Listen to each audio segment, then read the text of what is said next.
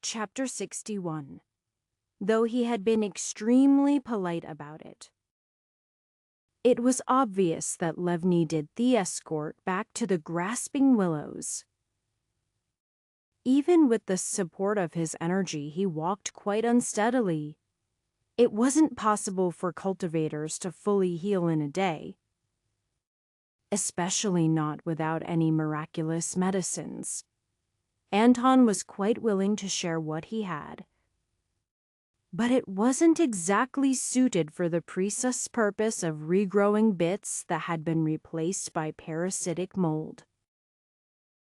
It wasn't clear if Lev's right arm would ever work again, and everyone silently agreed not to bring it up as they traveled. It wasn't a long journey, but no day or meal was lacking in Lev's expressions of thanks.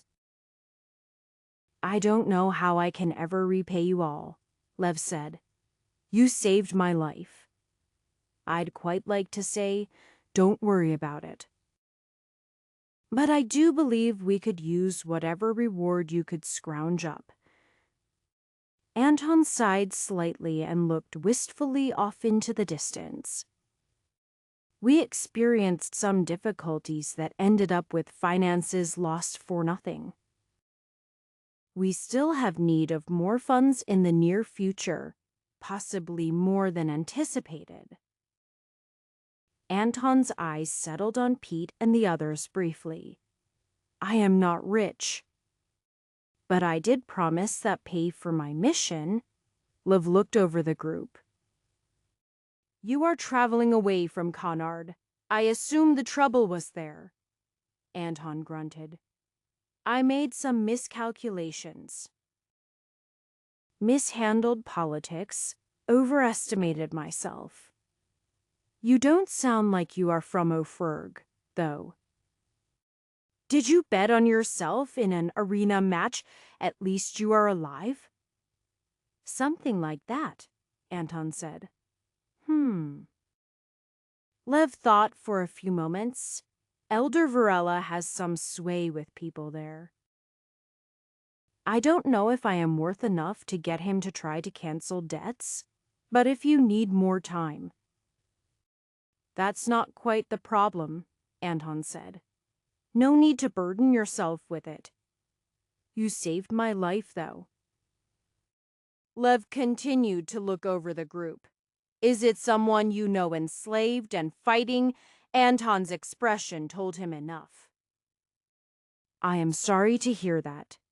If you failed to just buy them, they have to be a cultivator, right? That's harder to deal with." "I can at least ask, though." "I doubt he will be let free," Anton said. "Well, no." Lev shook his head. "Elder Varela doesn't have actual authority there. But he knows some people. And he's mid-spirit building, which gives him more weight there. I am honestly surprised someone would compete with you over a slave. People can't really control slaves at spirit building.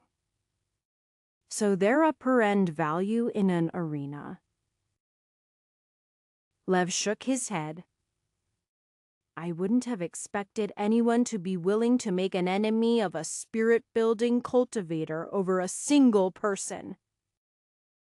"He wasn't when it started," Hoyt explained, "though that woman might have tried something regardless."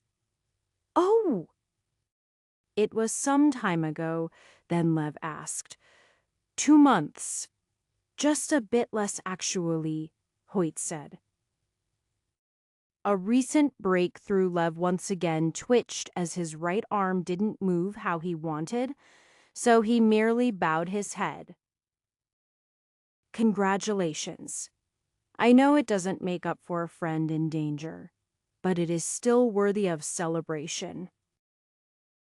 "I have not often been in the mood to celebrate as of late," Anton said.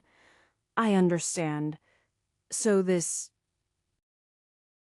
woman, she is backed by one of the powerful clans. Here is an understanding not to speak of it." Anton said. Someone young, then, who thought they might actually lose to you.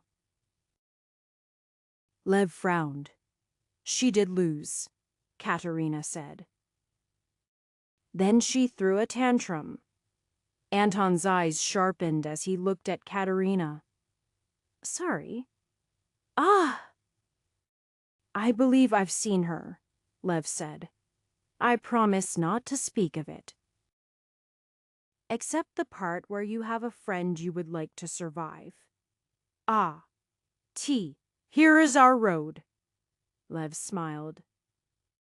Soon we'll be able to see the sect. He pulled out his sword with his left hand. The road's a bit unkempt, so. Beasts? Anton asked. No, nothing like that. Lev's eyes moved back and forth across the road before stopping. There was about a minute of silent walking before he suddenly swung his sword at the air in front of him, slicing through the hanging branches of a nearby tree. Should you be damaging the namesake of your sect like that? Hoyt asked. Those droopy vine-like trees are willows, right? The grasping willow, even, Lev nodded. And we like visitors to reach our grounds. So we chop. I see, said Anton, looking deeper into the woods away from the road. It quite makes sense. Not many birds here. The smart ones stay away, Lev said. And the ones like that pigeon? He pointed with his blade. The pigeon flew towards the branch of one of the willows, brushing against the dangling branches. As it did so, the branch suddenly curled up, sticking to the pigeon's wing and wrapping around its body. The bird flapped its wings and made a racket. See, sometimes they even get grounded wildlife. Careless wolves and deer and stuff. Eep, Katerina said. They eat wolves. She shifted her weight back and forth as she walked. How do they know these plants just eat? Everything, including people, if they're even more careless. We get some of our proper fighting style from ideas about them. And we also sort of just placed ourselves in the midst of them. Thus the name, Lev gestured.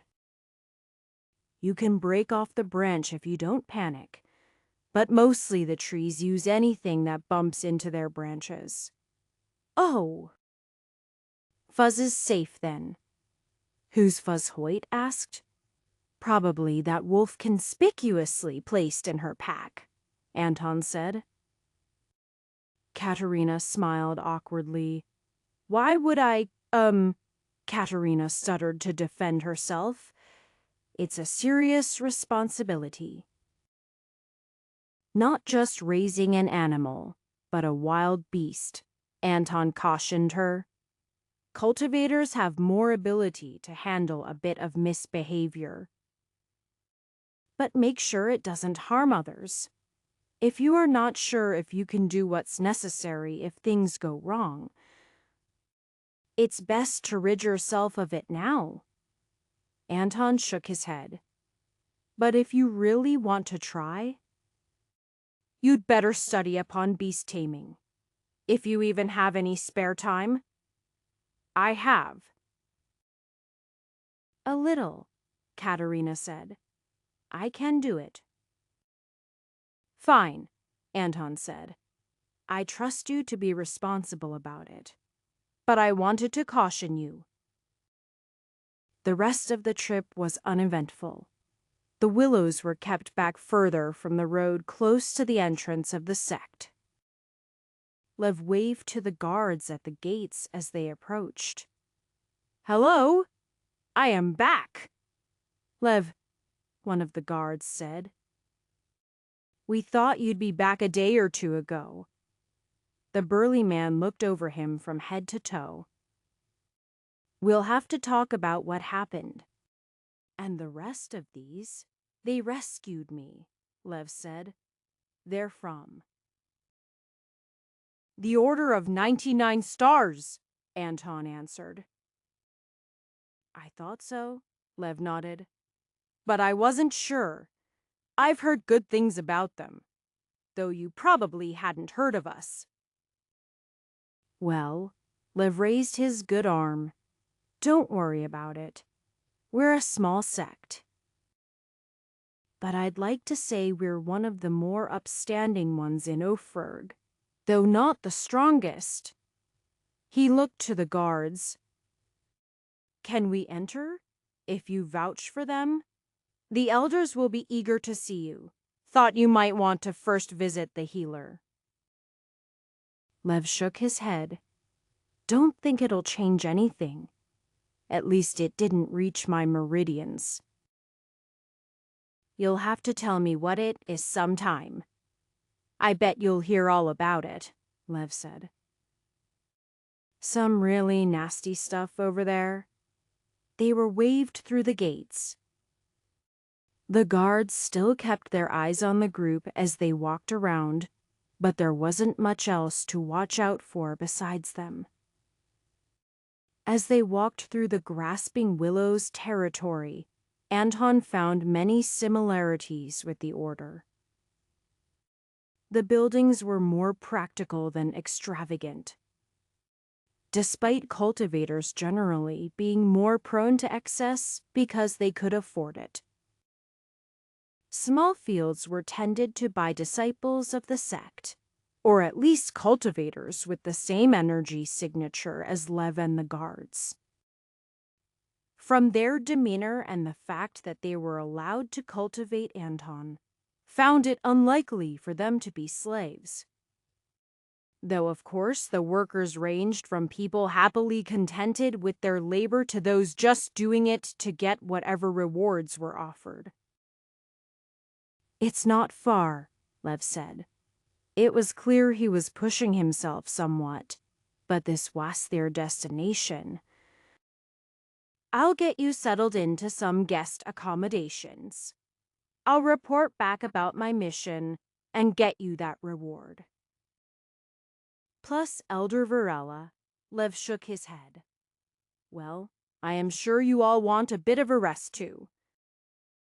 Anton needed rest the least of any of them, but he didn't mind some time to sit and think.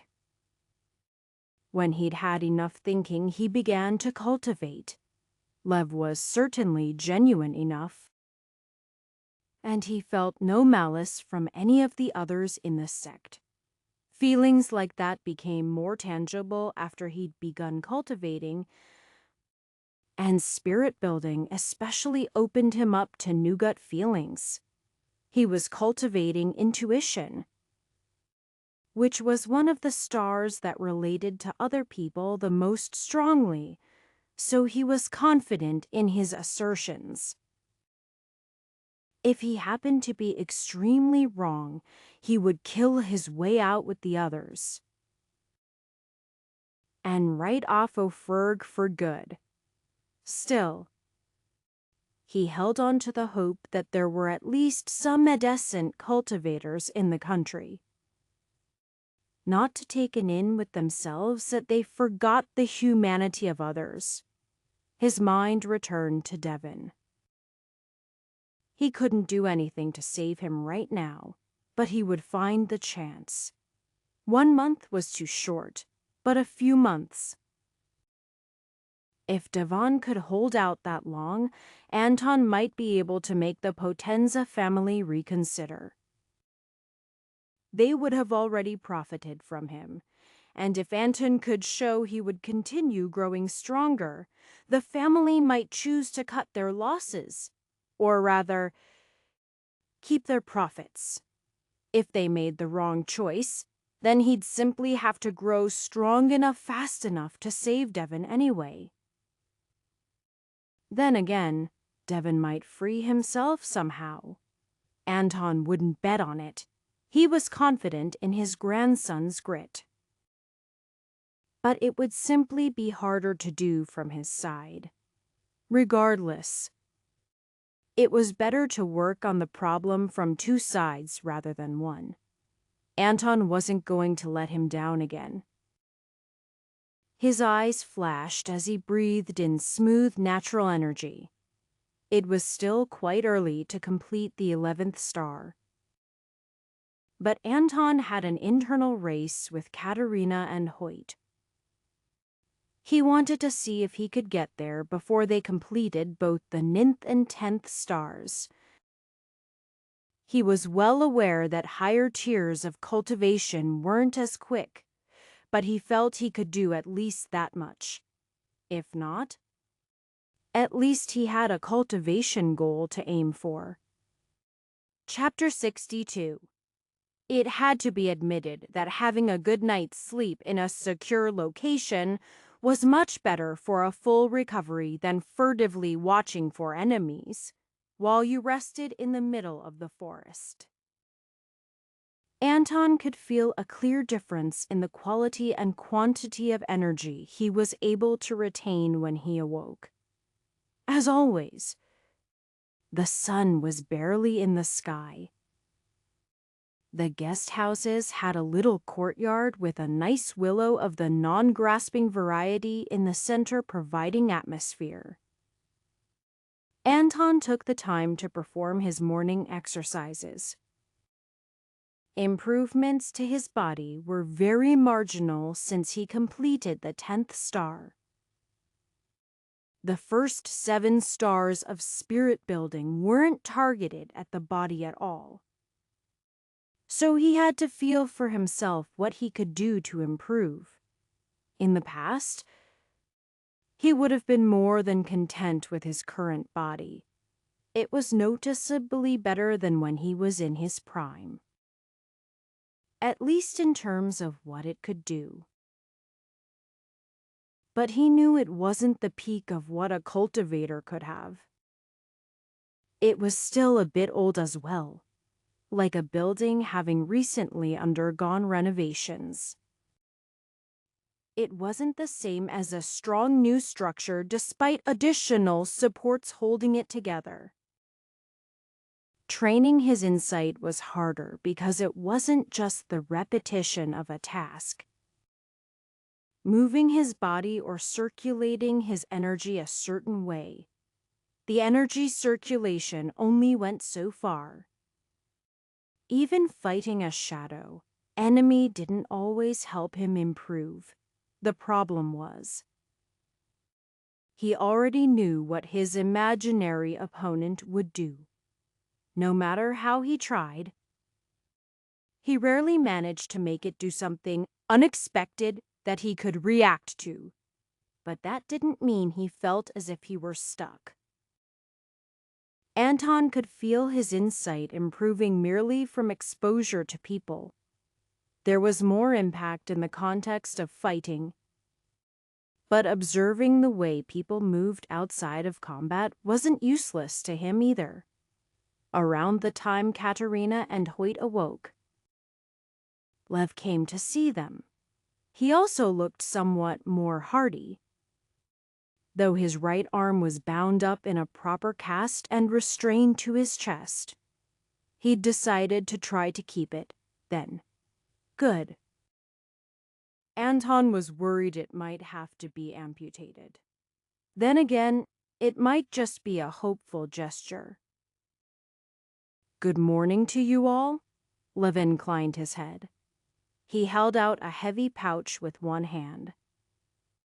Here is the sum total of the reward we can offer, the price of my mission, but also additional rewards from the sect for my life, and the information on a more serious concern in the area. Anton graciously accepted. It was a significant total. The sect clearly valued their disciple or the information, or both. Cultivators didn't have to be kind, but inefficient or unwavering in logical decision-making. We were quite glad to provide our help. Lev smiled. I do appreciate being alive, and not infested by that horrid moss. I spoke to Elder Varela. He said that he would like to meet you before deciding if he should offer you support. I can take you whenever you are free. Of course. I am quite free right now. He wishes to meet all of Asor. He also wishes to meet fellow cultivators Hoyt and Katerina. But he was especially interested in you, Senior Anton. Anton smiled. At least he was actually in the next stage of cultivation compared to Lev, and slightly deserved the title now. Your disciples are free to explore this area of the sect if they wish. I shall let them know. Then we should not keep the elder waiting. The land of the grasping willows was quite pleasant, full of outdoor paths flanked by many trees between every building. It wasn't as practical as the Order's central complexes of buildings, though Anton was quite aware the Order had many natural areas available beyond the forest. There were small planters around the Order's buildings as well. But the grasping willows had a higher proportion of natural surroundings. Instead of being led into an office or a sitting room, Lev brought the trio along some paths surrounded by bamboo and ominously looming willows to a large pagoda next to a lake. Long snow-white Nate hair and an equally long beard trailed down towards the knees of the figure standing there, watching the lake. He turned towards the group, the trails of his hair and beard swaying in the breeze. So you are the ones who saved my favorite disciple. He laughed at Lev's reaction. Oh, come now. Everybody knows people have favorites, and usually who those are. It's just old men like me who are confident enough to admit it. Anton laughed. It's supposed to be a secret, though. Don't worry. We can have 2 or 3 and still keep some favorites secret. Elder Varela took stock of the group. Spending the most time on Anton? Lev told me you ran into trouble in Conard. It's not uncommon. Too many people there. Bound to be some bad ones. And they tend to spoil everyone around them. He blew a puff of air from his mouth of a bell, fluttering his mustache. To many sects with thought only for strength. Not that it was much different when I was young. I paid little attention to cultivators in my youth, Anton admitted. A foolish mistake. But I think many others have too little care for the common folk. Everyone neglects certain aspects of the world. It is merely how much they fail to see the larger picture that changes. Elder Varela shifted to look out over the lake again. I'd say I see maybe half of what there is to see. Anton frowned slightly. I feel like I might have to change my estimate down then, if you judge your own view of the world so.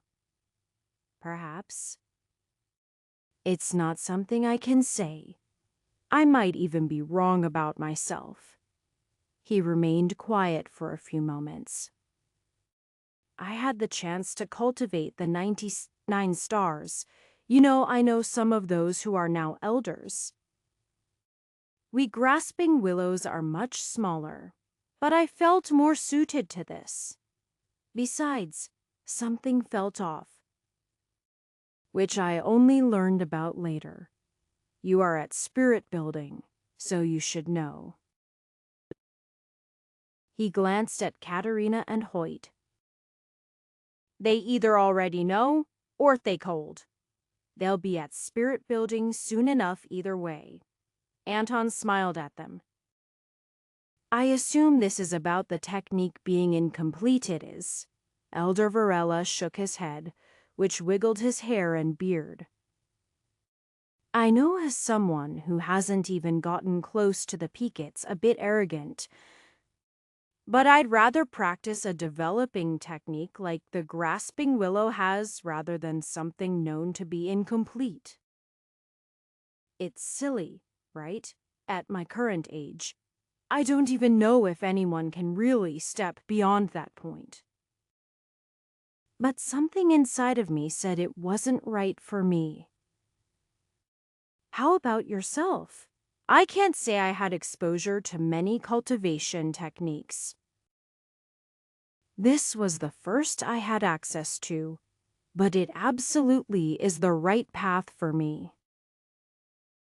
Anton wanted to declare he was determined to reach the 100th star, but it seemed a bit premature to announce to others. He would hold that in his heart for the moment. Elder Varela remained in pleasant contemplation looking at the lake for a few minutes before he continued. Young Lev said that you only recently broke through to spirit building. Yes, there was a conflict, so it was a bit rushed. I thought so. Something private. Lev wouldn't speak of it. I have reasons to keep the details private, Anton said. But my grandson is currently enslaved to fight as a cultivator in an arena. A grandson. I suppose you lived apart. Number I had not yet started cultivation at the time. Elder Varela raised a very bushy eyebrow. A late start, interesting. It is quite rude to doubt the words of a guest, but I find it quite hard to believe. However, I am quite a believer in coming to know one's opponent through combat. I would not force anything upon a savior of one of our disciples, but a spark and do some good for both of us, I might think. We have a training field with proper safeguards in place, though I'd like to think I have better control than to require that. Elder Varela's eye sparkled as he looked at Anton. Since Elder Varela was in the middle of spirit building, there was no question that he could defeat Anton quickly if he showed no restraint. Anton was quite aware that he had some talent, but he didn't have enough experience comparing cultivators to make up for such a large difference.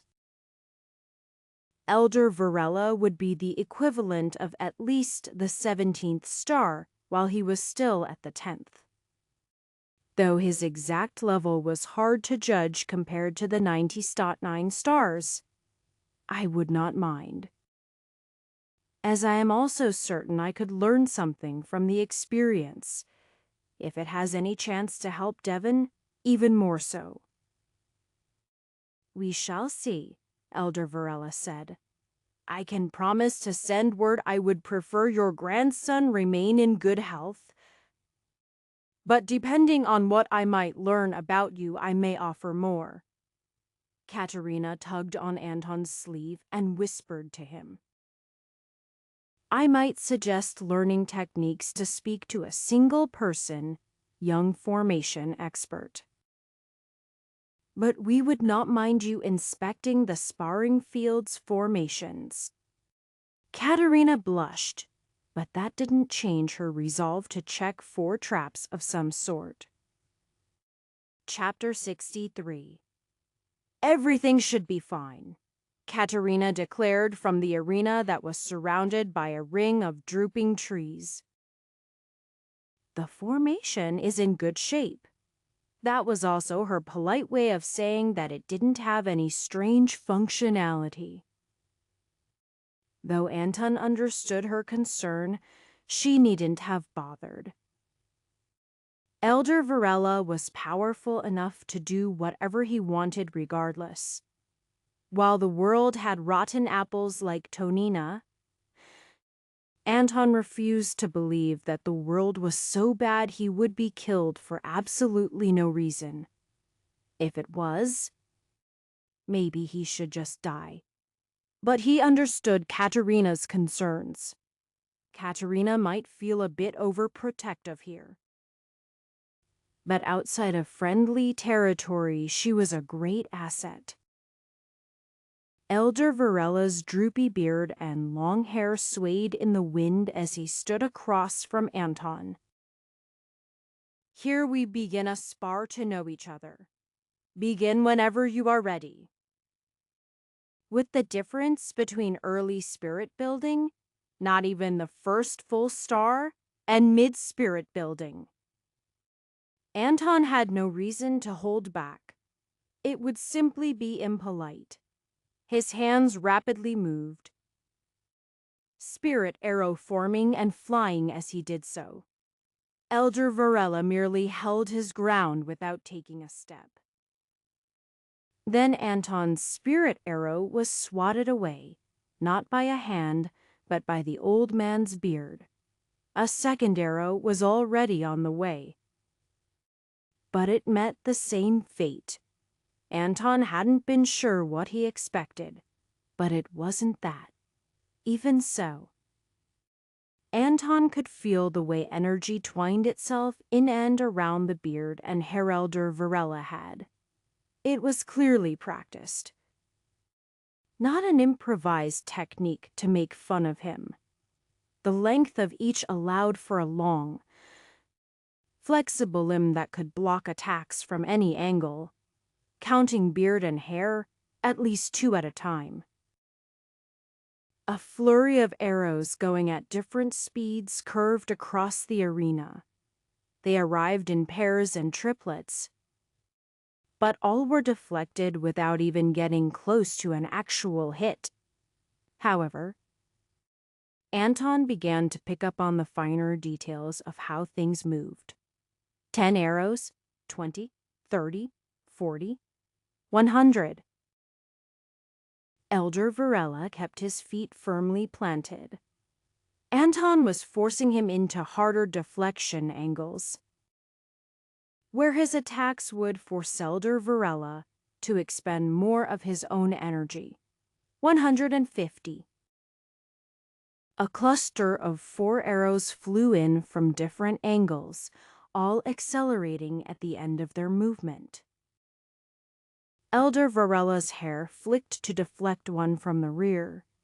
His beard split into 2 strands that batted away another 2 arrows. The 4th,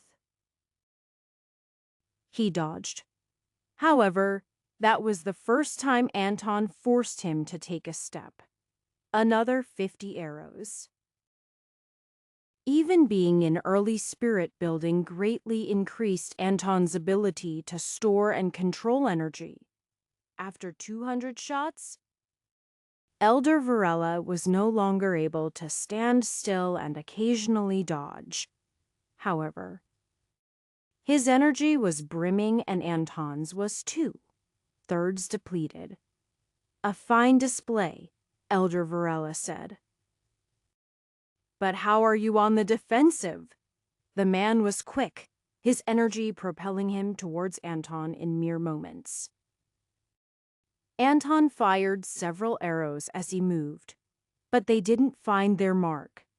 He held his bow in one hand and retrieved a hand axe.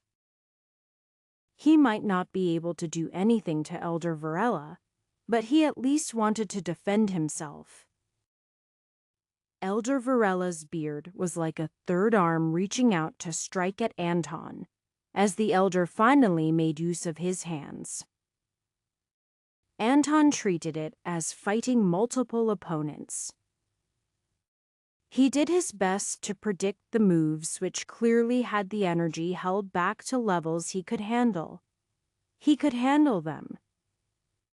Indeed, but he still found himself getting struck in the shoulder or receiving a scrape along his cheek as he dodged, parried, and chopped with his axe.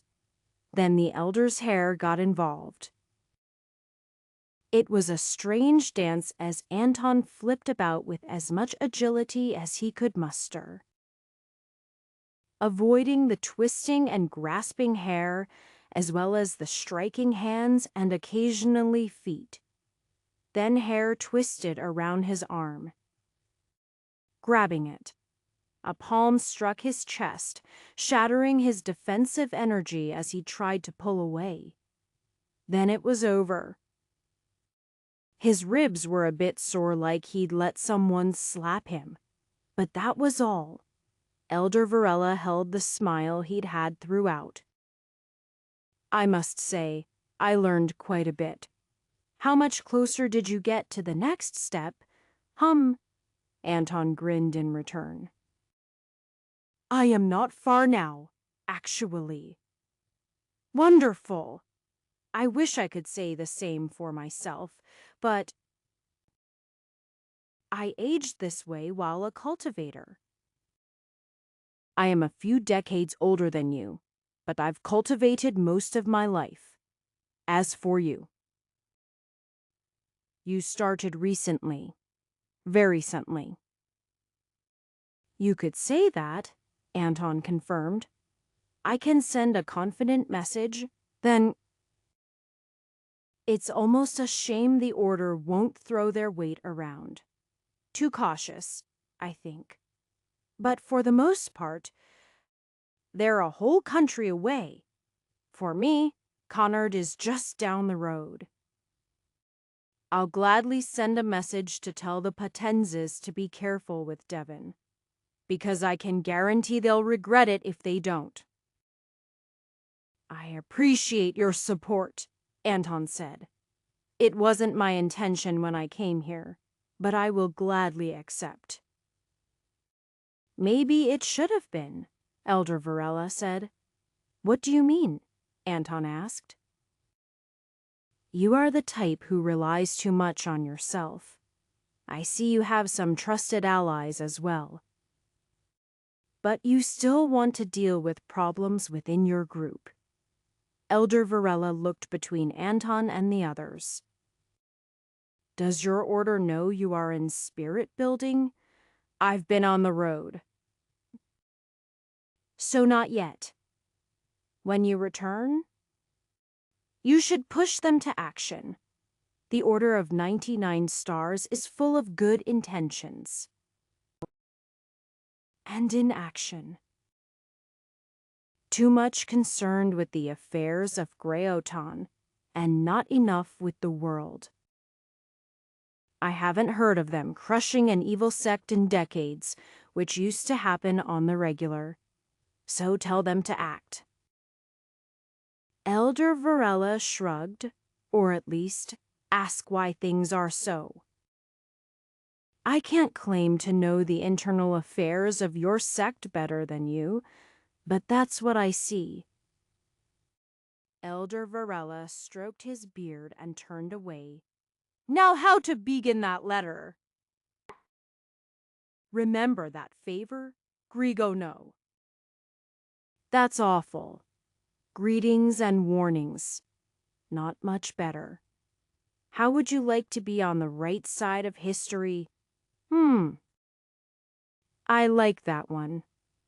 Elder Varela chuckled to himself as he walked away. I think that went well. Lev came forward from where he had watched the spar.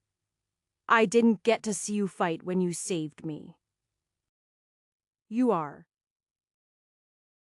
More than what I imagined. Anton shrugged. He went easy on me. Still quite a big gap to overcome. I should learn how to fight people multiple levels higher than me. Hoyt clapped Anton on the shoulder. If anyone can do it, I'd say it's you. I like his advice about the order as well. The elders are mostly just sitting around maintaining the status quo. That's what happens without a sect head, I suppose. Tahir is supposed to be a sect head? Anton asked. I hadn't heard about it. Can none of the elders agree on one? Hoyt shrugged. Oh, they agreed. It's just the agreement was that none of them were qualified.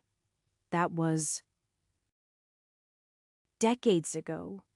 The latest news about it, really. So it's quite natural to assume just the Council of 9 and 99 were all there is. What qualifies someone to be sect head?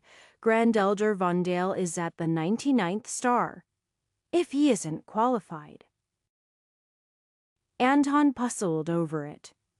It's not just about being strongest, though a certain level of cultivation is important. Leadership ability, ambition. Many things are considered. Hoyt shook his head. The elders recognized their own shortcomings, but now it's likely they'll only consider the next generation.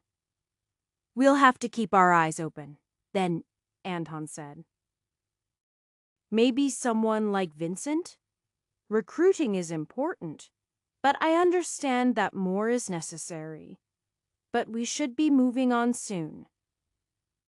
Anton waved to Katerina, Pete, and the others. How was the spar? Did you learn anything? Pete came forward. It was quite hard to follow, but I found myself inspired regardless. I hadn't imagined that level of power. Pete bit his lip and furrowed his brow. The bandit leader was strong, quick, but he only fought those not his equal. I learned a lot, Katerina said. The flow of energy from you and Elder Varela. Katerina's mind drifted away as she recalled it. And you? Hoyt, Anton asked. I am about ready to break through to the 10th star, actually.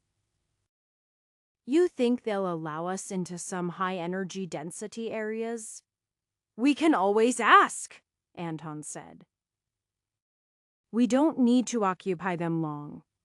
Anton also replayed the spar in his mind. More than natural energy. The beginnings of spirit building felt more like he had to find the right state of mind. His mind was all over the place with worry sometimes, but constant training kept him focused. Constant progress was important. There was so much to do. Wrongs to right, mistakes to make up for. Anton honestly still didn't know if he was going too slow or too fast.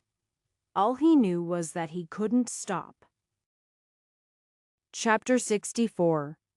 The moment he'd had a chance to get away from the mining business and had another way to support his wife, Oscar Tanzar had taken it.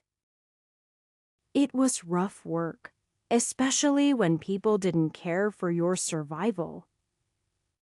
Ironically, as a slave, Oscar almost felt more valued than he had working as a miner in Grey Otan. But he also felt more likely to die. It was only through hard work, some luck, and watching the backs of the others that he'd made it so far.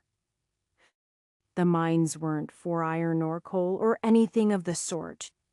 Not exactly gems, either. Though the magic rocks they dug up had a certain sparkle to them.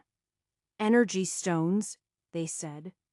The mines were well braced and solid. They even had a decent flow of air down below. Explosive dust didn't seem to be a problem. But the thing that might kill them was the very thing they were looking for.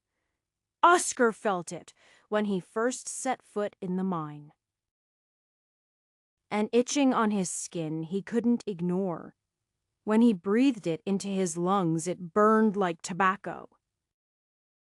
Unpleasant but somewhat addictive. Deeper into the mine, the feeling was stronger. It started pressing down like a heavy weight of water. Oscar knew it existed. but he didn't really know what it was until he put his hands on the first stone.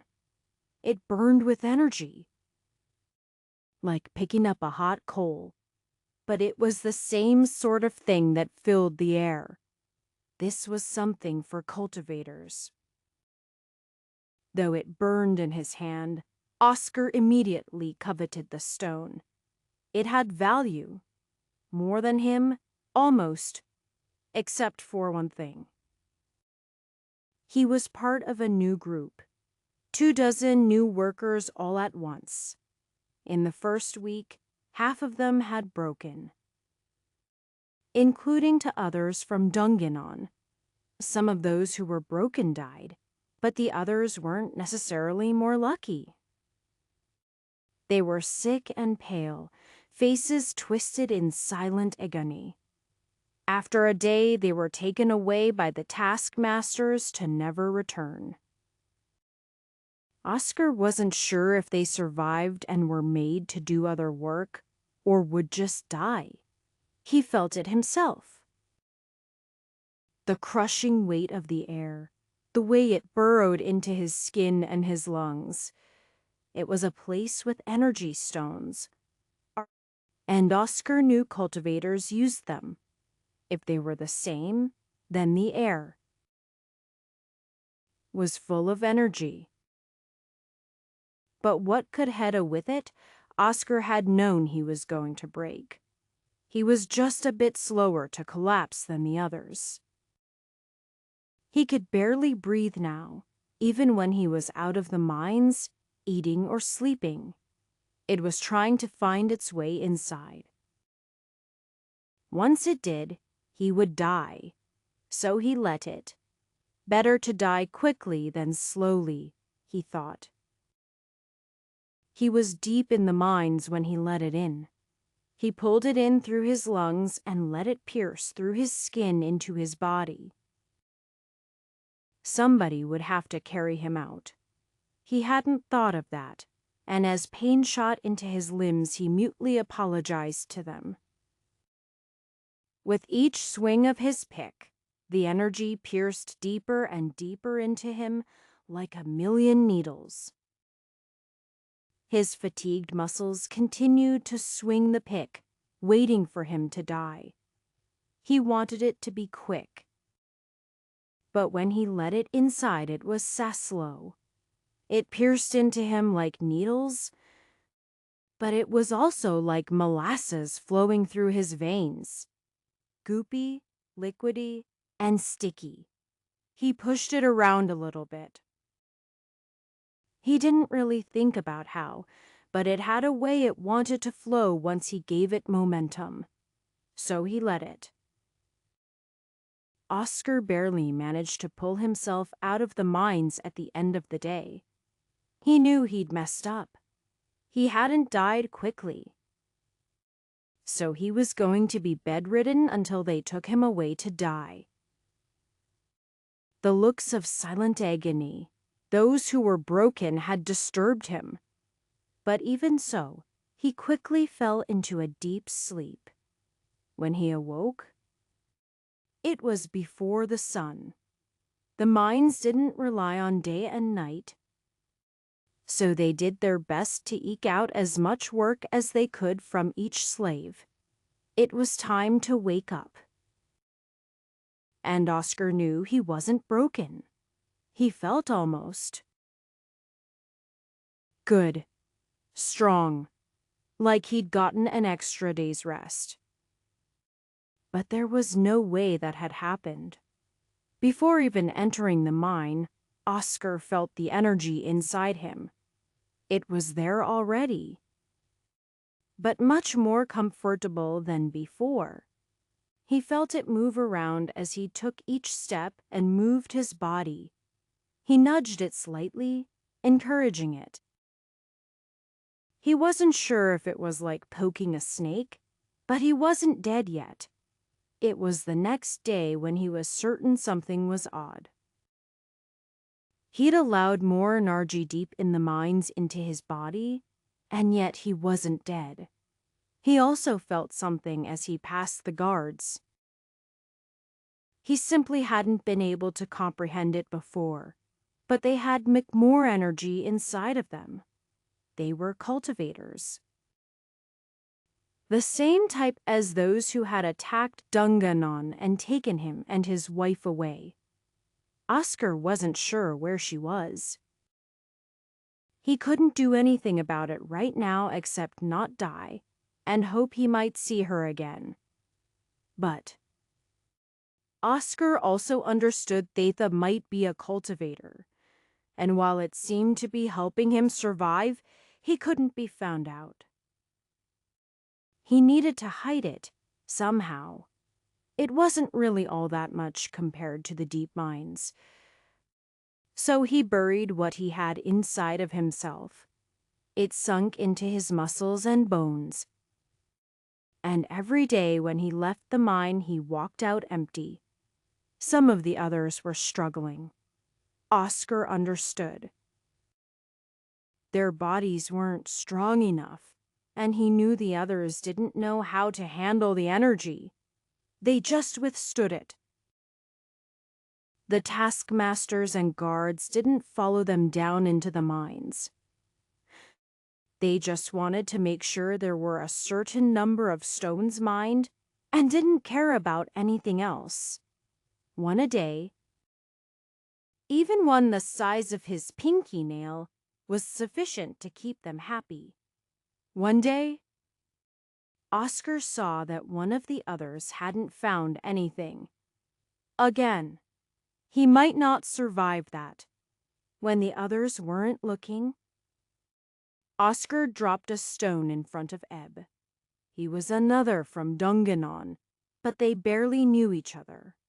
Even so, he couldn't just leave him. The man already had whip marks from the day before. How was he even supposed to work? Oscar had been lucky so far. He'd managed to bring an energy stone of some size regularly.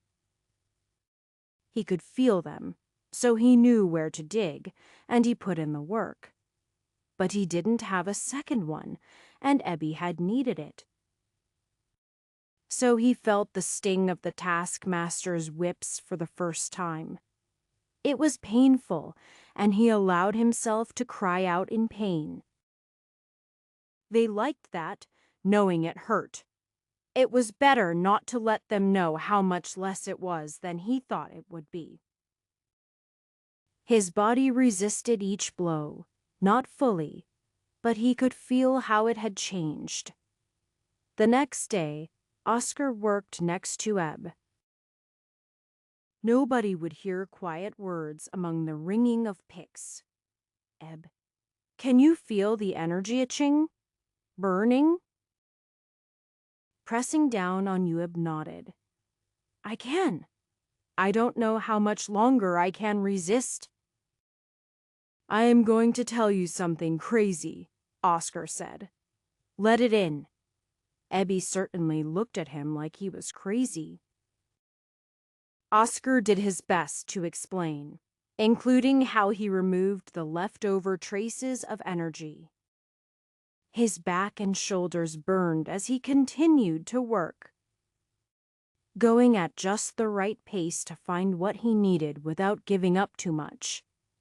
If he could have just one stone, per Dalton Y, he wouldn't get more. But if he stopped working at any point, he might get in trouble. Ebb also worked next to him, though he slowed down as he let the energy in.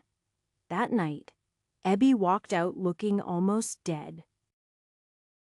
He handed over a small energy stone and barely managed to eat before collapsing in his bed. But the next day, he felt better. Not quite rejuvenated, but the energy wasn't quite so oppressive. Oscar looked out for other opportunities. One came quite by accident when there was a collapse. There hadn't been any major collapses so far, but Oscar had seen them before. He just happened to be looking over at the right time to fling himself over another worker he didn't know. pushing them both away from the collapsing rocks as much as he could. It wasn't a full collapse. They should be able to clear away the rubble, but that time wouldn't be spent mining. Unless they were lucky and found energy stones, Oscar knew what was coming. But that was okay. It let him talk to the man in secret. Bernhard, he found out. So it was that another joined their little group. Oscar wanted to do more than just make everyone self-sufficient. They should work together.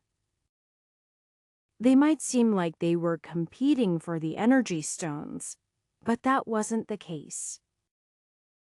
There were enough for all of them to find, especially if they knew how to look. Oscar wondered why the cultivators weren't doing it, except for the difficulty. They should be stronger and faster than him.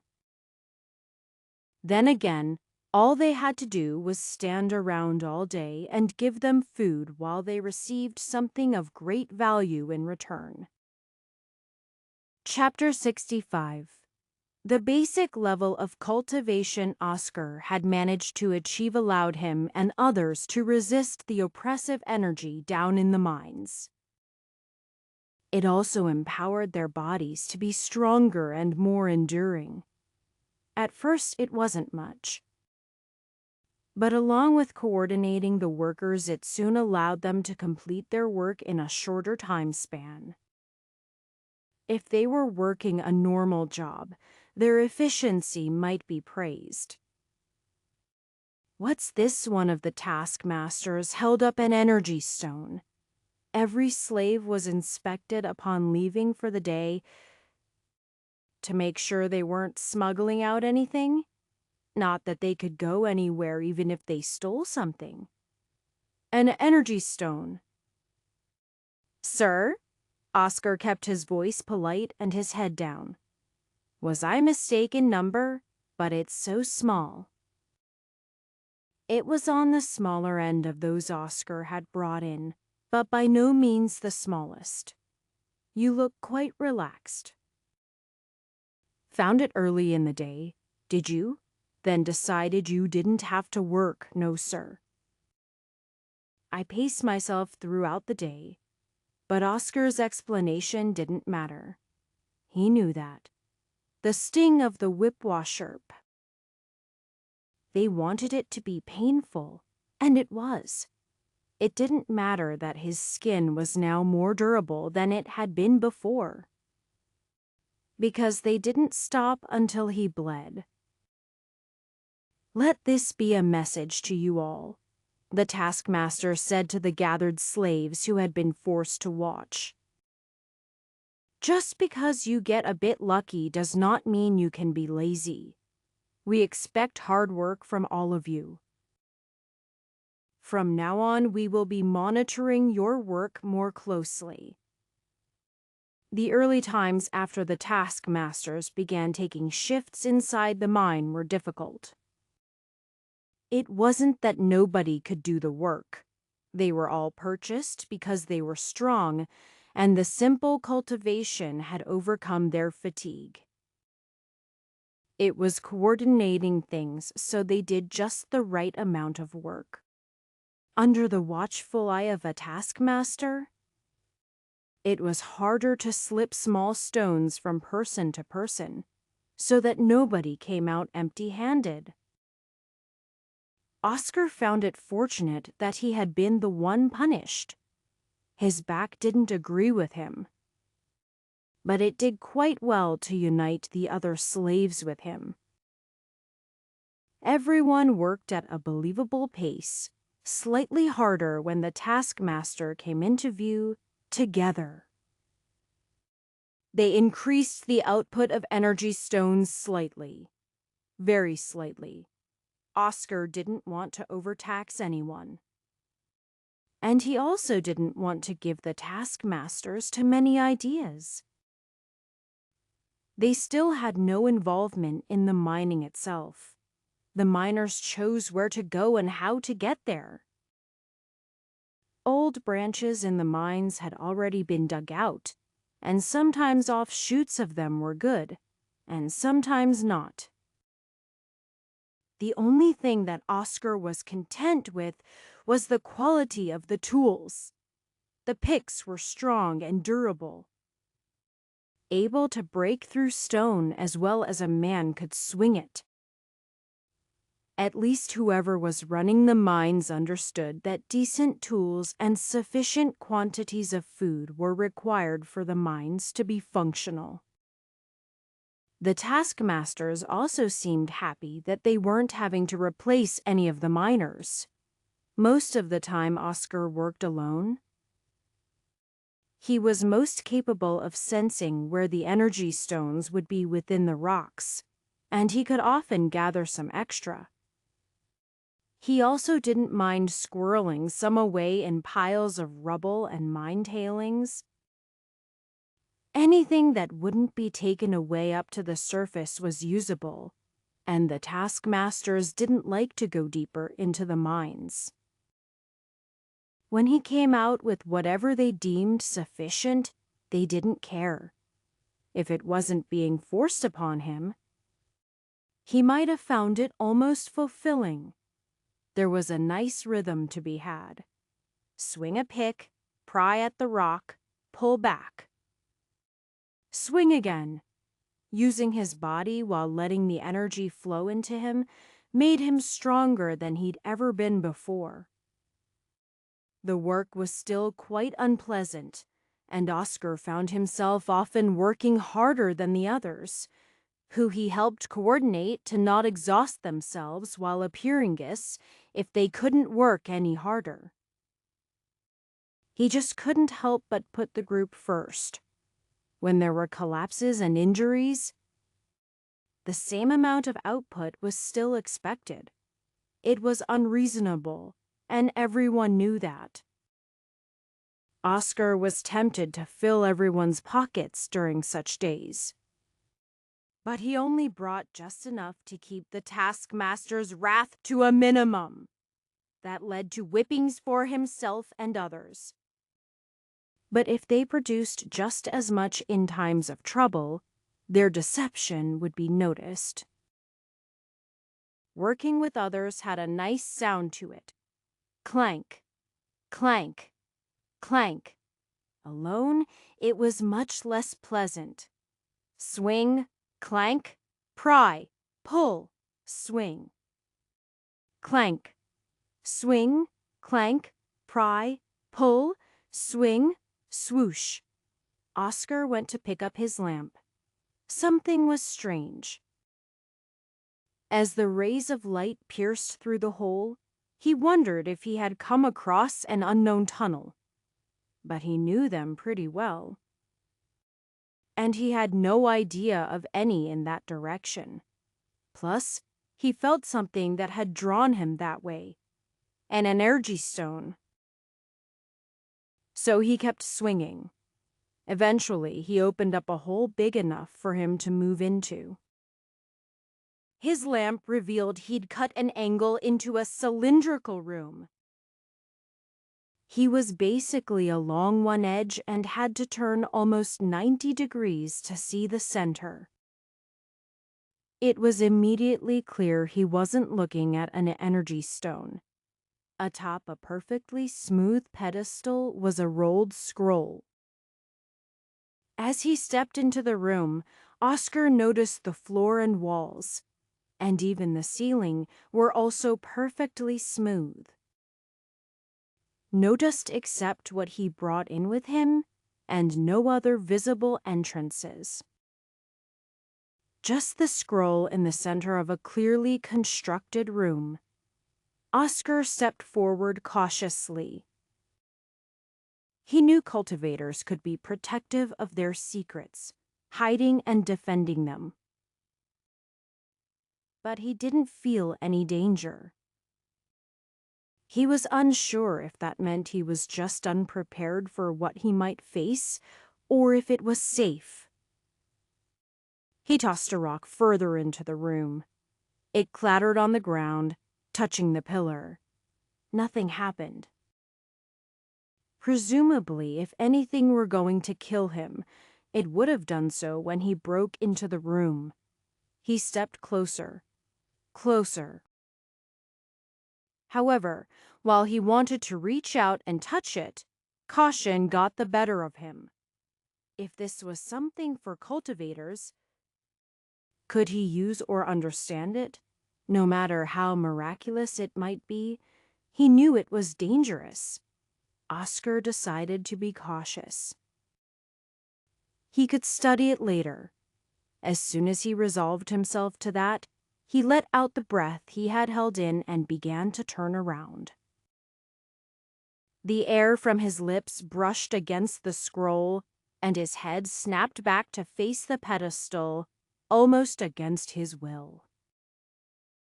The scroll rose up and unfurled, the writing upon it glowing. Oscar wasn't even quite sure if he read the language it was written in, but the words were still clear to him.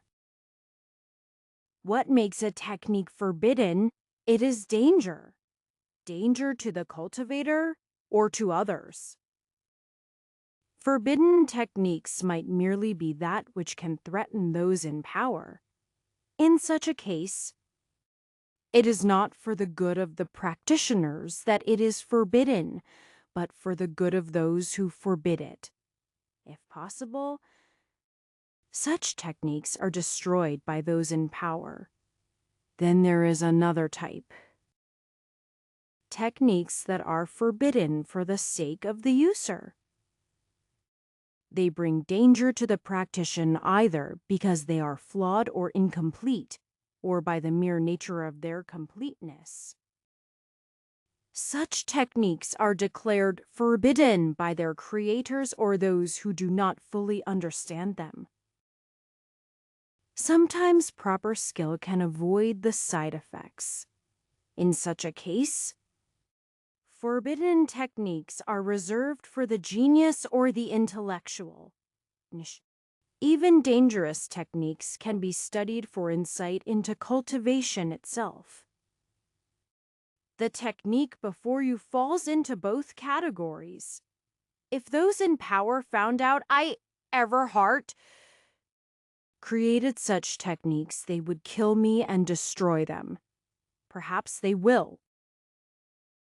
But I refuse to accept that my efforts will be lost.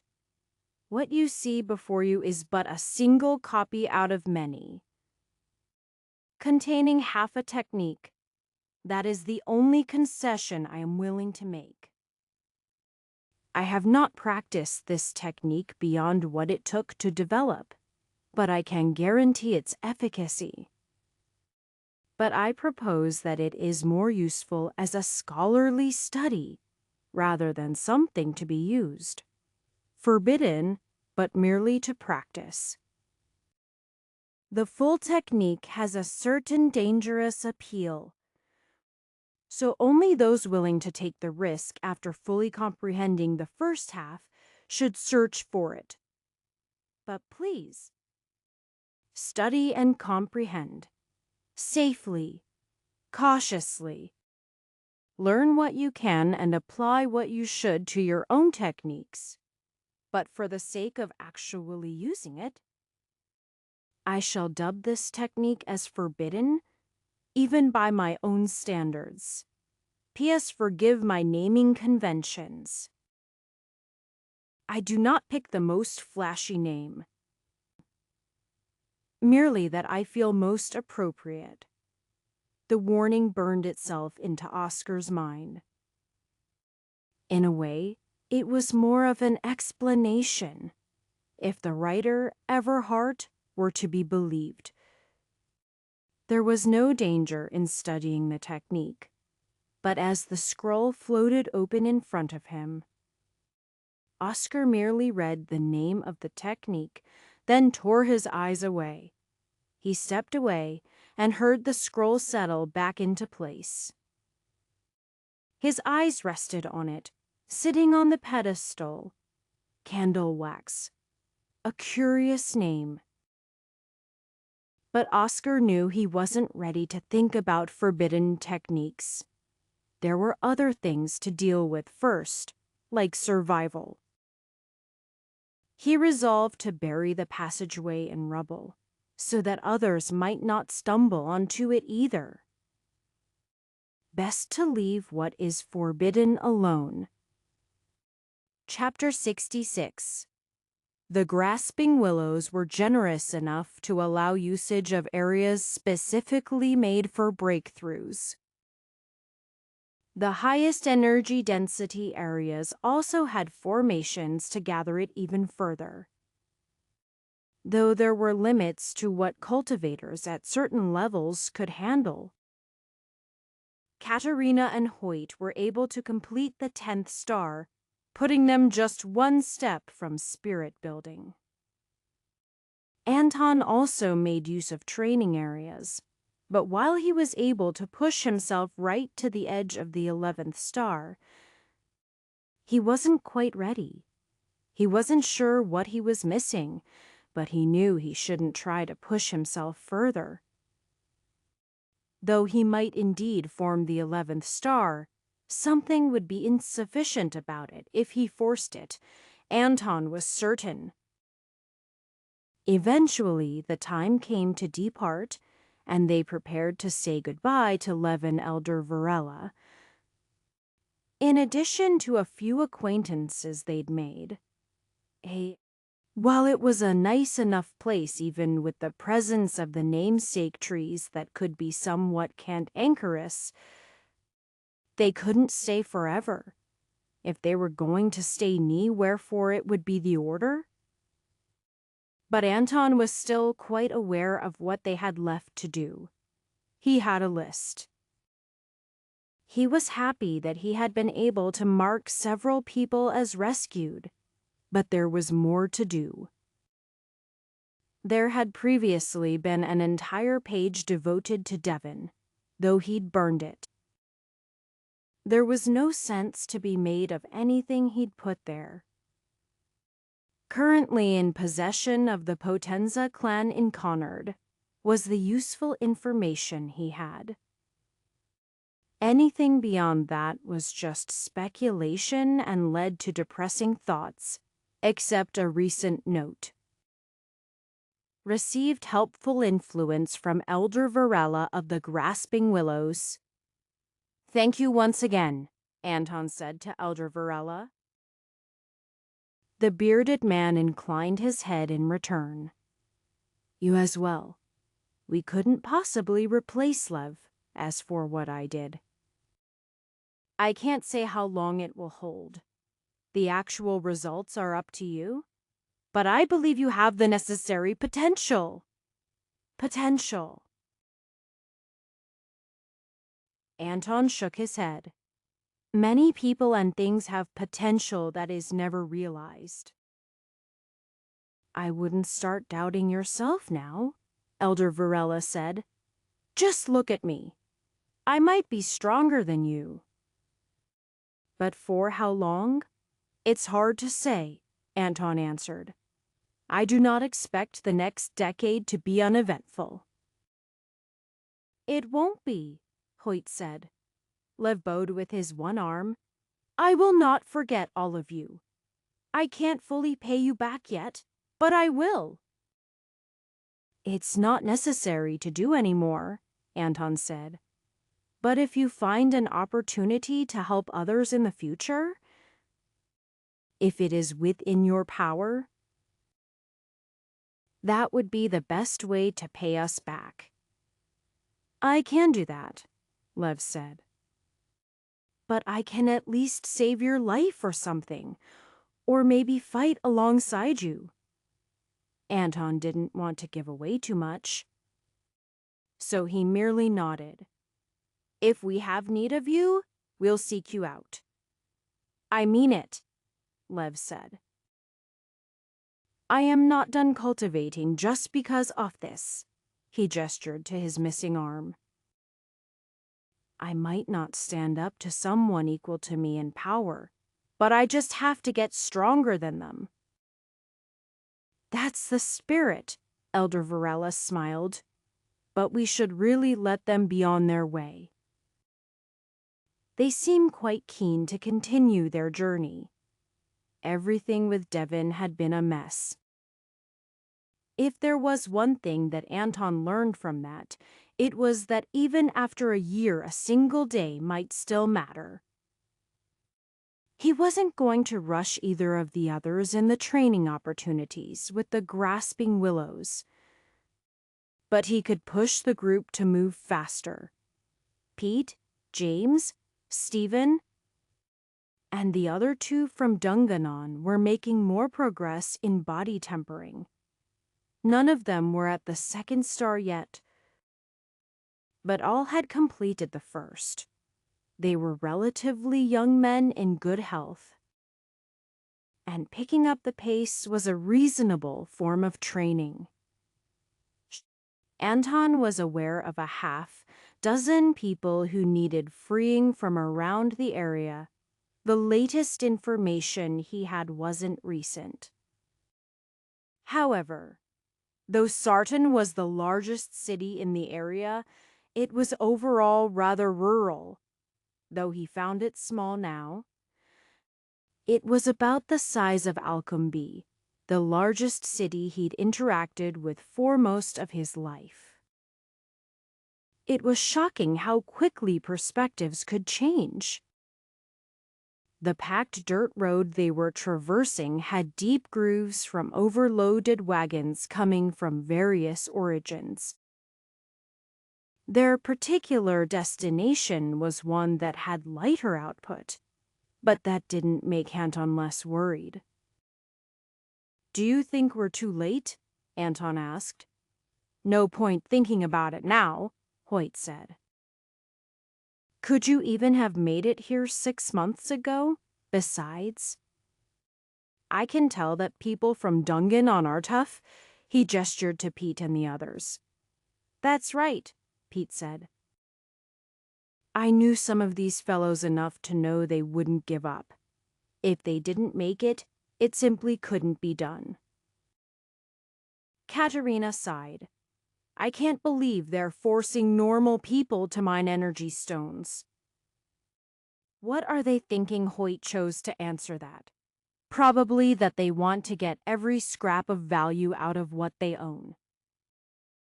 They don't trust cultivators because they think they lacked like them, and they know they'd steal from the mines. So everyone else would too. If people can't cultivate or leave, what can they do? Even if someone hides a spirit stone for a while, they can't use it. Katerina voiced her displeasure. "How terrible." "I agree," Hoyt said, "but this is a frurg. They chose to be like this. Well, cultivators took over and chose for it to be like this. Nobody with enough wealth or power cares, so this is how it ends up. And the order just lets it happen," Anton said. "Maybe they have too, but the problem with the order is trying to balance goodness and stability." Hoyt shook his head. "They sort of reached the limit of what that can do. The last couple generations have been somewhat." Hoyt pursed his lips, trying to think of the right words. "Low in talent, let's say. Sure, there are a few with talent, but not that many. It used to be that the elders on the council were all Essence Collection, though that was a century ago." "What happened to them?" Pete asked. "They died," Hoyt said. "As I said, a century." Cultivation can improve lifespans by several times.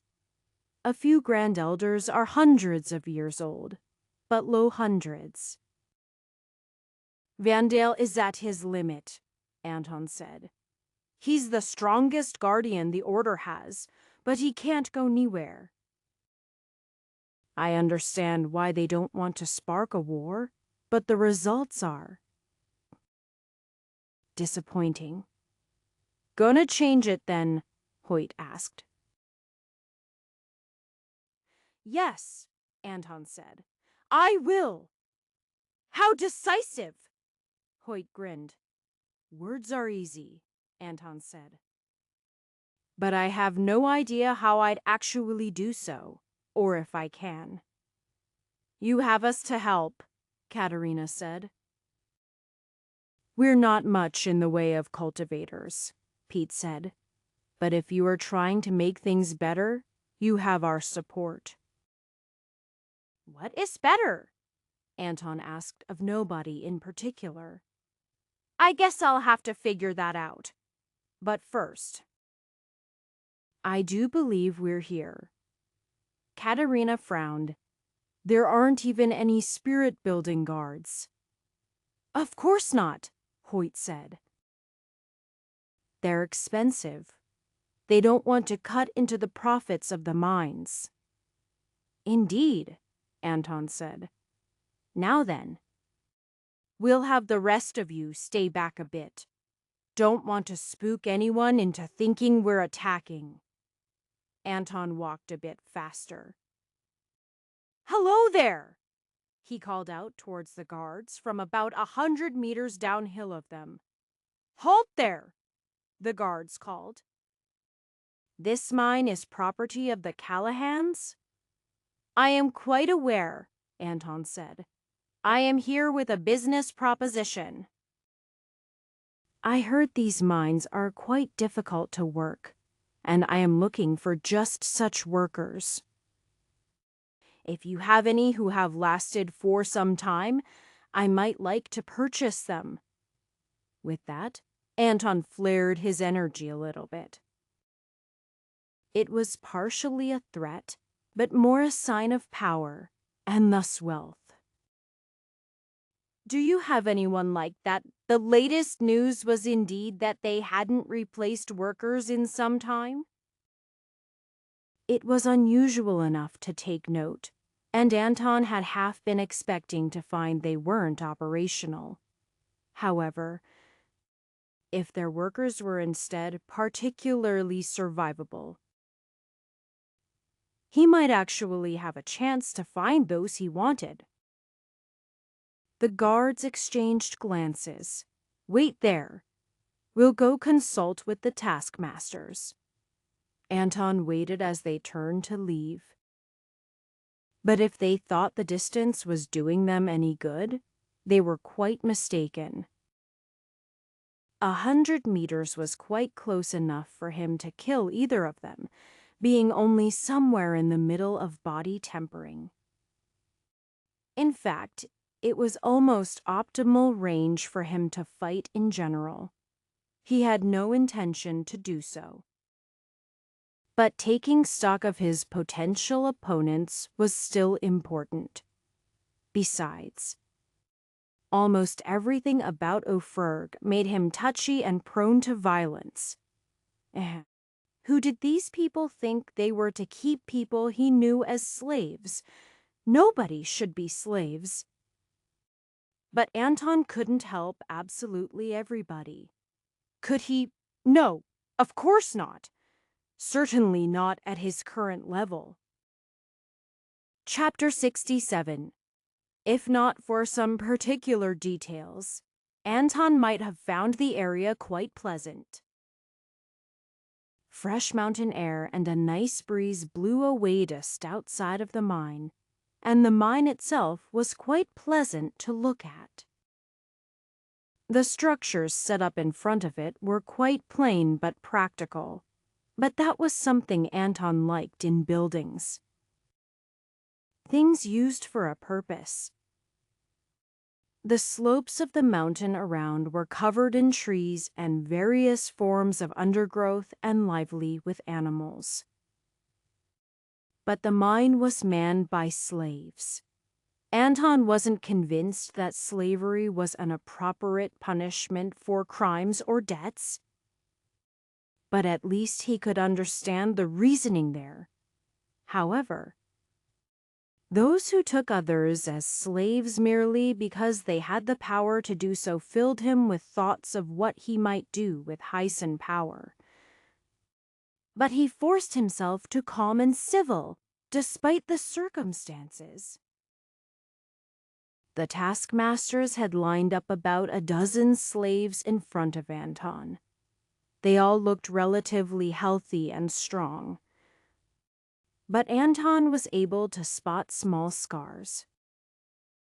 The way the slaves moved made it clear that some of them had been whipped, at least clear enough to Anton's senses.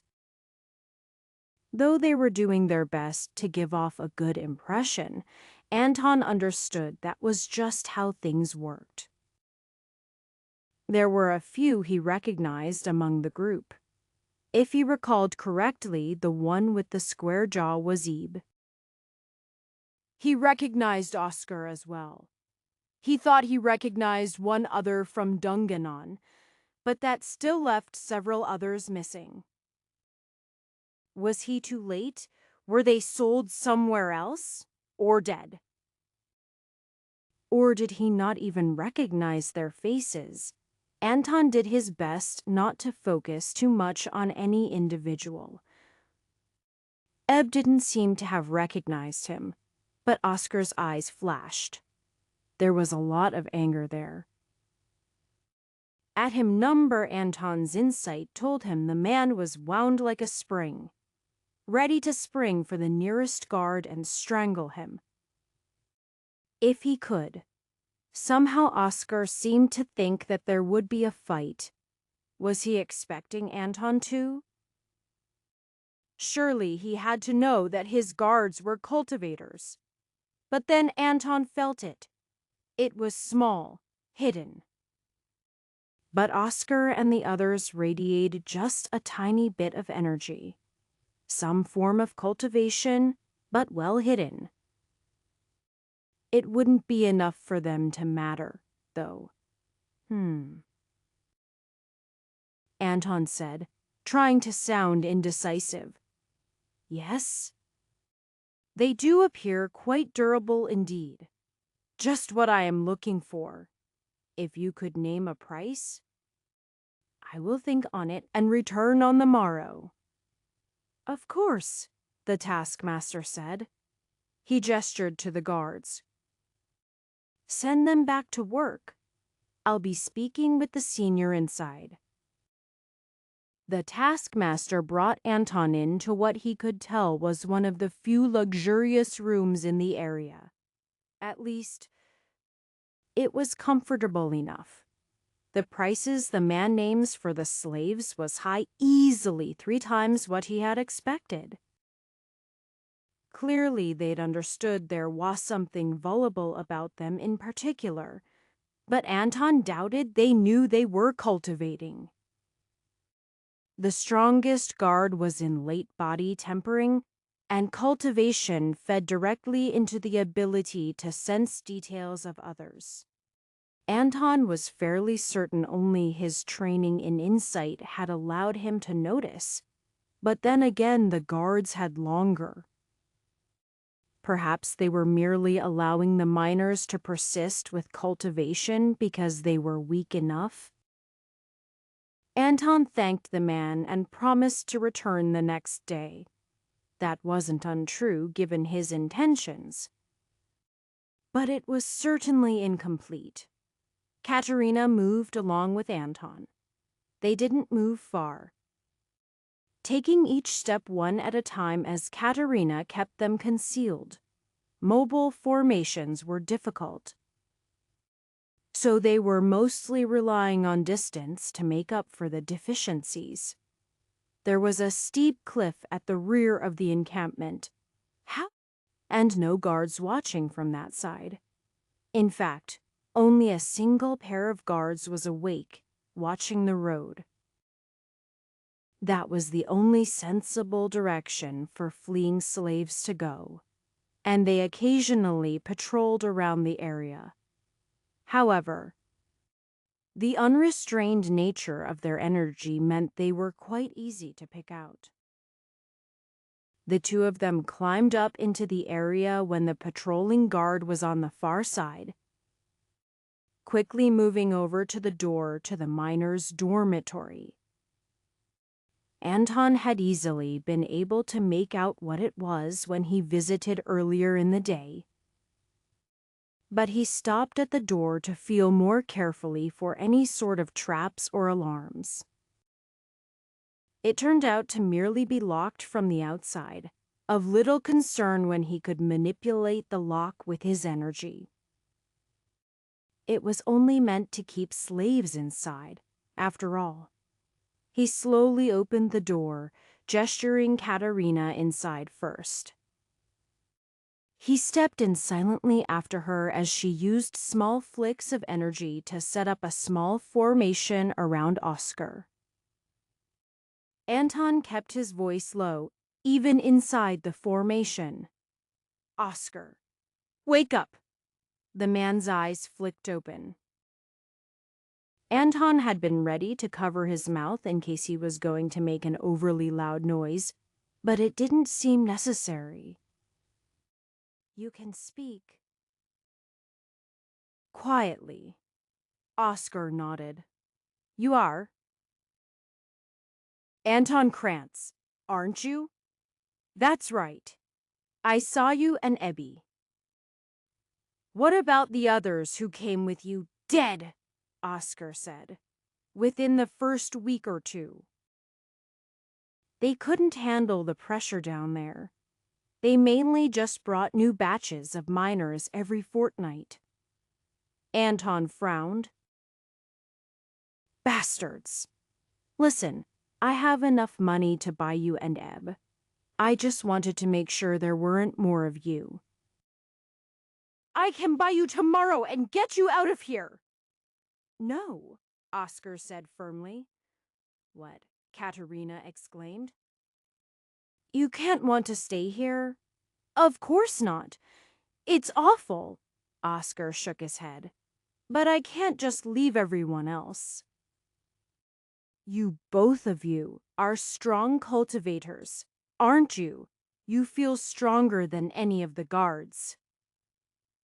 "Can't you just break us out of here?" Anton and Katerina exchanged looks. After a moment, Anton answered, "I am quite certain that is a bad idea."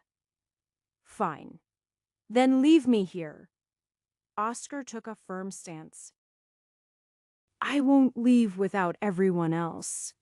And preferably the guards and taskmasters dead. But if we can get these men out, that's secondary." "If only things were so simple," Anton said. "Why wouldn't they be?" Oscar said. "People from here ran into Greyoton and enslaved us. If you have the strength..." "Why can't you just kill them and free us?" Anton shook his head. "The world just isn't fair. I am afraid." Anton could tell he truly meant he wouldn't leave, and forcibly taking him away wouldn't do either of them any good. "But I'll try to figure something out. Keep your head down until then." "Wait!" Oscar grabbed Anton's arm as he turned. "I don't want to force you into danger."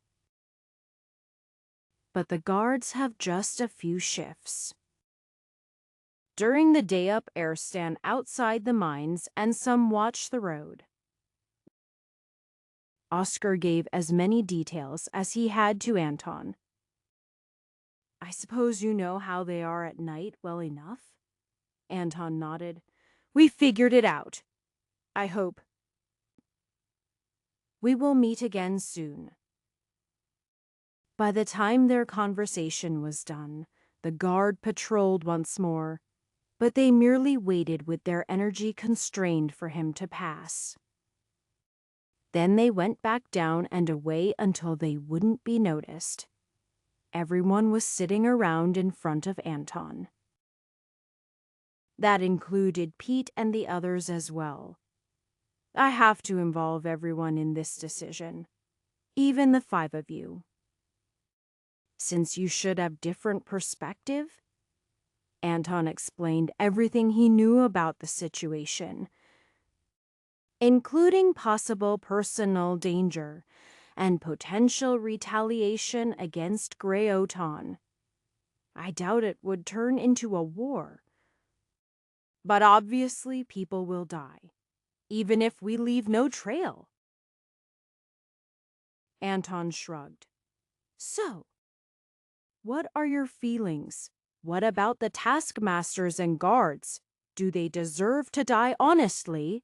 Pete answered, I think they do. If they're anything like where we were, they're unnecessarily harsh. And if they're working people Todith, they're worse. I can't say I really thought about the others when you freed us. There were so many, and I didn't really grow close to most of them. I was just relieved to be free. Anton looked around, waiting for others to speak. Hoyt was the next to do so. About the order. They might not be pleased at killing people involved in what O'Ferg considers legitimate business. Not pleased. But I don't know if they could find any moral fault either. I am willing to go along with what you decide. I believe the Order will still shelter you inside Greyotin no matter what, but it might not be the best political move. O'Ferg deserves to take some hits, though. We can't just let them walk all over Greyoton. Katerina, Anton asked. I am not sure, she said. I feel like cultivators aren't supposed to just take injustice is lying down. Even if we might get killed, she shrugged, I feel like we should do the right thing. If only I knew what that was, Anton said. How much of myself and others should I risk? How far is too far? Anton shook his head. I will be honest. I would not feel a moment of remorse for killing any of these slavers, but the risk might be too high. Don't we just need a plan? James spoke up. Most of those from Dungan on besides Pete were too intimidated to say much in front of Anton. But that didn't mean they had no opinions. Unlike with Dee and Connard, we have time. We don't have to settle on anything right away. I don't really understand the cultivation world, but much of it seems to be about might makes right, even if you personally have a real sense of morality. I don't think these people do, so put some pressure on them. Even I know the Order is strong enough to keep them out of Greyoton when they're not sneaking around. Maybe scare them. Either way, when we act, it has to be decisive. James sat there awkwardly for a few moments. You make good points, Anton said. It makes me think that I am not a good cultivator. He held up a hand to stave off protests. Oh! I understand I have the ability, but I am an old man with cultivation. What have I done? Almost gotten killed by a beast-tide. Fought a few bandits, spent far more money than I really deserved. Anton shook his head. I spend time cultivating. But what have I done with me cultivation? Saving Thuston was a great deed, Katerina said. And you saved these 5 and the caravan. I'll accept the first 2 as significant, Anton said. But I feel like I could have done so much more if I just let myself. Even now. I am thinking to myself, do I let people get away with evil and others suffer so that I can have an easier time helping another handful of those I know instead? I feel like I should just act. We're here whatever you do, Pete said. I appreciate my new chance at life. but I would not mind risking it for others. Everyone else concurred. Eventually, Anton was left with his own thoughts. He didn't want to be a fool who rushed into things, and he didn't think he was a coward. But some part of him was still thinking like a simple farmer, avoiding conflict and trying to keep his little community safe and cohesive, just continuing to live life. He didn't think that end of that was bad, but it wasn't what he needed. Chapter 68. What are cultivators? That was the question Anton was asking himself. Cultivators were people who made use of natural energy to temper their bodies and self. With that energy, cultivators could do amazing things. Cultivators were like the Order of 99 Stars, guardians of the common people. They were also people like Maximilian Van Hassel, bandits and murderers, mentors and slavers, farmers and oppressors. They were just people. That didn't help Anton make a decision in the slightest. He was strong enough to be relevant on a local scale. Large enough towns were outside of what he could influence, even with Katerina and Hoyt's support. Even if they stepped into spirit building, the three of them could affect the lives of hundreds at a time, but likely not thousands. But should they, protecting people from danger was easy and unambiguous. When attacked by forest creatures, there was little room for ambiguity in Anton's mind, even if they did something stupid to provoke beasts. Anton considered the lives of humans more valuable than beasts. He might lecture people after he saved them, but he judged that value nearly unconsciously. It was where he had to weigh humans against other humans that things became tricky. The bandits working with Maximilian Van Hassel, clearly guilty. He had no qualms about killing them when he got the chance. But the Iron Ring slavers who bought those slaves in a place where slavery was legal, but the method of acquisition wasn't. How guilty were they, the people who then bought slaves from them? Anton thought about what gave him the right to decide some people he could kill and others he couldn't. To judge the value of one human over another. The answer he came up with was nothing. Similarly, nothing gave others the right to make that decision. Laws were decided upon by people, and different laws were made in different places. Sometimes the laws reflected the wills of the people, but some of the time the laws reflected the will of those with power. When both agreed laws were generally good, but following laws wasn't inherently good. And if laws were supposed to represent the wills of the people, who were those people? Anton knew that the majority of slaves, those who weren't broken down into husks, would say that slavery was unjust. But they would have no say in the laws, because they had no power. So nothing gave Anton or others the right to decide what was right and wrong. Anton still believed that right and wrong existed.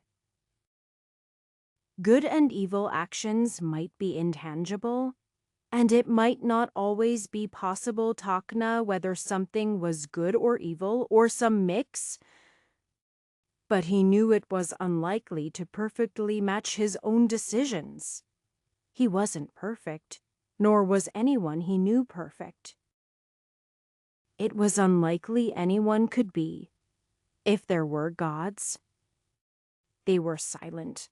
at best speaking only to their own followers, who had various levels of reliability. If good and evil existed, he could only do his best to stay in line with them. If they didn't exist, then doing whatever he wanted was perfectly fine. There was, however, definitely a line between doing whatever he wanted and doing his best to stay in line with what he understood as good. Because while Anton wanted to kill every bandit who came to Dunganon and found his thoughts on that fully justified, he also wanted to make them suffer at least as much as the villagers of Dunganon did. It might even be justified. But might wasn't good enough. If he allowed himself to get so close to the line that he wasn't sure which side he was on, he could easily find himself taking a few steps beyond it. Anyone could justify going just a little bit further to themselves. So, if he was at least as justified as anyone else with judging the value of human lives, how could he do it? Slavery as it stood in Ophirg was fully unjust. For it took someone's life away as fully as killing them with no real justification. Of those who were enslaved because of crime or debt, Anton was certain not all were enslaved fairly, if that was even possible. So he might be justified killing everyone who bought and sold and owned slaves. But even if he had the personal power to start doing that, there would be consequences. Unless he was all-powerful, something untrue of even those at the peak of cultivation, there would be retaliations. Anton wouldn't even really be able to blame people for defending themselves, no matter how evil their actions might have been before that. Nobody wished to die. But if he were to value the slaves that would be saved higher than the slavers, what about those who would die as an accidental consequence of his actions if he started a war? Cultivators from Ophirg and Greyotin would certainly die. Were cultivators worth more than commoners? Anton's initial thoughts were both no and yes. Some might proclaim to weigh all human life equally, but Anton knew he didn't. Family was more important than others. Those he knew were more important. Those he judged to be doing something of value or with the potential to do so held more value in his mind. He couldn't change that, but at least he could consider it when he had time to think about his actions.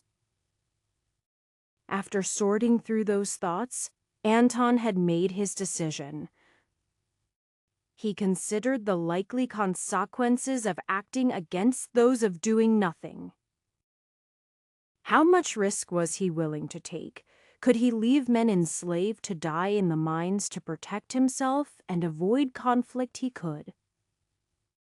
But he wouldn't. If he had the personal power, he would slaughter his way into Connard to save Devon. He should have faked some political power, in the sense that he wasn't sure if the order would have supported his threats, and not that he thought they were incapable. But while Heck knew they wanted to avoid conflict, they weren't entirely inactive. Others wouldn't necessarily know the whole truth. Anton would prefer Toksha waive the order willing to enter conflict for himself. But he had been fairly certain their response would have been limited, but he could have confidently said it regardless. If it had gotten him kicked out of the order later, he could have dealt with that consequence. On the other hand, Anton wasn't sure if that was something they would disparage. If he murdered in the order's name, that was something they would not stand for. If he simply intimidated people who were unreasonable, why would they care he was just hesitant? He knew the order was good because the people who made it up were good. Vincent had been trying to hunt down the bandits and had simply failed. The order tried, but not a now. It was, frankly, something he could understand. The order was old and tired. He'd seen it in many people. And very occasionally, when nobody was watching, he'd even acted old and tired. By the time Anton finished sorting his thoughts, he was late for the meeting at the mine. But he wasn't going to show up. Cultivators were known to be fickle. And he didn't feel like talking to people he was just going to kill. He needed to make sure the others didn't think he was crazy. Because it would be really hard to justify himself by saying that he decided killing slavers was okay if nobody else agreed. He could also use others to keep himself on the right side of the line. Even if nobody knew where it was, everyone at least had a sense for the ephemeral thing. But after he talked to them and before he started shooting people with arrows, he had something else to do. Oscar and the others weren't the only slaves from Dungan to be sold into the area. Anton was fortunate enough to have information from the ears of the fox that had led him to another. Even if nobody was alive to denounce his actions, Anton wouldn't be comfortable staying in the area for whatever investigations happened. Thus, he had to find the others first. Oscar would have to wait, but he wouldn't mind. Especially not when Anton showed him his wife. According to the information, she'd been sold as a maid to a certain minor noble in the area. Nobility was a complicated thing, especially since it was generally trumped by cultivators. But in essence, it was a rich family that had been so for many generations. They had some political power aside from their wealth. But because they did not produce strong cultivators, they were ultimately limited. That was better for Anton. Because sneaking into the house was much easier. I spotted formations around what is likely the master bedroom, Katerina said. She spoke quietly, with a little bit of energy directing her words. They didn't have access to a formal technique for private conversations, but they were experimenting with their own. At least their version would be quiet, if not immune to being overheard by cultivators. Much more complicated than what I bypassed on the outer walls. One thing about having wealth for some time was that they'd been able to hire formation experts set up long-lasting formations. They could arrange from simple alarms to defensive shields to even traps designed to kill intruders. Do you sense any others? Katerina shook her head. I don't imagine anyone would spend so much money to protect their servants. And the formations on the wall would likely alert them to escaping slaves as well. Then let us hope that Patricia is easy to find and retrieve. Anton carefully opened his senses to feel for where people were, while limiting how much he might be felt by the few cultivator guards. Besides the formations, the area was less well defended than the mines. But he didn't want to spark trouble if he didn't have to. He wanted everyone to get out of Ophirg alive. Chapter 69. The manor they were sneaking through wasn't so expansive that it took long to reach their destination, even at a slow and stealthy pace. It took longer for Anton to pick the correct room to enter. Recognizing someone with his energy senses was easy. But that only applied to those he'd met after he was able to use energy. Combined with the fact that he was not intimately acquainted with Patricia, it took him longer to settle on the right person. The individual rooms seemed decent enough, if small. A large step up from the dormitory at the mines, which had bunks packed in as tightly as they could fit and no attempt at comfort. But comfortable slavery was still slavery. Lighting the small lamp in her room caused her to stir, but Katerina had already set up a simple formation to keep things quiet. "Patricia!" Anton used his most pleasant voice to try to wake her up without giving her a fright. Her eyes snapped open. "Who are you?" Her voice was not quiet. And he could tell his distance standing across the room still didn't exactly make her comfortable with being woken up in the middle of the night. "Anton Krantz. From Dunganon. I apologize for waking you in this manner, but it was the most expedient method. I don't plan to stay in the area long.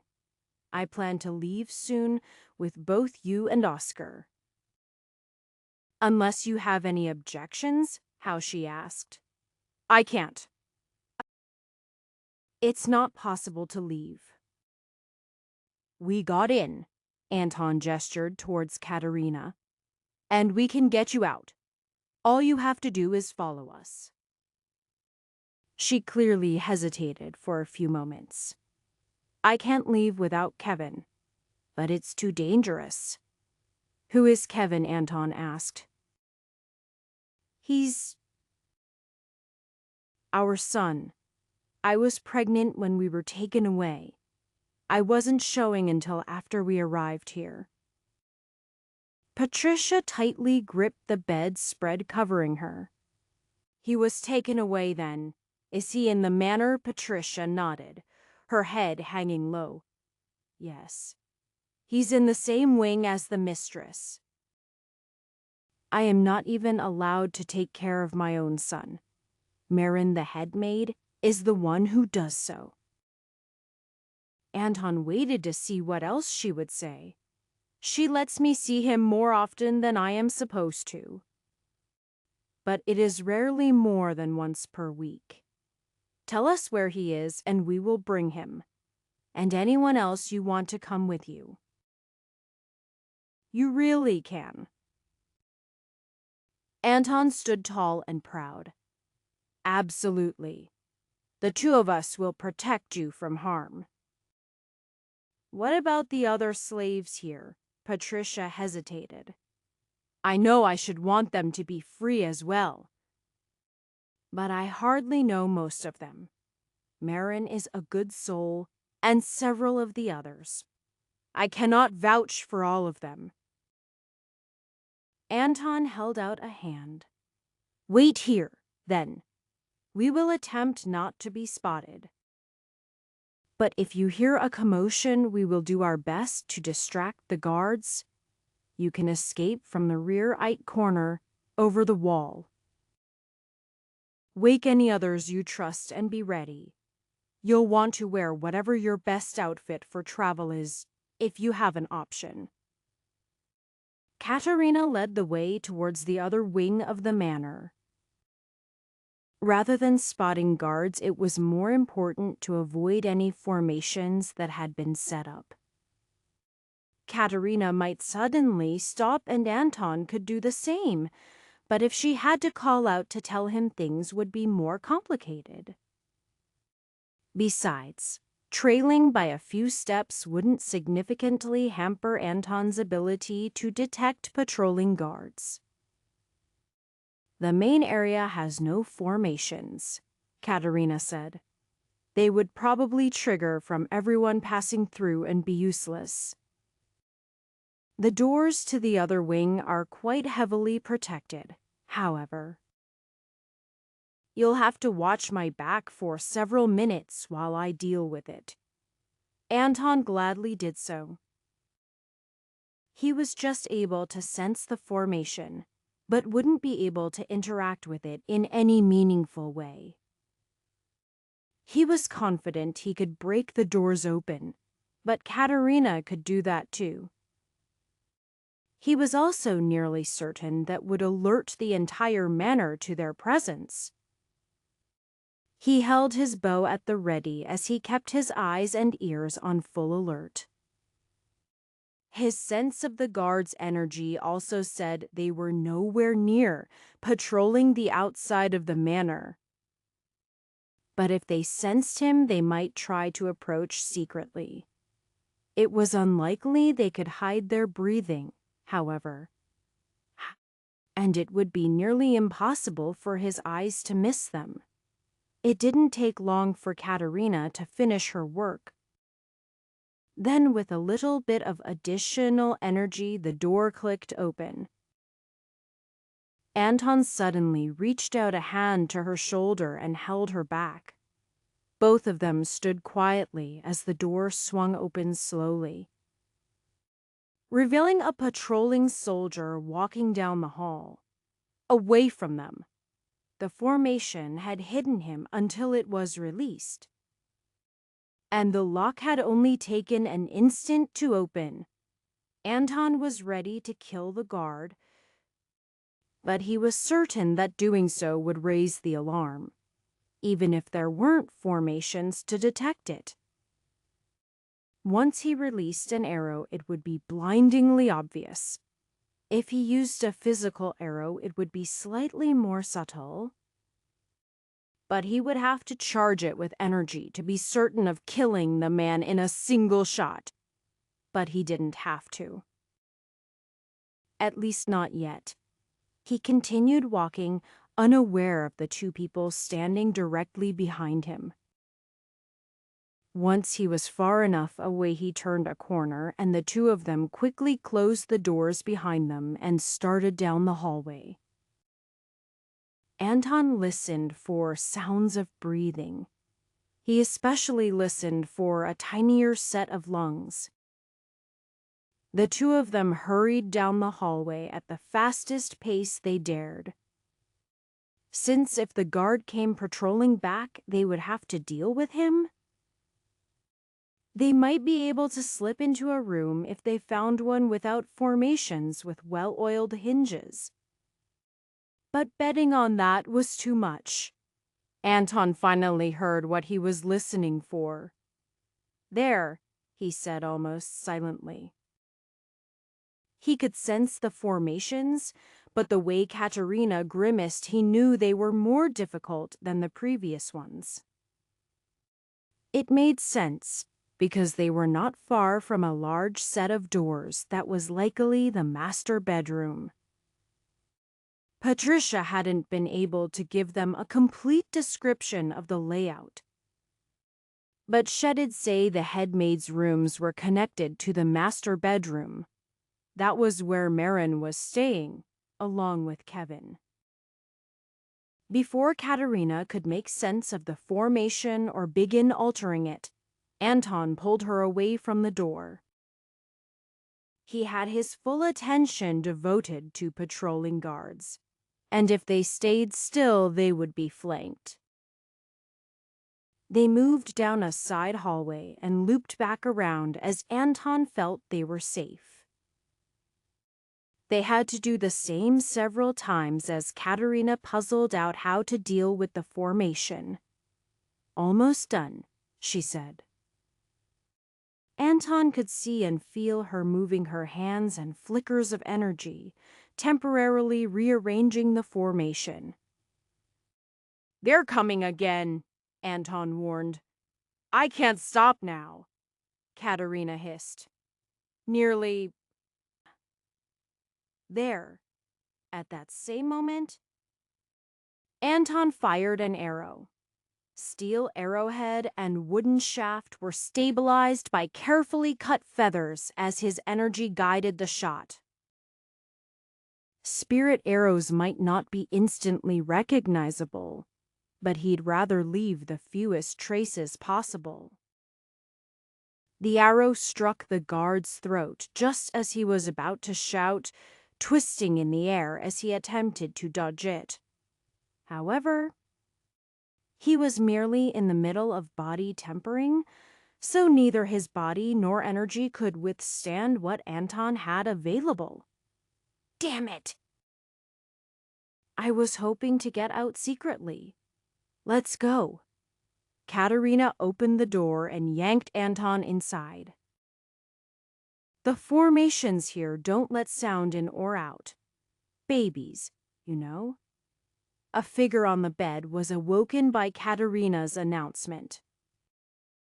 Who? Doesn't matter, Anton said. We're here to bring you out. Patricia told us about Kevin here.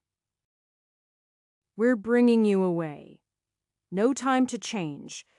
Grab clothes and anything he needs. Then we're going. Anton gestured. I just killed a guard outside. Killed, oh my. Marin turned into a flurry of motion as she got up from the bed. Bundling clothes for herself and various other things for Kevin. Despite having just been woken up, she was quite coordinated. Are you sure we should? Do you want to remain a slave? Anton asked. This is your chance. Marin nodded. Trust it to cultivators to show up with unreasonable demands and expect people to listen. Despite saying that, she'd have finished her bundle in less than a minute and had Kevin cradled on top of it. Good. We have to hurry, Anton said. Katerina, if you would. Katerina lifted Marin into her arms. She was at the completion of body tempering. So it wasn't strange in the slightest that she could do it with ease, even if muscle wasn't one of her prime temperings. She was stronger than any non-cultivator could be, Marin yipped as she found herself swept off her feet. But they really didn't have time. They hurried through the hallways. Anton would have liked to pick up the body of the guard he'd killed, but that was far out of their intended path. The bloodstains would be obvious regardless, so it would barely change the time for someone to react if they came to that part of the patrol. They managed to make it back to the first wing of the manor, where Patricia and a handful of others were waiting when the yelling started. Anton fired an arrow through the handles of the door at the end of the hallway, not caring if it was locked or not. He was able to sense they weren't strong enough to counterattack him from that distance. And indeed, once he destroyed that part of the door, it was clear they had no offensive capabilities at all. He shoved the door open as he stepped outside, before he ran to jump on the corner where Katerina had disabled the formation. Katerina was still carrying Marin, though she could have likely run on her own as fast as the others she was herding. Anton saw several guards coming around the corners of the house. However, though the manor was quite a ledge, it was nothing compared to the distance of a good archery range. There were a few guards a bit too far for optimal shots, but several arrows pierced into the breastplates of approaching guards. There were at least a dozen guards, and cultivators moved fast. But what that really meant was not that they could reach Anton before they died, but instead that they were able to swiftly dive back around corners and into doors to take cover. Anton kept his eyes and other senses out for any sign of movement, but as the next brave soul came into view, a man at the late body tempering stage. Anton put a bit more effort into his shot. The man made a valiant effort, diving back into cover while instantly bringing his defenses to their full height. However, Anton's shot had already been straight at the wall he landed behind, a wall simply made of fine wood. The arrow pierced a narrow hole through the corner and through the man. Anton made sure that all of the other guards would feel how much energy went into that, including the fact that he was at spirit building. While that also meant they could possibly recognize his energy signature later, it wasn't something you could so easily describe to others. Anton hoped they couldn't pick out his cultivation method, but it was unlikely any of them were particularly familiar with it. Either way, as he helped a handful of women and to men over the wall, he knew they had to move fast. Though they were on the outskirts of the city, it was like Lysarton's guards had been called. If they could make it unseen, Katerina had prepared a safe zone where the others were waiting. Hopefully it would keep them concealed long enough for the 3 cultivators to move outside the city and free Oscar and the rest. It should only take a half hour to get there, and Anton estimated about twice that to return. They could be out of the city before dawn and covering their tracks. It seemed to Anton he'd underestimated the danger. But there was also more good to be done than he'd thought. Not only could he reunite husband and wife, but there was a child as well. Chapter 70. The very same night they freed Patricia from the manor, they headed to the Energy Stone mines. Anton hoped he hadn't rushed things too much, but now that they had caused a commotion, he wanted to finish things and be off. He had no desire to stay in the area where he might be hunted down, and more importantly, others he cared about. But he also wasn't content to be passive about it. He'd assessed the situation and made his judgment that action was within acceptable risks. Now he just had to see if he was right. Hoyt was the one accompanying him to the mines.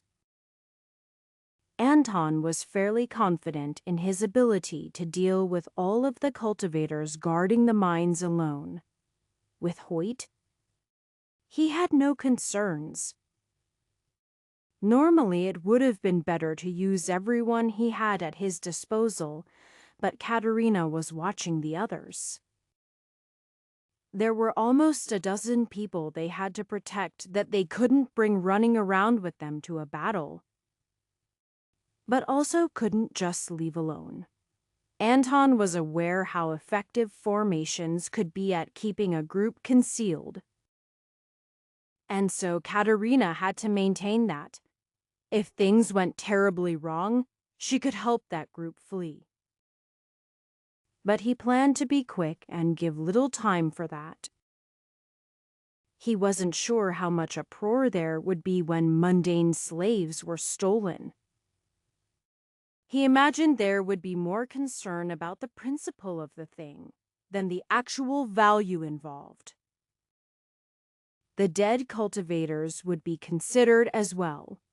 Fortunately, Sarton was remote enough that they didn't have many high-ranking cultivators, and those they did have wouldn't necessarily be interested in a manhunt. Anton focused his eyes to spot the guards up the path. With the effects of Hawkeye's archery, he was able to pick them out easily. In return, he doubted they could see more than blurry shadows. He needed to get a little bit closer before he tried an attack. But there wasn't really anywhere for them to run.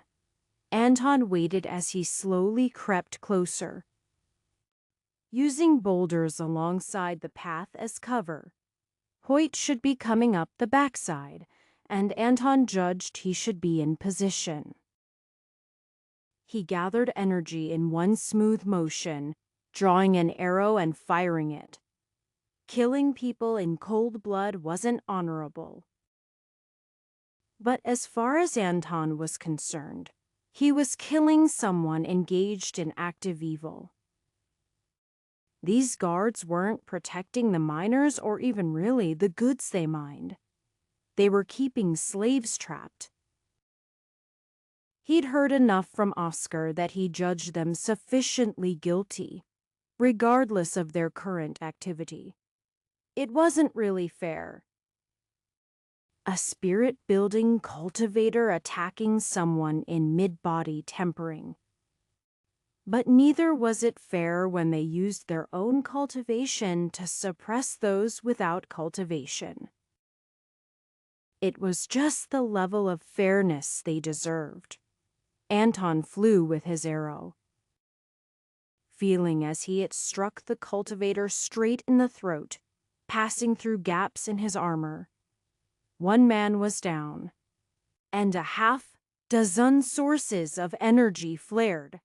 Anton had no way to hide such an attack with so much open area around. So he didn't even bother. Instead, he'd ensured that his first shot was successful. Anton didn't sense Hoyt's energy.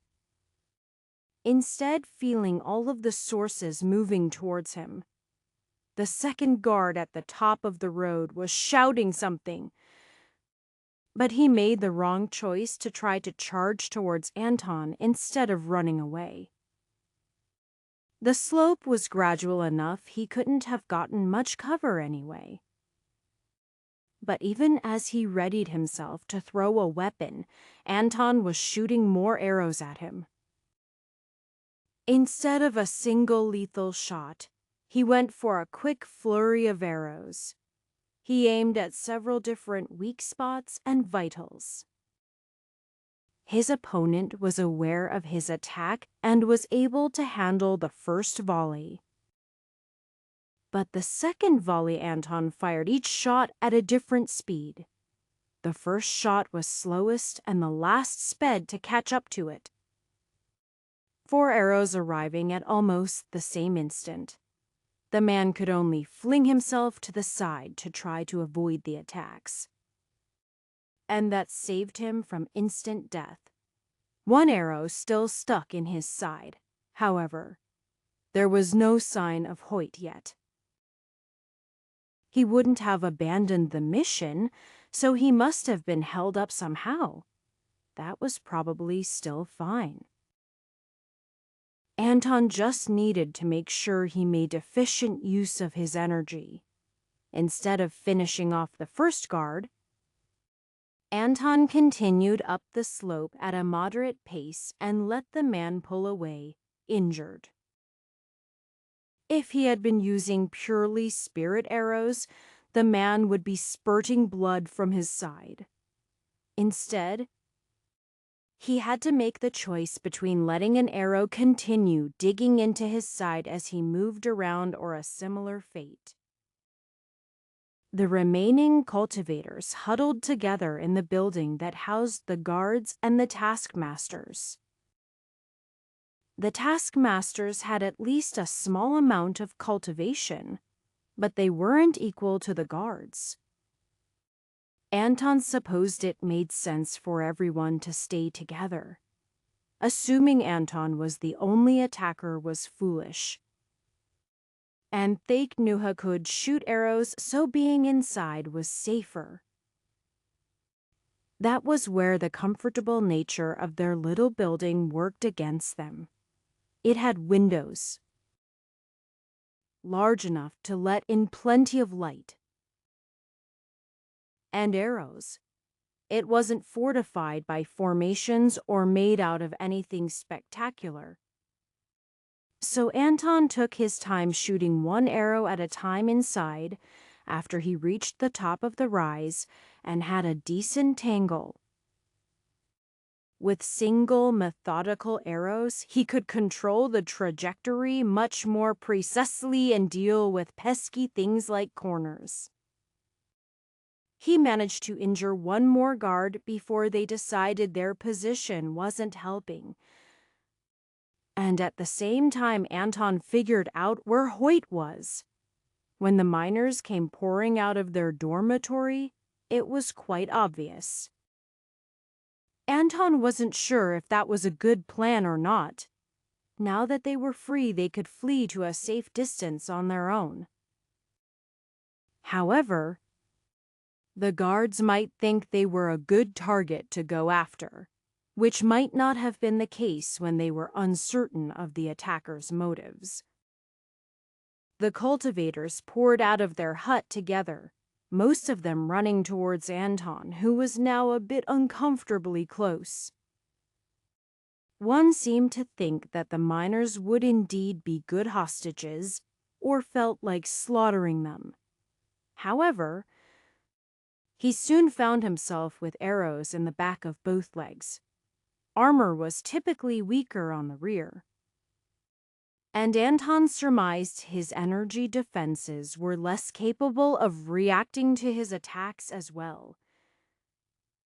Probably because he couldn't see the attacks coming. That choice by Anton let the others get about a third of the way to him. Sprinting at full speed, he fired several shots, but the two guards in front worked together to parry his attacks. They weren't flawless, but together they weakened his attacks enough they couldn't pierce straight through their defenses. So he shot one of the taskmasters in the middle instead. Either of the two guards in front could have dodged the attack if he targeted them. But he suddenly pulled back on the speed of his arrow as it got within striking range, making their parries miss. That lowered the power, but he didn't need so much to kill his target. For guards and a couple taskmasters remained uninjured. He found that drawing arrows wasted a fraction of a second he couldn't afford, so he switched to purely spirit arrows. They were more maneuverable anyway. Two more quick shots struck the shoulder and thigh of the front guards before they were an instant away from reaching him in melee combat. But Hoyt was slightly faster than them. There was no chance they hadn't noticed him coming up behind them. The escaped slaves had drawn enough attention to him. However, they'd remained coordinated, intent on taking out Anton together. It made sense. If they could move away from Hoyt and kill Anton, their life would be easier. Instead, the rear had to make a sudden turn before they got close. And one swing from Hoyt turned them into just a single rear guard. He had no reason to be cautious with his attacks when killing them also protected him. And his energy was sufficient to block at least a few hits from one of them. The remaining parts of the group still moved to surround Anton and stabbed several spears and swung swords at him simultaneously. They were correct to assume that Anton was weaker in melee combat. But there was a reason he hadn't retreated while shooting at them. He simply didn't need to. His insight was almost fully trained. And even early spirit building had a large gap with the men he was fighting. He could see their most likely moves even more smoothly than he was used to. Clever use of swan steps also made the taskmaster's attacks interfere with the guards. With a swing of his hand axe, he sliced into one taskmaster, his attack continuing to slice along the neck of one of the guards. His attack didn't quite hit the intended vital spot on the guard, but his movements took him past their encirclement towards Hoyt. Anton's movements distracted the guard enough for Hoyt to chop into his ribcage. And then the two of them faced the remaining group side by side. There was another short round of combat where Anton was glad his defensive energy could resist some of the more accurate attacks and more guards died. And then the rest were running. It was probably the correct choice, but Anton still had a bow. Though Anton didn't feel any joy in killing them, his mind was clear of guilt. In fact, it was more focused than usual.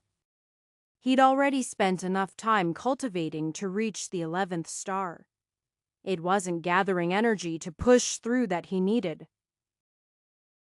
It was just a little bit of something else. As Anton looked down at the fallen guards, he realized it wasn't even combat experience or the like.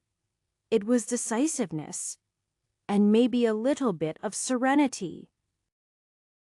After making sure the guards hiding inside the hut were dead and counting to make sure the numbers were what he remembered, Anton went over to all of the miners. They hadn't actually run away. Instead, having equipped themselves with picks and any other heavy tools they could find, it was nice that they prepared to fight. But it wasn't necessary. As Anton looked over them, he found someone missing.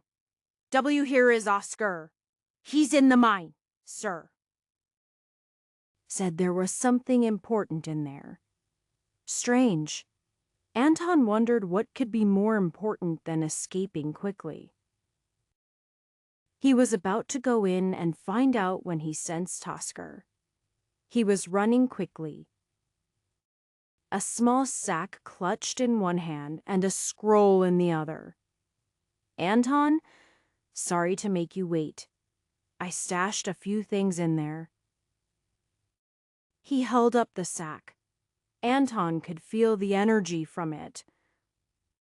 But despite there being at least a dozen decent energy stones, he was drawn more to the scroll.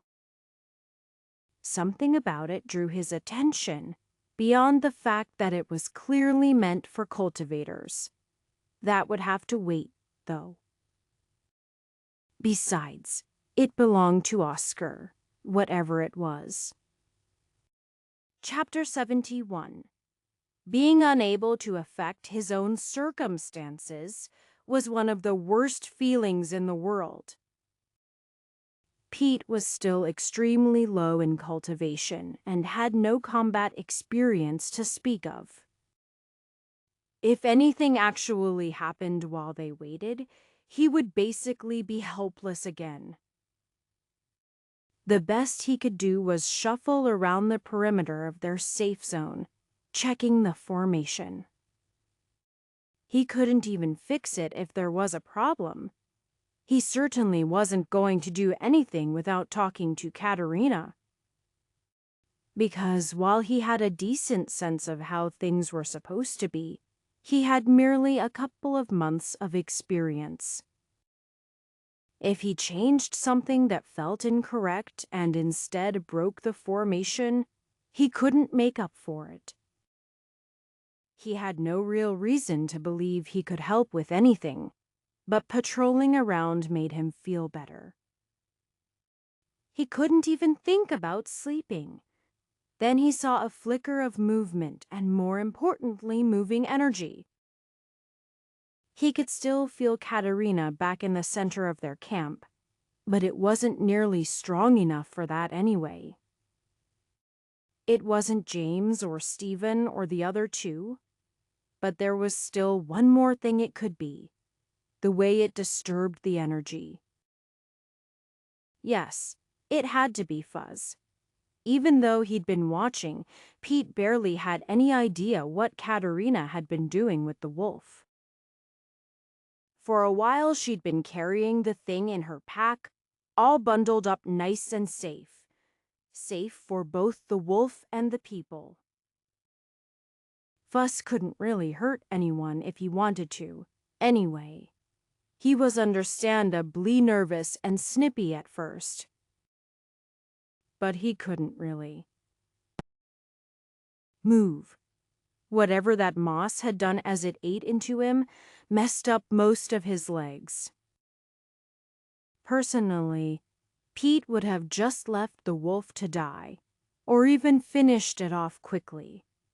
Instead, Katerina had done something crazy. She started cutting formations into the wolf's fur.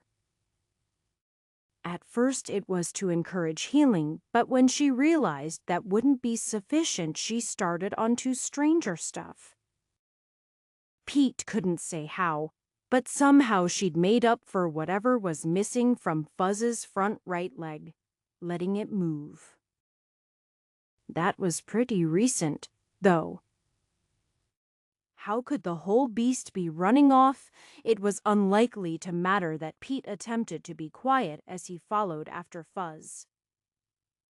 If he somehow avoided being heard, which was unlikely, Fuzz would still smell him. He wasn't even sure why he was sneaking instead of calling the alarm. Though honestly, if the wolf wanted to run off, what did it even matter? He followed the obvious disturbances of energy, occasionally catching sight of Fuzz. The way he was moving was almost comical. Only his two front legs worked. If Pete had been guessing how he would move like that, he would have imagined someone crawling or dragging themselves across the ground. Instead, the wolf had his rear lifted in the air, not straight above his head like someone doing a handstand, but just enough that his rear feet didn't touch the ground. It seemed extremely unbalanced. But the gray, furred animal plodded forward continuously. Pete was a bit faster, though, and that was while trying to be stealthy. Before he could catch up, he heard something. A whine. Had Fuzz hurt himself? It seemed likely. Then he heard a voice. "What are you doing, stupid mutt?" A woman's voice. Not one he was familiar with. Maybe one of the women they'd just freed Laura? He thought her name was. Then there was a growl. "Get out of the way!" Then, "Let go!" When he finally could see through the trees and underbrush, the dim moonlight revealed Fuzz grabbing on to the arm of a woman. With her attempting to pull away, he was no longer walking in his strange way. Instead, his rear was firmly planted on the ground.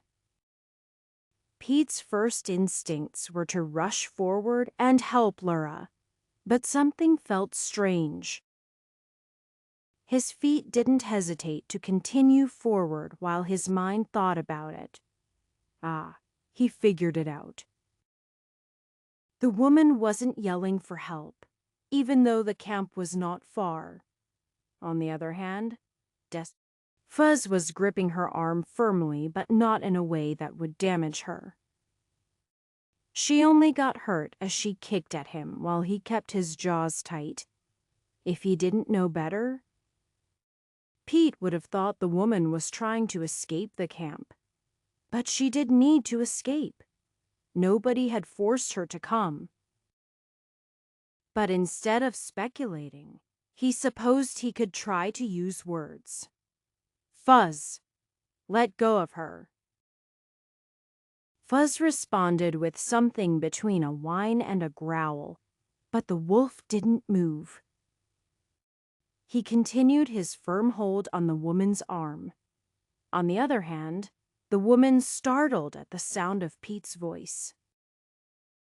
Her face was nervous as she turned to look at him. "Oh,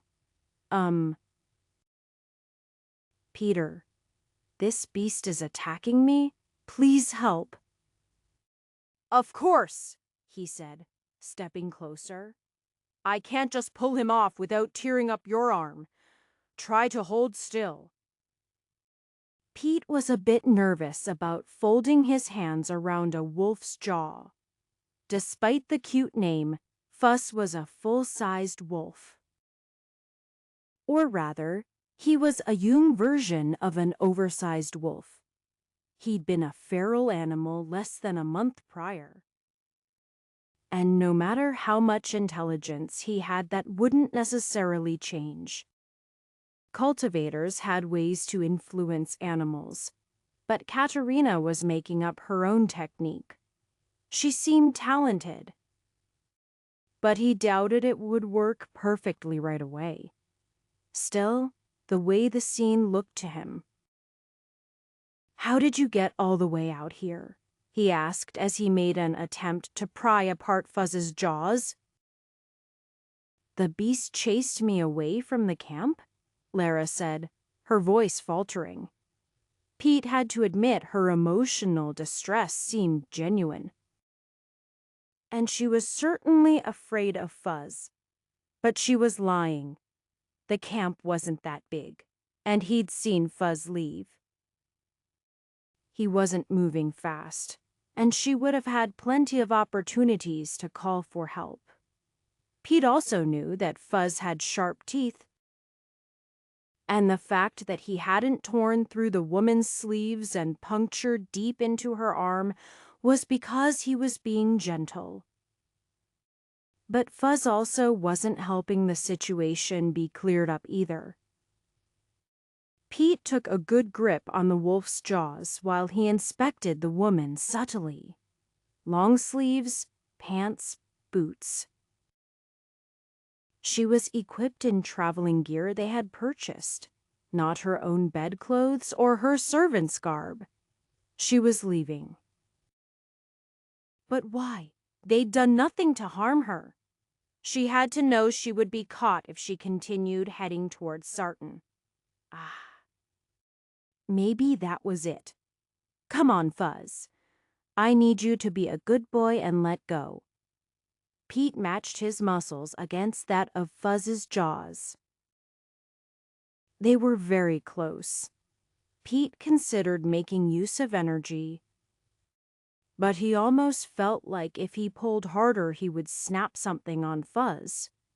Just let go and we can all go back to camp. Okay, Fuss was smart. Pete was certain that the wolf understood at least some of what he was saying. His jaws loosened and the woman pulled her arm out. Thank you. Could you please take that beast back to the camp and restrain him? Of course, I'll hold on to him. Pete put his arms around Fuzz's chest under his front shoulders and lifted him up. He was a heavy thing. But Pete at least had the initial passive body tempering done, and had been decently strong to begin with. Come on, let's go. You go on without me, she said. I need a moment. Of course, Pete said. Take your time. He turned around. Still carrying Fuzz. Fuss whined and wriggled, but he couldn't get out of Pete's grip. Pete walked away, leaves and sticks crunching under his feet while he listened behind him. Fuzz's continuous whining didn't help, but Pete understood the reason well enough. When they turned around, Lara was gone. Okay, boy, let's catch her. If Fuss was able to walk at a full pace, he would have put the wolf down. Instead, he was still able to move more quickly even carrying the weight. He couldn't say he was fast, but they weren't slow either. He first hurried back towards where she had last been. He couldn't hear her, but Fuzz leaned very hard in one direction. All that snuffling he was doing must be for something, so Pete followed his directions. Eventually, he caught up to the sound of running feet, and he caught sight of the woman. She wasn't fast, but it was a bit hard keeping up with her while holding Fuzz. "You wait here," he said, putting down the wolf. "I'll be right back." He didn't stop to see if Fuzz listened, instead calling after the woman. "Where are you going?" Instead of answering, she instead started to sprint away. Not that he expected much different. He put his energy into his legs, the way he saw Anton and the others do when they were trying to move quickly. He almost toppled himself face first into the dirt, but fortunately managed to hold his position. His legs still did the majority of the work, but he was enough faster to continuously gain on the woman. "Do you intend to go back into slavery?" No answer. But he wasn't going to stop. He caught up to her and grabbed her around the waist, picking her up. She started screaming and yelling, kicking and biting at him. Some of that probably hurt. Because while his energy was pretty weak, it still provided a tough surface all over his body. Pete felt bad. But she was running directly towards Sarton. Whether she intended to betray them or was fleeing in the wrong direction, he couldn't be completely sure. But either way, he couldn't let her. He hoped nobody was looking for them in this area right now. The whole point of the formation was to hide their position, and now they were forest-tight of it. He started jogging back towards the camp, kicking sticks and rocks and leaves in a strange attempt to mask his trail. He had no idea if it would work, but it didn't leave things any more obvious than he'd already been.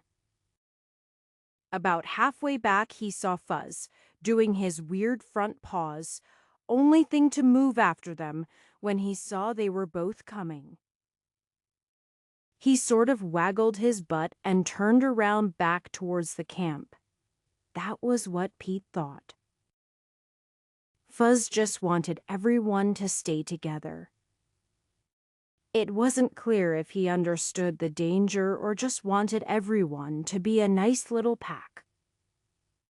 The woman's yelling woke everyone up, of course, and there was a lot of yelling and accusations going back and forth.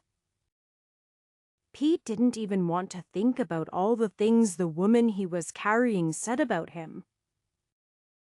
The men from Dungannon seemed to be taking Pete's side, and they were all stronger than the rest.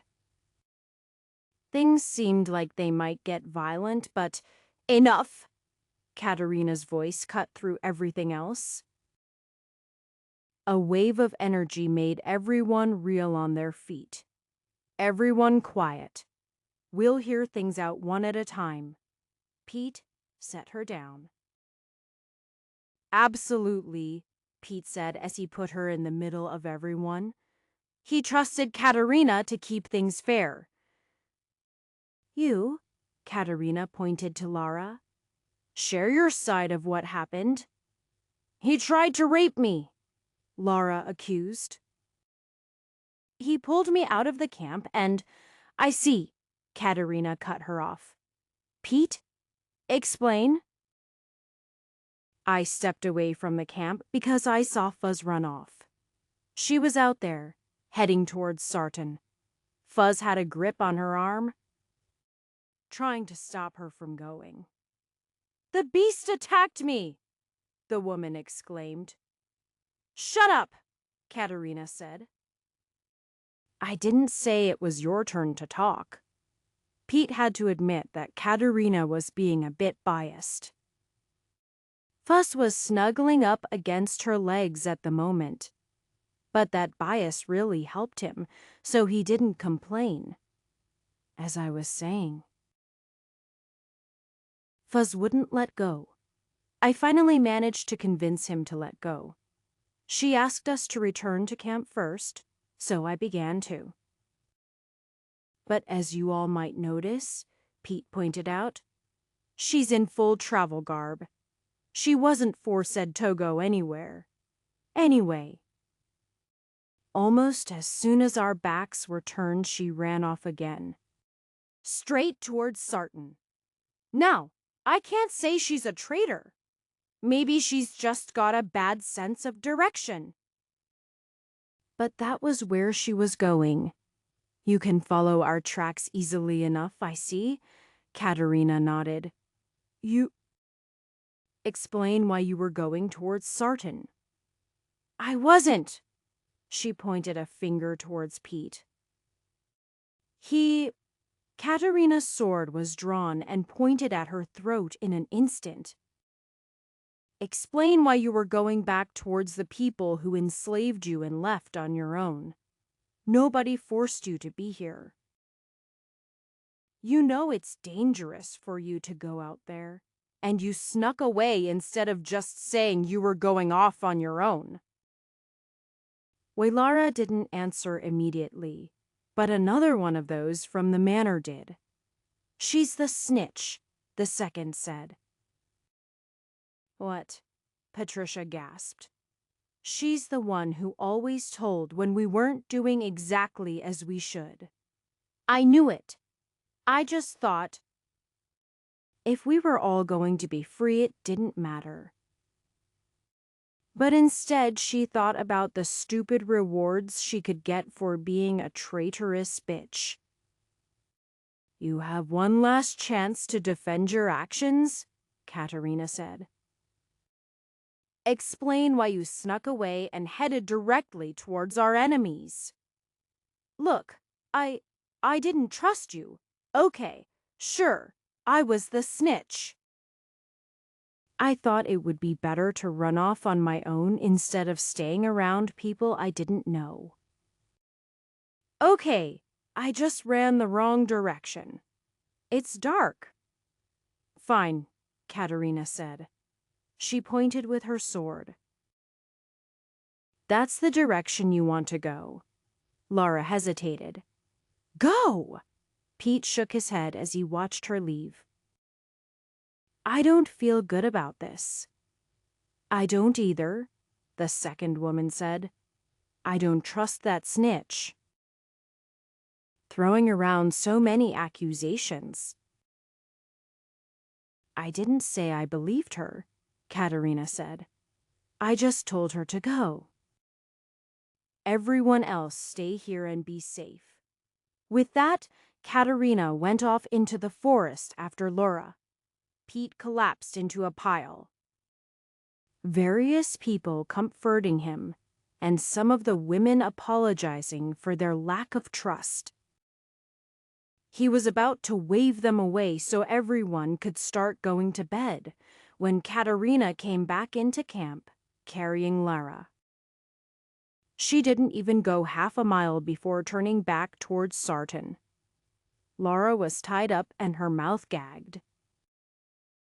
So she gets to stay like this until the morning when we decide what to do with her. Katerina's voice indicated how angry she was, each word almost stabbing into Pete, and he wasn't even the target of her ire. However, a calming feeling then washed over them. As for the rest of you, please, if you want to leave, just stay with us until we can get somewhere safer. We plan to take you out of Ophirg. But if you want to strike off on your own somewhere... Patricia shook her head. We know we can't do anything about cultivators. We're safest here. The mood of being freed was dampened by what had just happened. But several hours before dawn, Anton and Hoyt arrived, with all of the miners in tow. That, of course, included Oscar. And the reunion of him and Patricia filled everyone with hope. So did the baby that hadn't even seen his father until he was already several months old. Chapter 72. nearly 36 ragged people were trudging through the wilderness northwest of Sartén. Their speed was hampered by the slowest among them, namely the various slaves freed from the manor. However, those same people remained determined to continue as long as they could, pushing themselves to keep up. Those with more cultivation carried heavier loads, mostly food, bedrolls, and tents.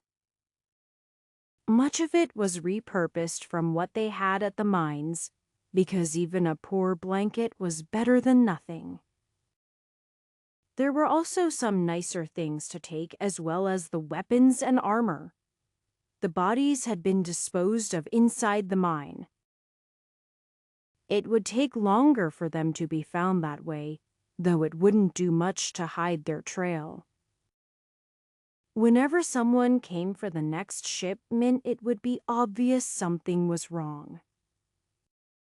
There was only so much that could be done to hide blood and damage, especially since they didn't want to remain for long. None of the miners had a single complaint about their current situation. Oscar had managed to create a tight-knit community. It helped solidify it even more when they heard he had been offered the chance to slip off unnoticed and refused to go without everyone. Though they were now free, nobody quite felt it yet. Fleeing for their lives had something to do with it. Though Anton, Katerina, and Hoyt had no trouble with the mere act of traveling quickly, they took more difficult responsibilities upon themselves. Hoyt constantly patrolled around looking for dangers. It was possible they would be found at any time. Despite their efforts to hide their trail and chosen route, the first few times they camped it had been tense. As searching cultivators came close to finding them several times, the concealment formations held, however, and they hadn't seen anyone in the past 2 days. There were several reasons they might not have noticed anyone. Perhaps they disguised their passage well enough. Maybe the damage they had caused wasn't considered worthwhile enough to continue to expend resources hunting them down actively. A couple dozen slaves probably wasn't valued that much, though the cultivators they had killed might have sparked more concern. It was possible Sartén was simply arranging a more organized attempt, which might include a formation master who could see through Katerina's efforts. At least part of the reason, however, was probably that they were traveling through the Black March Hills. They were about as pleasant as their name indicated. When gathering information about the area to think of escape routes before they set everything off, they had heard the stories of a company of cultivators being slaughtered by denizens that lived in the hills, nearly down to the last man. What sorts of monsters inhabited the area was unclear, and the story of its namesake was so ancient it was hard to verify, but they were certainly dangerous. They'd already come across several magical beasts. Nothing that the main three had to worry about, but any sort of magical beast was enough to be a danger to those in the early level of body tempering. On that subject, when they stopped for the night, they didn't just get to rest. That was when cultivation lessons began. Oscar and the miners had managed to achieve a level equivalent to the first star of body tempering through very messy methods that just involved taking in the overabundant energy from the mines. Oscar did have some guidance he'd given the others that allowed them to be successful, but it was mostly just dumb luck that allowed them to succeed. Anton began to instruct them in more proper methods of cultivation. Though any after effects of their rocky start wouldn't be clear until much later. For the moment, they were bringing Lara along with the group. Her fate had already been decided. But leaving a body behind would only be a clear marker of their trail. They also didn't want to carry a corpse with them. So she was restrained and forced to walk, or sometimes carried. Nobody enjoyed it. But even when they'd allowed her to leave, she simply began to march back towards Sarton to turn them in. Anton had been able to confirm Katerina's word on that, and it didn't take any convincing to the rest regardless. She'd admitted she was the snitch to those who knew her, and the miners were quite grateful to Anton and the rest for saving them. Even though their life seemed to be in danger every moment, it was apparently no worse than working in the mines. And they were free, despite not really having many options available at the moment. Sharp Eyes, aided by carefully handled energy, looked ahead of the group. Anton had managed to complete the 11th star shortly after they freed the miners. Despite the fact that they were fleeing through the wilderness with unknown forces at their heels, Anton was in one of the best mental states he'd been in during the last year. He was still worried for their survival, but he was doing something. It was dangerous, but not foolish or reckless. The fact that they'd made it this far indicated that they'd judged the situation appropriately. The response to their actions hadn't been adequate to stop them. And now they had not only managed to save dozens, but also weren't rewarding those who were responsible for their predicament in the first place. It made sense to peacefully buy up people from Dunganon to save their lives. Timidly keeping his head down and acting like slavers weren't doing anything wrong could be effective. But the problem there was he was only saving a small portion of those he could see. How many hundreds were still forced to work in the fields around Varan and elsewhere? Of course, Anton couldn't repeat his current actions indefinitely and assume there would be no consequences. But remaining as he was wouldn't have been good enough. His future actions would be more difficult, especially finding and freeing the last of those from Dunganon and whatever few members of his family still lived. But he judged the difficulty would be worth it. He wasn't going to just lead an army across O'Frurg. Even if the order suddenly declared him as head and let him take every single elder, it would be far too costly. However, Anton would be certain to make use of the support he had in more than just training himself. He would ask for the order's help with political pressure. They might be reluctant to act, or he might find his contributions insufficient. But he felt that he would do better that way than on his own, or with the help of just a few others like Katerina and Hoyt. If the order was unwilling, he was certain that some other sect would be willing to do something. Spirit-building cultivators didn't just grow on trees. Despite the fact that it had taken him not much more than a year to reach his current level, he knew people like him weren't just everywhere. Convincing a new sect of his growth, speed, and potential might be rather difficult, and despite its stagnation, he still thought the Order of 90 Sac-9 Stars was the right group to be a part of. Their core values were not something he would find just anywhere. But before he could deal with any of that, and Anton needed the people with him to survive the journey into Estuary. Estuary was north of Greoton, and thus mainly northwest of Ofrerg, and one of the closest borders. They were also likely to be sympathetic to the plight of a group of fleeing slaves. The border itself would be a problem. But they weren't traveling along the roads, so Ofrerg wouldn't be able to stop them, and Estuary would be able to ignore the specifics of where they came from. As long as they didn't enter the country with cultivators hot on their heels, everything should be fine. If they made it there alive, magical beasts were a bit too common in the Black March Hills.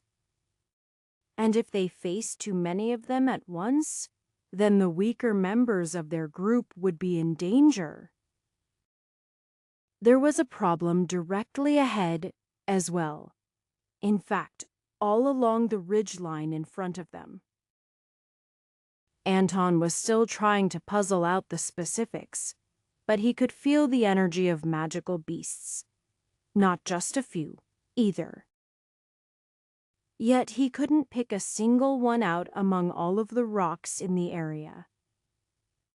It was only when he caught a glimpse of a rock moving that he figured it out. Anton was relieved that it wasn't actually a rock, though. There were apparently places where the rocks themselves came alive.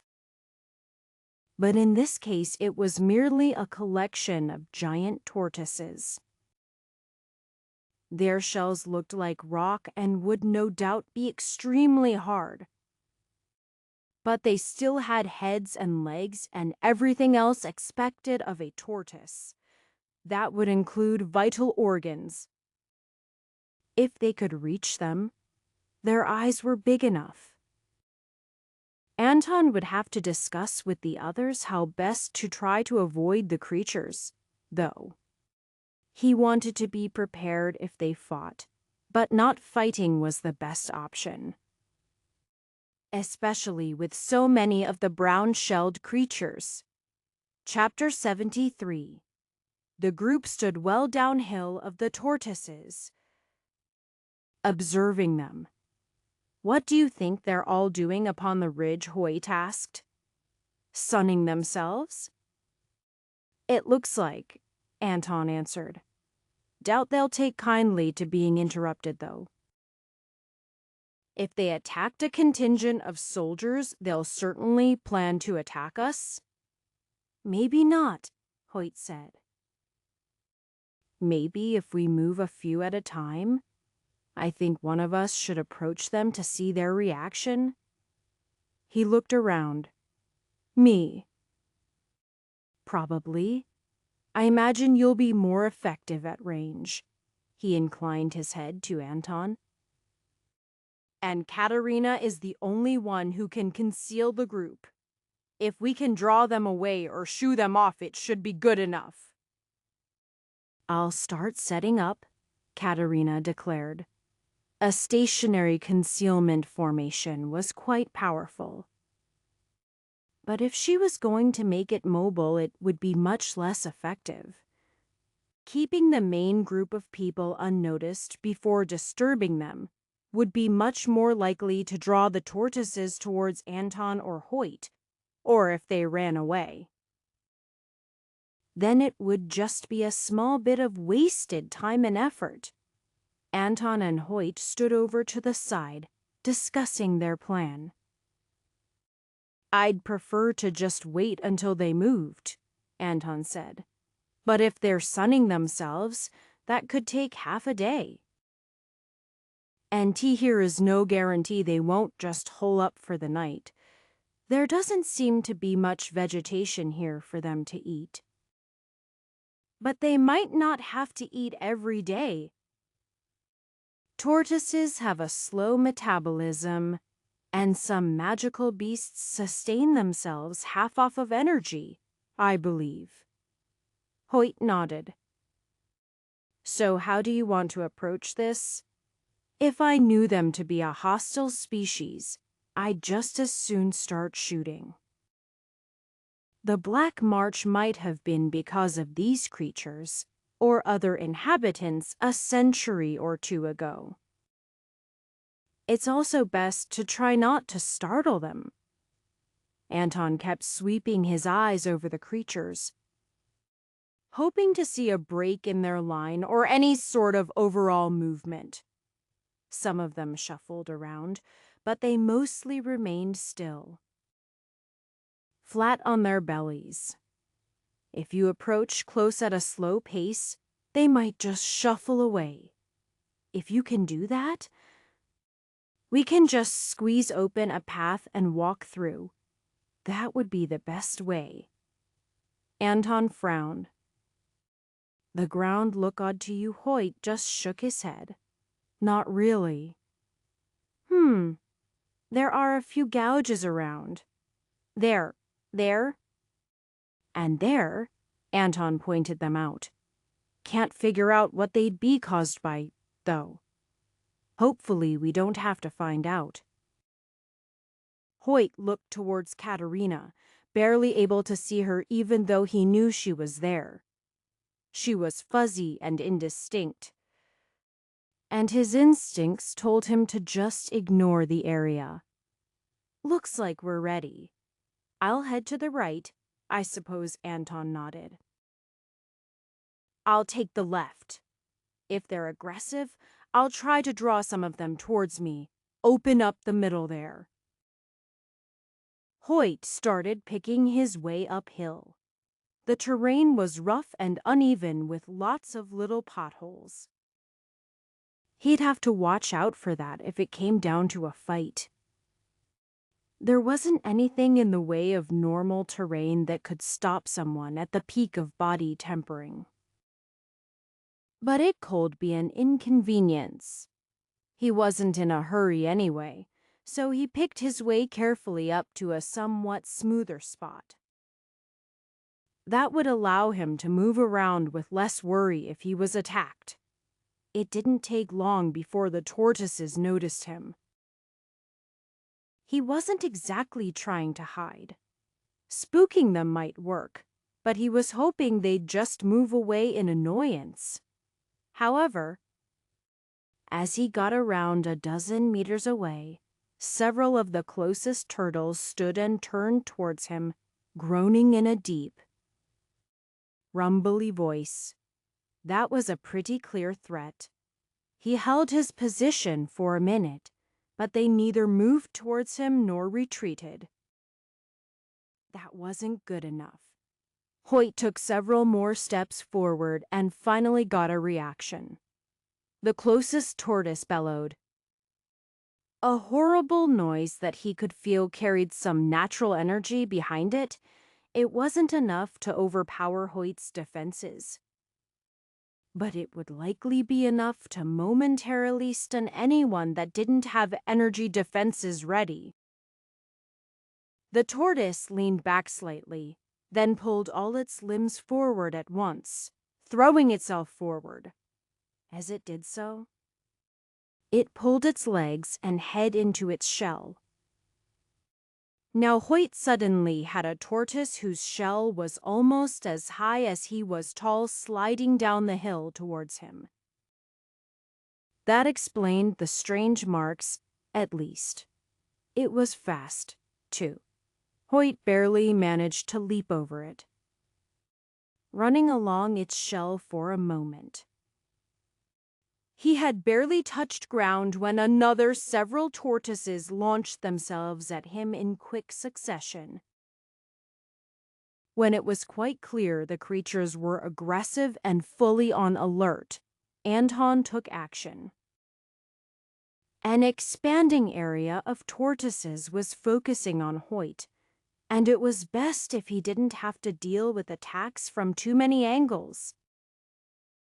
He started firing arrows towards the tortoises. They were extremely quick to close their eyes or snap their heads back into their shells. He did manage to wound a few before they really got what was going on. But it wasn't long before Anton had to deal with tortoises barreling down towards him. However, he was much further than Hoyt. He learned several things. The most troublesome was that they continued to pick up speed as they skied down the hill, tumbling rocks along with them. They also coordinated themselves very well. Anton had been hoping he might get some to crash into each other, but they only attacked in sequence. That meant Het, Knickley, and Lee had to dodge one at a time.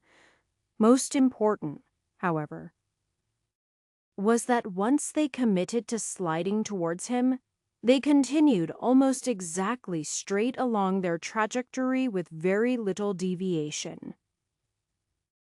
Their legs and head were all bundled up, so there wasn't anything they could do to change it. Except perhaps use a bit of their energy. Anton felt something that made them not go exactly straight. But he just had to focus on the closest few. Predicting their movements was laughably easy even without insight. But he was still constantly having to change directions. If he made a mistake, he didn't want to know what a ton of turtles smashing into him would do to his body. The tortoises that slid down the hill eventually stopped as things leveled out. By that point, they were much too far to worry about, and as far as Anton could tell, they weren't even coming back up the hill. It made sense. They didn't seem to be fussy except with the aid of gravity. Katerina gestured to the group with her. The tortoises shouldn't be able to sense them easily, but formations weren't perfect against everything. There was a gap in the tortoises, however, directly between Hoyt and Anton. It was large enough for them to slip through if they stayed close, and they had to do so for the sake of the formation regardless. Katerina was at the front, flicking out little bits of energy to change the terrain in front of them. She picked the path that would best support the formation they had, which was unfortunately not the easiest climb. Hopefully all of the miners could support the weaker members among them. Some of the tortoises, while noting for their group, started getting far too close. It was a good thing they'd started moving when they did. Because the angles involved meant that the tortoises further to the sides would be more towards where they stood. At least from Hoyt's side, Anton was far enough back that most of the tortoises would have gone behind them even if they didn't move. Katerina kept a steady pace, keeping track of Pete on the rear left of the triangular formation they were holding. He was doing just fine, but Oscar's portion on the other side was unstable. He at least avoided making erratic movements. But he also wasn't doing anything to direct the flow of energy properly. That was still good enough for someone without training. He was responsible enough to know to keep his arms held in front of him, carrying the rocks she directed, even if he didn't understand the specifics. Everyone else was more chaotically arranged, filling out the rest of the equilateral triangle. Fuzz stayed right on her heels. So far, things had been going pretty well. That was until someone broke away from the formation. Lara. She was allowed to walk unrestrained because of the difficult terrain, and she dashed off down the hill just as they were nearing the top of the ridge. There were several tortoises that had held back from flinging themselves downhill and several others that had just meandered their way up to the crest where they could actually slide down. Upon seeing a woman suddenly appear out of nothing, they had another, closer target than the two cultivators to either side. Naturally, they began to attack. Lara had run more or less directly downhill of the formation, which placed the trajectories of some of the tortoises directly through the group. Everyone get closer together. Strongest cultivations on the outside. She hoped the tortoises wouldn't really hear her words. But she couldn't silently guide people in the current situation. If Katerina had just a minute or two, she could have set up a passable defensive formation. As it was, the concealment formation had to suffice. It was good enough to keep the tortoises unaware of their presence until they were about to impact.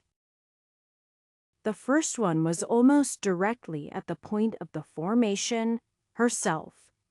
She could easily dodge it. But then all of those behind her would die. Instead, she gathered as much of her energy as she could onto her legs, taking a firm stance as she kicked the side of what was effectively a sliding boulder. She didn't hold back a tiny bit.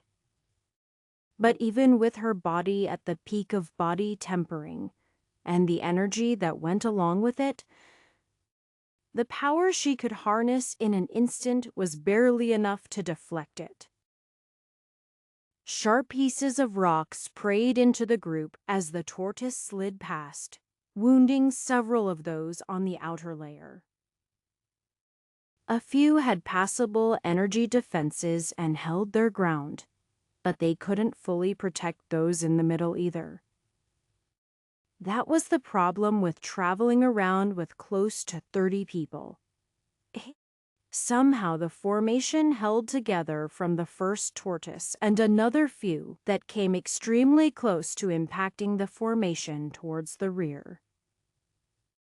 There were only a few more of the giant tortoises, but one was angled about a third of the way inward on the right side.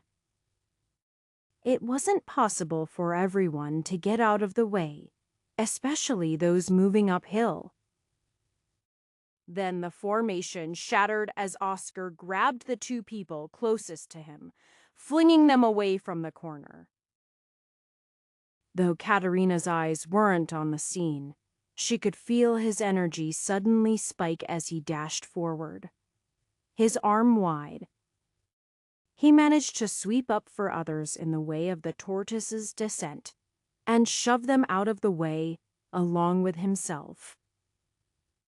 Katerina could probably carry 4 people, but she was at the peak of body tempering, and not just somewhere around the first star. However, the instant after that, Oscar's energy flattened. She would have turned to see him, but there was one last tortoise straight ahead. With the formation scattered, they were quite visible now. Before it even started moving, she gathered all of her energy and charged forward to meet it. Her quick thinking probably saved a dozen lives. Because though it moved straight towards her, it didn't have as much time to build up momentum. Katerina once again kicked with her heel to throw the creature off course, this time being flung tumbling off to the side. But she diverted the creature enough that the left side batted it away with their weapons as they dodged out of the way. Katerina looked downhill. At least there was some justice. Lara had been the target of most of the tortoises, and they were quite accurate. Katerina grimaced as several tortoises stood around a decidedly non-rigid body. Katerina didn't watch, but she was certain she saw one of them open its mouth to take a bite of the mess before she turned away. Chapter 74. Having survived the onslaught of tortoises flinging themselves downhill, and now being uphill of them instead. The group did a nothing, not to the tortoises anyway. They were certainly aggressive and dangerous. But that was exactly the reason there was no point in staying around to antagonize them further. When approached from uphill, they did indeed start moving away to the side, and since they were able to continue without any serious injuries, they left the area. Besides, leaving them all basically healthy would make it much harder for anyone trying to follow them. It might take the tortoises some time to return to the top of the hill, but they seemed to be already doing so.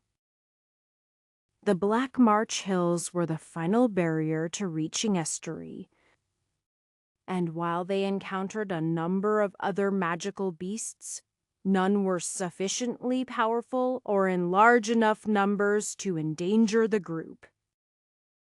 Camp had been set up just outside the border to Estuary. It was already late when they arrived, and they preferred to cross the border during the day. They had decided that officially crossing the border would be the best option, with a few caveats. They did have some escaped slaves. It was unknown if Estuary would honor Ferg's laws. But the bigger problem was Ferg's side of the border. It was decided that Hoyt would cross the border with the legally freed slaves. He was chosen in particular because unless they had been seen while traveling, in which case their pursuers had gotten much closer than they'd thought, nobody could recognize him. There was a small chance Anton and Katerina could be recognized from the manor. Anton wasn't sure if he could or should kill everyone there, and while they had been quite far, he couldn't discount the possibility one of the guards had extraordinary eyesight and good memory. Hoyt couldn't be recognized because everyone at the mines was either dead or part of their group. While they had a break, Anton had something to talk to Oscar about. The man now had strands of gray hair among his dark brown, strands that hadn't been at all gray the previous morning. "What was that technique you used?" Anton asked calmly. Oscar sighed. He looked exhausted, more than anyone else, despite having been actively in combat for the same duration. He shuffled through his pack and pulled out the scroll. He held it out for Anton to take. "I found it in the mines." A forbidden technique. Anton left him with his hand awkwardly outstretched. "I see. And you practiced it anyway." "Well, not really." Oscar scratched his grizzled beard. "I thought to leave it alone." But I couldn't help but keep thinking, his eyes flickering over to Patricia, thinking that I might need more power than I had. I knew how strong the guards were, so I read it, but I didn't practice it. Anton nodded, his face impassive.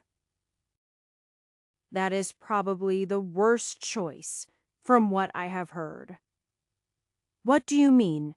The technique indeed had warnings.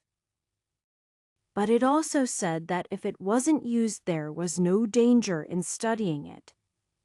"Of course," Anton said. "But if you were going to end up using it anyway, it was better to practice it in safety first. Unless the technique can only be used 3 or 4 times total, it shouldn't have this effect on you." Oscar shook his head, finally lowering the scroll. "I don't know. It certainly implied it could be used somewhat more than that." It was. "Difficult to understand. Do you want my help? I have no intent to take it away from you." I've had more access to different techniques for study, and higher cultivation levels assist with understanding techniques. I am not sure, Oscar said. If Patricia was safe, and Kevin too, I might just get rid of it. But if they need me, I am not concerned about burning a little bit of my life force away. Burning your life force, Anton raised an eyebrow. That would explain the sudden aging. If it is any consolation, it is likely that continuing to rise in cultivation should recover some of that. Is that why you look so? Relatively young. That seems to be the case, Anton said. It seems that each star of the 90.9 stars has the potential to raise the user's lifespan between 1 and 3 years. And similar totals are had at the same stage for most cultivation methods. So I may still live another decade. Though it could be less. Little study has been done on the extension of lifespan for those who begin cultivating late. I don't know much about it, Oscar replied, but I certainly heard it was difficult to begin cultivating when older. How did you do it? Anton shrugged. It's amazing what you are willing to endure if you don't care if you die. I understand, Oscar nodded sadly. I don't wish to put you in danger. But I would like your thoughts on whether this technique will have any additional side effects. Anton smiled reassuringly. I will do my best to help you out. Hoyt had no idea why he was nervous. He was quite capable of being independent. He had the papers from when he originally crossed into Ofrurg, and the documents for Pete and the others declaring them free. He didn't feel like he would have been nervous if Anton were around. He couldn't say the same for his real grandfather. Maybe he was just destined to be a follower. In that case, at least he could be standing behind Anton. But if that were the case, he at least had to be able to carry out a plan they'd put together on his own. Growing up with the shelter of the Order so nearby maybe hadn't been that good for him. Still, he felt justified in being nervous. While there was only one Essence Collection cultivator at this border, it was still nerve-wracking. He was used to any he met being much more friendly, since they were usually part of the Order or at least friendly to them. There was another similar cultivator to match on the estuary side, but that did little to help. If Hoyt had been able to ask Anton how he avoided being nervous, the answer would have been simple. It wasn't that he didn't get nervous doing things. He'd just come to accept that everyone did and some just hit it better than others. While eventually repeated experience is limited the number of situations a person would feel uncomfortable, there was always something new that could elicit the same feelings. Hoyt walked into the small office. There was no point in waiting. The others came along with him. Papers, please, a bored-looking clerk said. He was technically a cultivator, but he appeared to be in his 40s and was still somewhere in early biddy tempering. Which was why he had this job instead of something more exciting. Hoyt handed over what he'd gotten at the other border. The clerk looked down at it, then picked up a little bell which he rang. Another more junior clerk came running.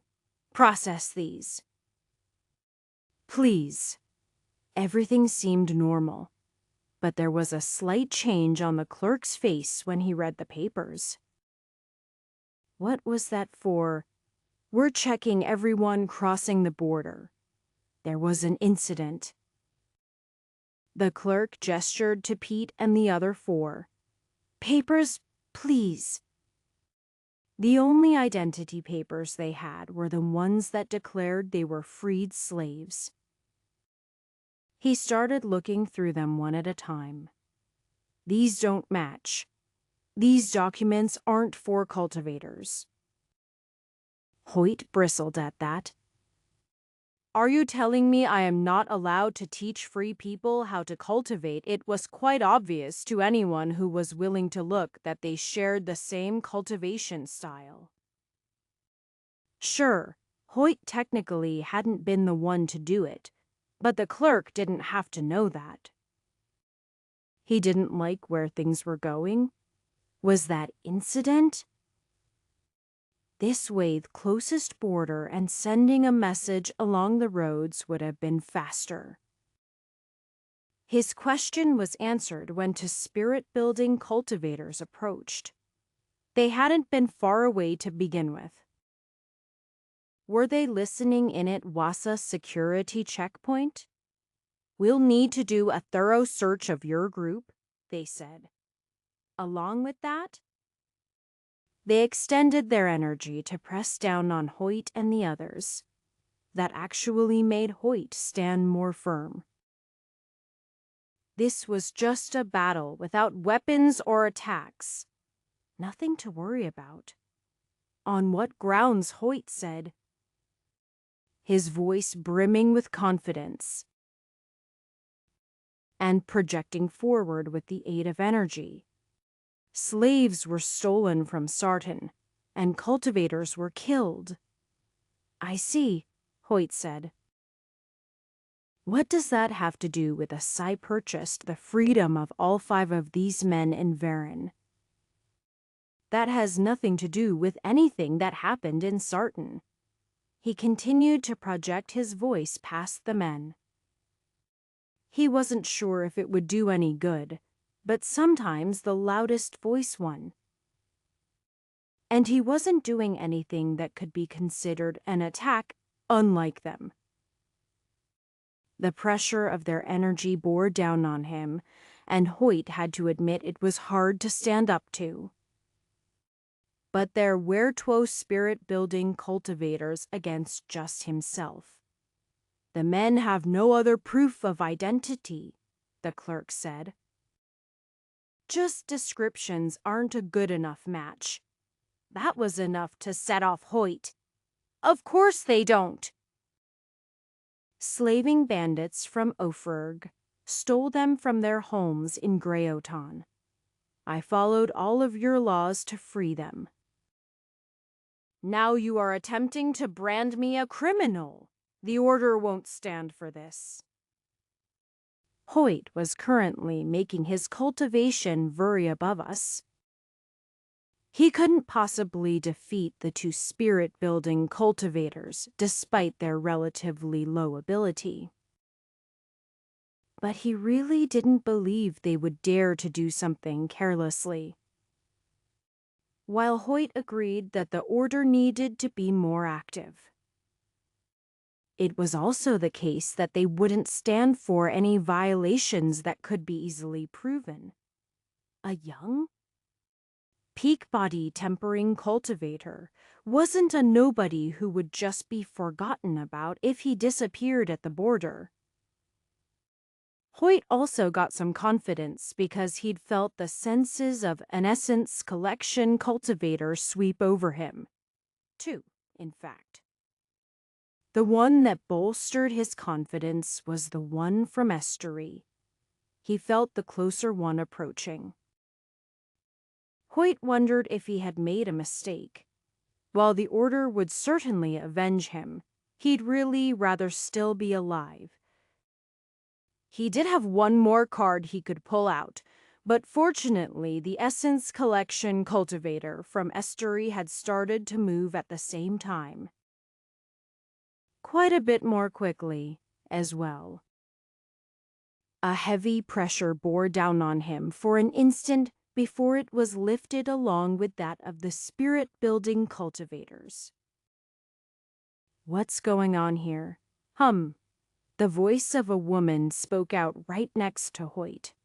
He hadn't even noticed when she got there. As he turned to look, he found her younger than he'd thought she would be. She looked to be in her 30s. And while Hoyt actually doubted that was her actual age, it showed she had advanced fairly quickly. Hoyt had no chance to answer. Because there was another defiant leader voice. "Stay out of this, Adrastia." The man in front of them was certainly older. "My job is border security," Adrastia smiled in response. "It seems to me your men are causing untoward trouble for this young man, Yust." She spit out the name like it left a bad taste in her mouth. Hoyt just tried to look small. He wasn't sure if he'd made the right choice, but it at least made him more confident to have someone strong at his side. He just hoped their obvious personal conflict wouldn't be trouble for him. Chapter 75. If Anton or the others knew their way around Estuary, they could have arranged for a discreet location to meet up. As it was, their target was a city not far from the other side of the border. Hoyt and those with him were quite a distance away at the proper border crossing, while Anton and Katerina planned to just walk across some distance away. That meant they'd have to avoid anything that ended up with their identities being checked. But they really didn't have any intention for that regardless. He wasn't planning to buy anything particularly strange and exotic. Nor did he plan to commit any crimes, except sneaking past the border, he supposed. "Stop!" Katerina held out her hand to the side. "Here is a formation." Anton surveyed the area in front of them, but shook his head. "I don't feel anything. It's too faint." "It's weak," Katerina said. "It's not a barrier or an offensive formation." "Nothing will stop us if we just walk through." "I suppose it must be an alarm, then?" Anton asked. "I think so," Katerina said. "But none of the actual parts of the formation is here. This is just an extension of the effect between 2 points." Katerina looked to the left and right. "It's too far to go around, I think. It could encompass the whole border." "Was there anything like this at the Greyotana-Ferg border?" "I don't know," Katerina said. "I didn't sense it at the time, but I've improved in cultivation significantly, and practical experience with formations." She approached closer towards the invisible barrier, presumably stopping in front of it. "I think I can open up a way through." "As long as nobody's currently watching the barrier." "How long is it to go around?" "Really?" Katerina shook her head. "It would be a half day to the northeast before we could determine whether or not it ends or just has a relay point. And the other option is sneaking through this formation's effects. If we're still being pursued, the detour might cost us. But if we're caught here..." Anton shook his head. He continued to look around them. It was just a regular stretch of land. In fact, he'd thought they'd already crossed the border. Of course, just that didn't make them safe, but still. "Katerina, can you tell if there are formation techniques from Estuary or Ophirg supporting this formation?" She shook her head. Even if I could study the core of the formation, from what I know of formations, this entire region should have the same basis. Close enough for individual styles to overwhelm regional differences. Too bad, because I was hoping we were fully in estuary. If it's not something both sides control, I'd rather bet on explaining things to estuary. He looked back at the dozens of people following behind them, waiting to see what they did. We just have to not get caught then. Katerina started shuffling pebbles around. I will need you to lend me energy. Then we can open up a path for everyone to move through. The two Essence Collection cultivators were having a stare down, with the side effects being for the floor between them. Adrastea kept any energy from flowing towards Hoyt and the 5 others, while the older man named just protected those from Ofurg, where their energy met cracks formed in the ground. The woman who had been referred to as Adrastea pushed forward, and the crack widened. However, as she turned towards him to speak, instead of any sort of retaliation from Yus, the crackling energy lessened. Who are you? Young man Hoyt cupped his hands together, bowing slightly. I am Hoyt, of the Order of 99 Stars. And these, she gestured to Pete and the others from the farms. They were captured from Greyoton and taken as slaves. I legally purchased and freed them, as those documents show. Here is no proof of that, Yest said. Adrastea turned back towards him. Perhaps, but the papers are legitimate. Are they not? Why have they not been allowed through? They have no other form of identification. It could be anyone. Adrastea's snort stirred up the air so much that one of the 2 early spirit-building cultivators standing behind Jess staggered back slightly. Ofurg never provides freed slaves with proper identification.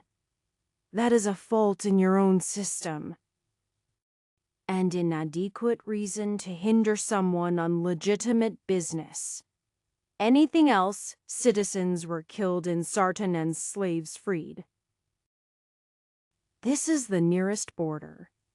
We need to search him to see if he has any connection to the incident. These slaves, Adrastea pulled a spear from nowhere and leveled it at Yust. These people are not slaves, nor should anyone be. Yust swallowed. My mistake. However, this being the closest border, we have legitimate reason to search this fellow and any others crossing. Adrastea's eyes flickered to the side for a moment before turning back towards Yust. Is that so? Then we'll be glad to search any disciple from the sex of Ofurg passing through our land as well. I am sure they have some lovely techniques. I don't. Many people would like to get their hands on a fully copy of the 99 Stars. I am sure you are among them. Adrastea turned to Hoyt. Hoyt! If you will allow us to jointly search you and your companions, I can promise no techniques or private correspondence will be read. Of course. Go ahead. Hoyt really didn't have much choice, and they really didn't have anything on them. Pete and the others had little more than the clothes on their back, traveling supplies, and weapons. Hoyt had the 99 Stars, but all of the more suspectings were with Anton. It didn't take long before they were past the Ofurg side of the border. Adrastea lead them forward to the estuary side. We still have to fill out the paperwork, but that won't take long. It didn't either. It probably helped that Adrastia herself filled out the documents, her hand flicking with remarkable speed as she wrote. There. How many others? It's just the 6 of us, Hoyt said. Adrastia took a good hard look at Hoyt. Fine. Just one moment, though. She picked up another pile of documents, filling each out in an instant. She put half to the side and handed half to Hoyt. If you happen to run into any other members of the Order, say an 11th and 10th star, or perhaps 24 miscellaneous others, they might need these. When Hoyt hesitated, she spun them through the air so they landed in his bag. I can tell you haven't been expelled from the Order, and I believe you about the method these 5 were enslaved and freed, so I am willing to take the chance. Though if they really aren't with you... Adrastia stroked her spear she hadn't yet put away. Hoyt gave up. She obviously knew who had passed, and probably where they were more than he did. Actually, I was planning to meet up with some others. Maybe they lost their papers. Adrastia smiled and waved them on. As they stepped out of the structure, Adrastia called after them. Oh, don't forget to tell your grandfather I said hi. Damn it. Stupid Essence Collection cultivators knew everything. At least they got past the border. Hoyt was waiting outside the city for Anton and the others. He handed over the bundle of papers after they approached. You were found out. Fortunately, by someone friendly to the Order. Maybe that's Estury's opinion in general, Hoyt shrugged. Katerina frowned. How? Was there a secondary formation to detect tampering? It didn't resist my efforts. She muttered to herself as Anton looked over the papers. Some of the details seem to have been left vague, Anton said. That's something. The papers for him mostly said spirit building. 99 stars along with the date and other legal stuff. The papers for the miners just said body tempering, undeclared. Are these safe? Hoyt shrugged. The essence building cultivator can probably see us from here. And if she wanted you to be dead, you'd be dead. I only detect anti-tampering formations, Katerina said. But if they want to track us, let them, Anton said. It appears we underestimated the border. I am sorry, Katerina said. It's not your fault, Anton said. Truthfully, both of us are inexperienced in this area. Nothing bad happened this time. So we can learn. Anton looked at the nearly 36 people they had. He'd hunted animals when necessary as they were fleeing through Ofrog, but he'd rather not poach an estuary if he could help it. It would be a poor guest that received such a helpful welcome only to turn around and break laws. That meant they'd have to buy food. And they also should probably at least get everyone into a common room instead of their somewhat lacking tents. They'd saved quite a bit of money by not paying for any of the last group, but they should probably get some work. Preferably some that looped around to the west so they could return to Greyotan. Except it wasn't guaranteed everyone was from there. He hadn't really stopped to talk with the majority of the miners and the servants. and oversight on his part. There was no way any of them were going back into Ophirg. But if there were any who had homes in Estuary, going a bit out of their way to return them home would be the proper thing to do. Anton wasn't even completely where Pete, Oscar, Patricia, and all the others wanted to go. Dungannon was no more. And it really wasn't very safe. Chapter 76. It was humbling that they were found out while crossing the border. But that only reinforced what Elder Varela of the Grasping Willows told Anton. Even if he wasn't strong enough to contend with the best yet, he could rely on allies. Granted, he hadn't known the woman who helped in this particular case, but he wasn't going to look a gift horse in the mouth. From what Hoyt had said, she could have been supporting them, or just getting back at Eust or Ophirg in general. Probably both. Intentionally making allies in a receptive country would be a good move. That should have included the Order. But he'd been focused on all of the wrong things at the time. When he was told the Order would not or could not act, he hadn't really pushed for more. Anton wasn't sure if he could have convinced them at the time, since he didn't know what to say and was just a newbody tempering cultivator. But he might have gotten something. Even a strongly worded letter could have been to his advantage if he hadn't gone in so cautious. As if he'd been targeted for some reason. He briefly entertained a fantasy where he went directly to the Iron Ring slavers, using the pressure of the Order to have them buy back all of those they sold from Dungannon. Even in that fantasy, his more practical thoughts butted in and forced him to take out a loan in Greoton, where he could get a reasonable rate to pay for all of that. And if it had gone perfectly... Anton looked at the group of people around him.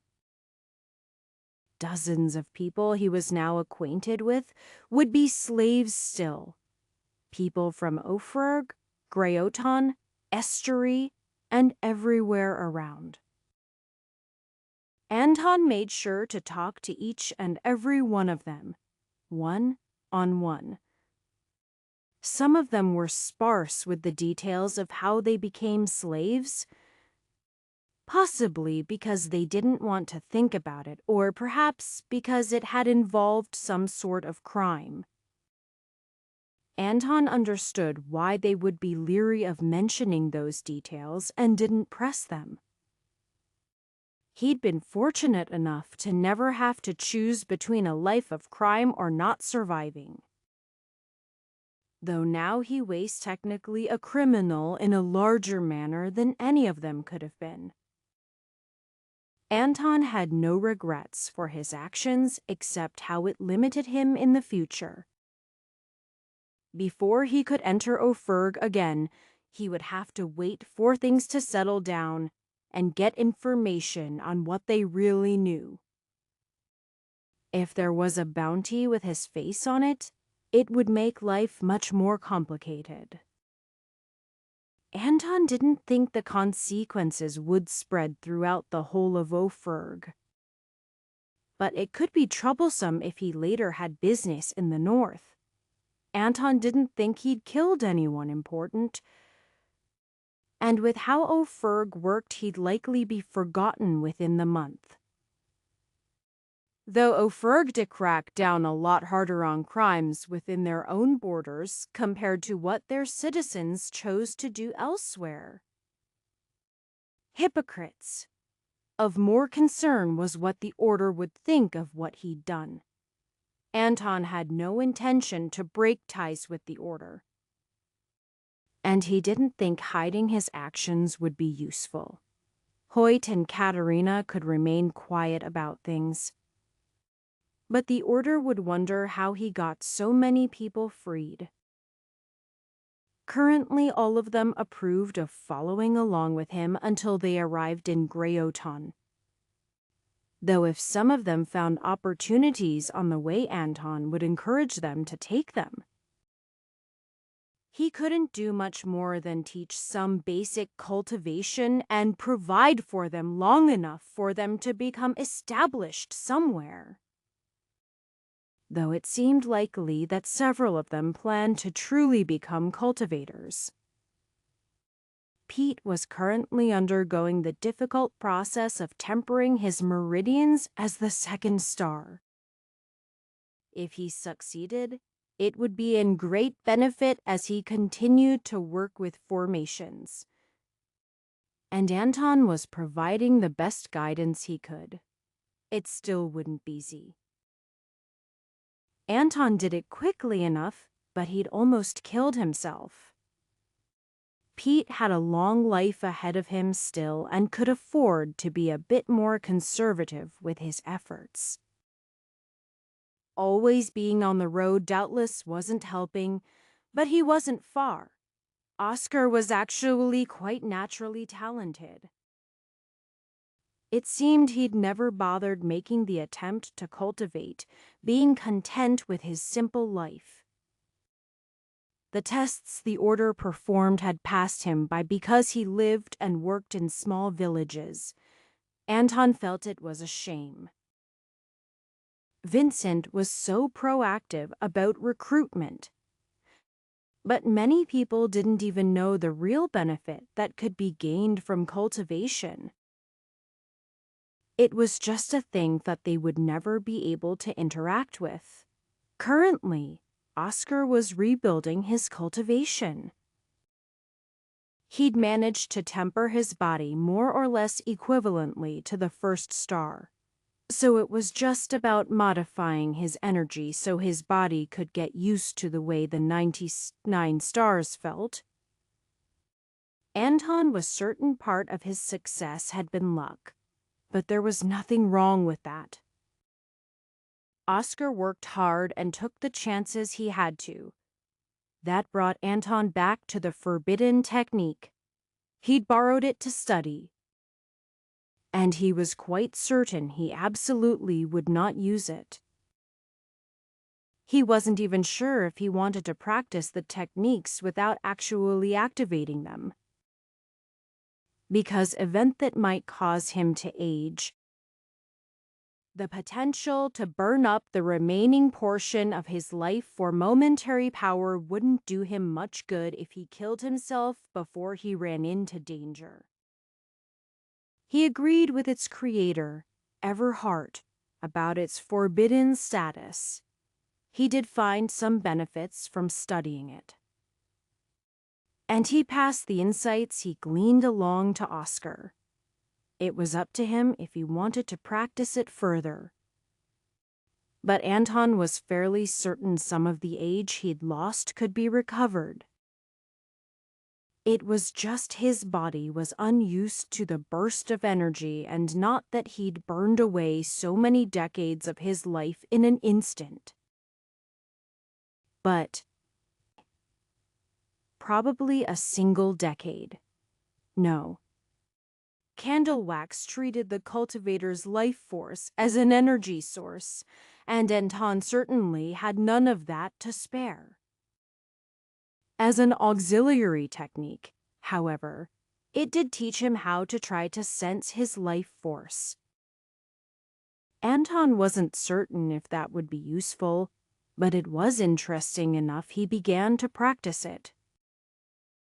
The second half of candle wax interested Anton, as secrets dangled just out of reach often did. He would love to study it. But he had no intention to put in the effort to find it. There was no guarantee any copies of it actually existed.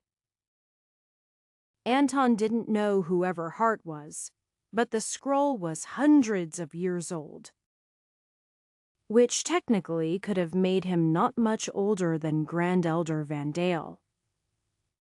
Maybe if he had time he would research Everhart at the order, if they didn't decide to expel him or something. While searching for potential work along the lines of caravan guarding they had done in Afurg, they came across bounty notices. There was one that instantly caught everyone's eye. Hoyt was closest and read it aloud. Wanted group of 11 cultivators. Cultivations from mid to late body tempering. Crimes, illegal border crossing, suspected banditry. Hoyt paused. This is recent. They seem to have a location as well. Why hasn't it been taken care of then? Katerina asked. The caretaker of the bounty board was standing nearby. And even though the question wasn't directed at him, he helpfully answered. It will usually be taken care of by one of the larger sects within a week or two. And because the recon has already been dealt with, the pay's not generally considered sufficient. Nobody much cares to risk their life for something that will be handled by someone else. I see, Katerina said. What if someone gets hurt before the sects deal with it? It can happen, the man admitted. But border security has increased recently. They shouldn't find any easy targets around here. Does that increased security have something to do with Adrastia Hoyt asked. You met her. Did you? The man nodded. There were a few incidents some years back. Then she transferred in. What sort of incidents? Anton asked. Banditry, slaving. It's hard to believe Ofurg is allowed to stand, but nobody really wants a cultivator war either. There are enough large factions that are perfectly innocent, except for how they benefit from letting things slide. The man shook his head. Anyway, Senior Adrastia has really helped solidify the border. What do you think? Anton asked Hoyt and Katerina. We wouldn't be doing it just for the money, Hoyt said. I think it should be manageable. We can at least get the details. I agree, Katerina said. Anton looked to the bounty board caretaker. If we could see more details, then we'd like to know more about what we're getting into. Of course, sir. We have a general location, some specifics on cultivation, and several sketches from those who have spotted them in the area. The man looked through a few shelves behind him until he found the right bundle of papers. Here you are. We'll need those returned if you don't take the job, or if you wish to consider it longer, you can make a copy. Anton's eyes flashed as he looked through the papers. He couldn't be sure. But some of the sketches matched the features of another he'd gotten from one of those he was looking for. It wasn't too strange. Since the information from the ears of the fox had mentioned, he was still active, but no longer in Greyoton. Even if it wasn't the right people, the information was detailed enough to confirm they weren't just simple border hoppers.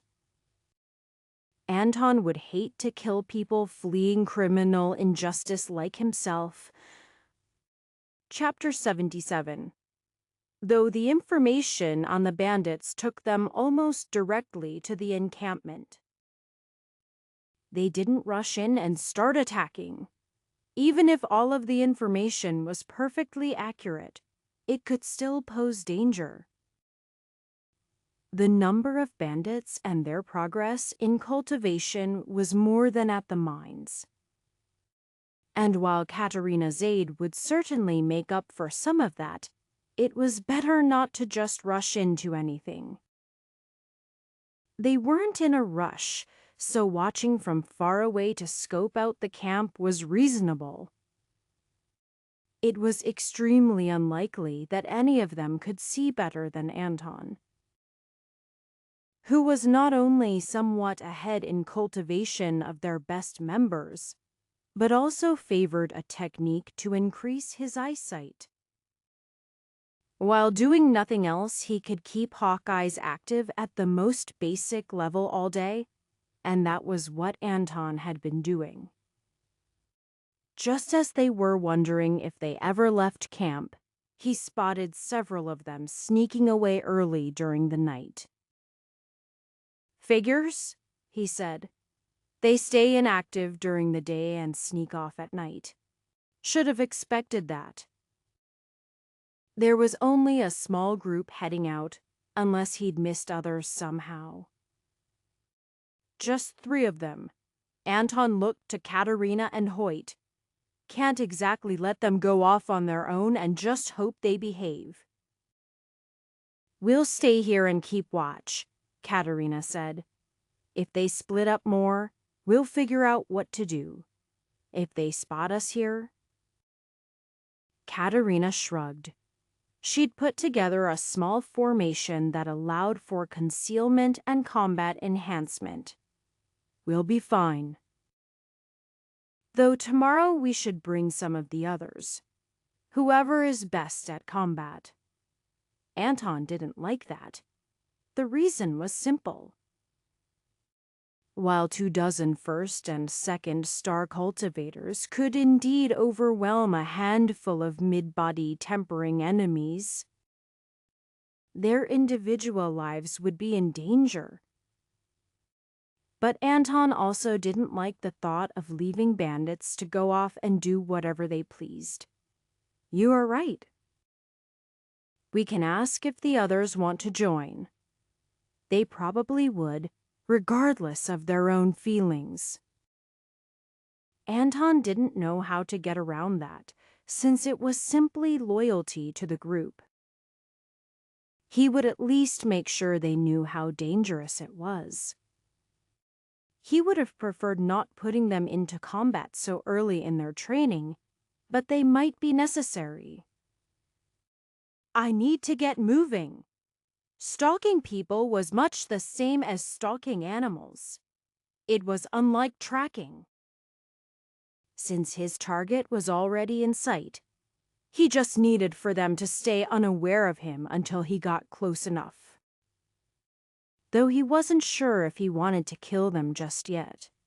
Just assuming the information they had was accurate didn't sit right. So far, all he'd seen was them camping out. If they planned to do something, however, he would be close enough to stop them before they could go through with anything, even at 100 or 200 meters. It would only take a short moment for his arrows to reach them. With the way the 3 men he was following looked around, he almost thought he was compromised. However, they continued to regularly repeat the same actions. Sneaking to behind a tree or a rise, looking for pursuers or foes ahead of them before moving further. Anton was fairly certain he'd concealed his energy well enough. Though his greater quantity of energy at a higher cultivation was more prone to causing disturbances, he also had greater control over it when he wanted to. The end result was a passable stealth ability that still relied on keeping distant. He followed the trio to a small community. A village with a tall palisade meant to keep out wild animals, and probably bandits. There were several entrances to the village, and guards at each. The trio seemed to be confirming that information, though they didn't speak except in whispers, and Anton was certainly not good enough to pick up such whispers from so far. He didn't have a formal technique for hearing, and hearing was naturally worse than vision for long distances. Even in the dim starlight, Anton could make out one of the men well enough to be certain that he matched the description of a scout that had worked with Van Hassel. That matched the information from the bounty board. There was nothing wrong with that. But Anton couldn't help but remain suspicious. They had to muck information about these people for them to not have already been removed.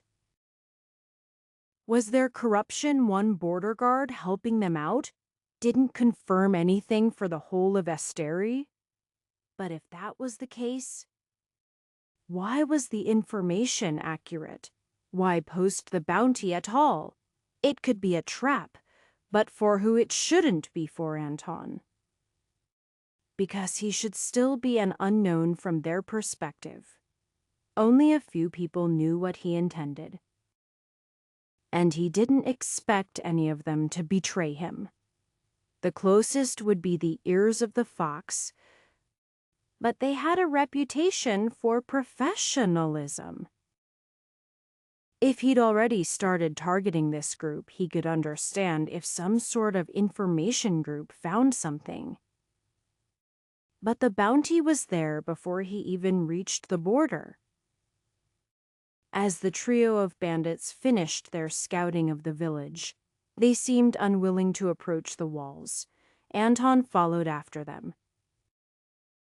He followed them back towards their camp and wondered if the same could happen to him. He hadn't exactly been incautious, but he was presuming that one of those heck know about would be the only possibility. Someone in body tempering. But if there was someone with equal or higher cultivation than Anton, like Van Hassel or the Formation Master. A single glimpse of someone in the woods behind him was all he got. In fact, saying he saw Samia knew us incorrect. He saw the edge of what might have possibly been clothing. With so many trees in the way and it being dark, it was impossible to confirm anything. But Anton was convinced. Someone was following him. No, that wasn't the only option. It could also be someone else watching the bandits who had noticed his presence. He took a circuitous route around the camp to meet up with Katerina and Hoyt. He couldn't say if he'd lost the tail, but he did his best not to lead them to his allies. At the very least, he knew Katerina's concealment formation should keep conversation private. Unless the extra was vastly more powerful than he imagined. In that case, there was little they could do about it. He told the other two about what he saw, including the tail. Should we give up on this? Hoyt asked. This figure doesn't fit the description of the Formation Master or the leader, right? Katerina asked. That is... Neither of them are particularly known for personal stealth. And if it had been a concealment formation, you would have either not noticed them or seen something else. Correct, Anton said. They simply moved behind trees as I turned my head, but just because they aren't known to have those abilities. Anton shook his head. Well, the methods of Van Hassel imply he isn't skilled at tailing, but the Formation Master, Nirmal, is relatively unknown. I regret not getting the complete information from the ears of the fox. I am mostly relying on the order's info. Probably reliable, but incomplete. So what do you think? Hoyt said.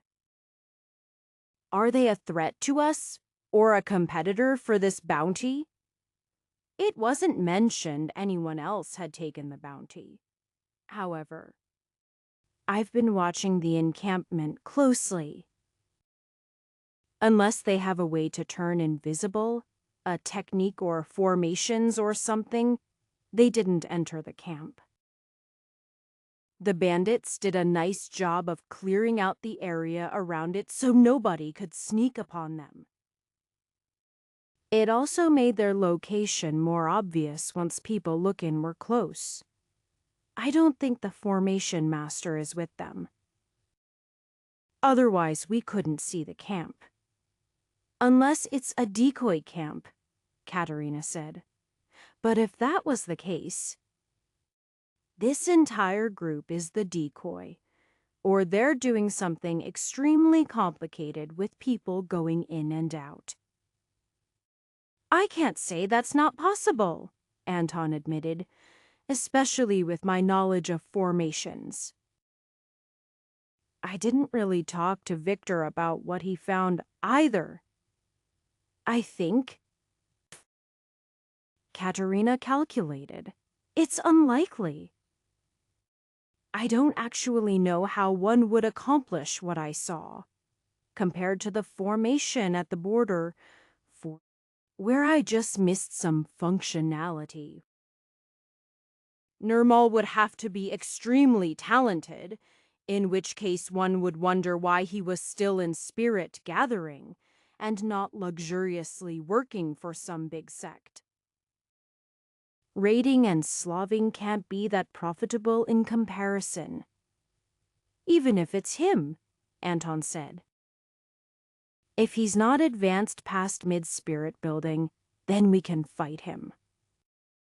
We might need the others to hold off a good portion of the bandits, though. I'd prefer to not act rashly. We'll keep an eye on them another day or two, though we might want to start setting up an ambush point. I know their likely routes if they plan to attack the village, and if they attack before we're ready, we can at least warn the village. Any of us should be able to travel faster than their group. Great, Hoyt said. I think I'd like to train whoever's coming with us in some tactics to take advantage of their numbers. We just have to balance that with having them close enough to be helpful but far enough not to be noticed. I don't think they'll do anything during the day, Anton said. Maybe rest yourself and start them in the afternoon. Then you can personally come here at night in case we need to act. I'll also scout out those locations you mentioned in the morning, Katerina said. Some formations might be better than others along particular routes. Chapter 78. Everything was so confusing. There were all sorts of new plants and new animals, some of which were a threat to the pack. Fuzz wasn't sure how everyone sifted through so many scents so quickly without even seeming like they sniffed anything at all. Then again, the pack leaders were so strong it was understandable. They'd been the ones to save Fuss and the others from the plants that were eating them. He was taken to be part of a new pack, though he wasn't sure why. He was injured and weak. Even his own pack wouldn't have wanted him. Everything was so confusing. There was another one he thought might be one of the pack leaders for the first few days. He was just coming to understand what made the pack also strong at the time. But the fourth, maybe, pack leader had been left behind. Then there had been a long time of going to new places with their pack of 9. They didn't hunt much, but they always had enough food. He didn't have to fight anyone for it. That was good. Because he would lose. Even with one of the pack leaders making him stronger, he could tell the others were more. Just as he was getting used to 9, there were suddenly many more, and some of them were even weaker than Fuzz. They didn't have any of the power of the pack leaders, and there was even a pup. It must have been younger than Fuzz, because it was very tiny. One of the pack members got lost and seemed to be unable to find her way back. Fuzz followed her and tried to get her to come back, but she didn't until one of those with power came to get her. Fuzz liked being somewhere near the top half of the pack, but that didn't even last until dawn. Then there were a whole lot more pack members with power. It was small compared to the pack leaders, but more than Fuzz. The pack started traveling more quickly. Was it a dispute over hunting grounds? Fuzz had smelled some blood and they seemed to be being chased? It was hard to imagine anyone stronger than the pack leaders, but they knew what they were doing. Along the way, the female pack leader kept doing things to Fuzz that he felt gave him more power. She even made his rear legs work again. Then they were attacked by big rocks. The rocks had the same power as the people, and the pack huddled together for safety. Two of the pack leaders fought away from the group, while the woman who was helping Fuzz grow stronger stayed to protect the rest of the pack. Fuzz wanted to hunt, but the creatures were so dangerous he understood why they ran away. The confused woman ran the wrong way and was killed because she didn't stick to the safety of the pack. Then the pack had gone to a very scary place. There were others everywhere. At first, Fuzz thought maybe them were from the same pack, but it seemed to be some sort of neutral territory. That made some sense, because there were many dens to defend and the rocks were dangerous. The place with many packs also wasn't any good as hunting grounds. There were only humans, and humans didn't seem to hunt other humans. At least Fuzz thought that. But now they were hunting humans. It must have been some sort of territorial dispute. Maybe they were going to live here. He wasn't sure. For a day, the pack leaders had gone away and left him in the den, but now he got to go out. Most of those with the special power did. Some stayed behind to protect the rest of the pack, but Fuzz got to go hunting. It was a good place, lots of prey to be had. It seemed the pack leaders were more concerned with the other humans, though. It was probably dangerous to hunt prey when there was competition. The oldest member of the pack had Fuzz memorize the scent of a specific human. It seemed to be a warning, because Fuzz could smell how much power that one had. It didn't smell like a pack, so it was probably a lone wolf.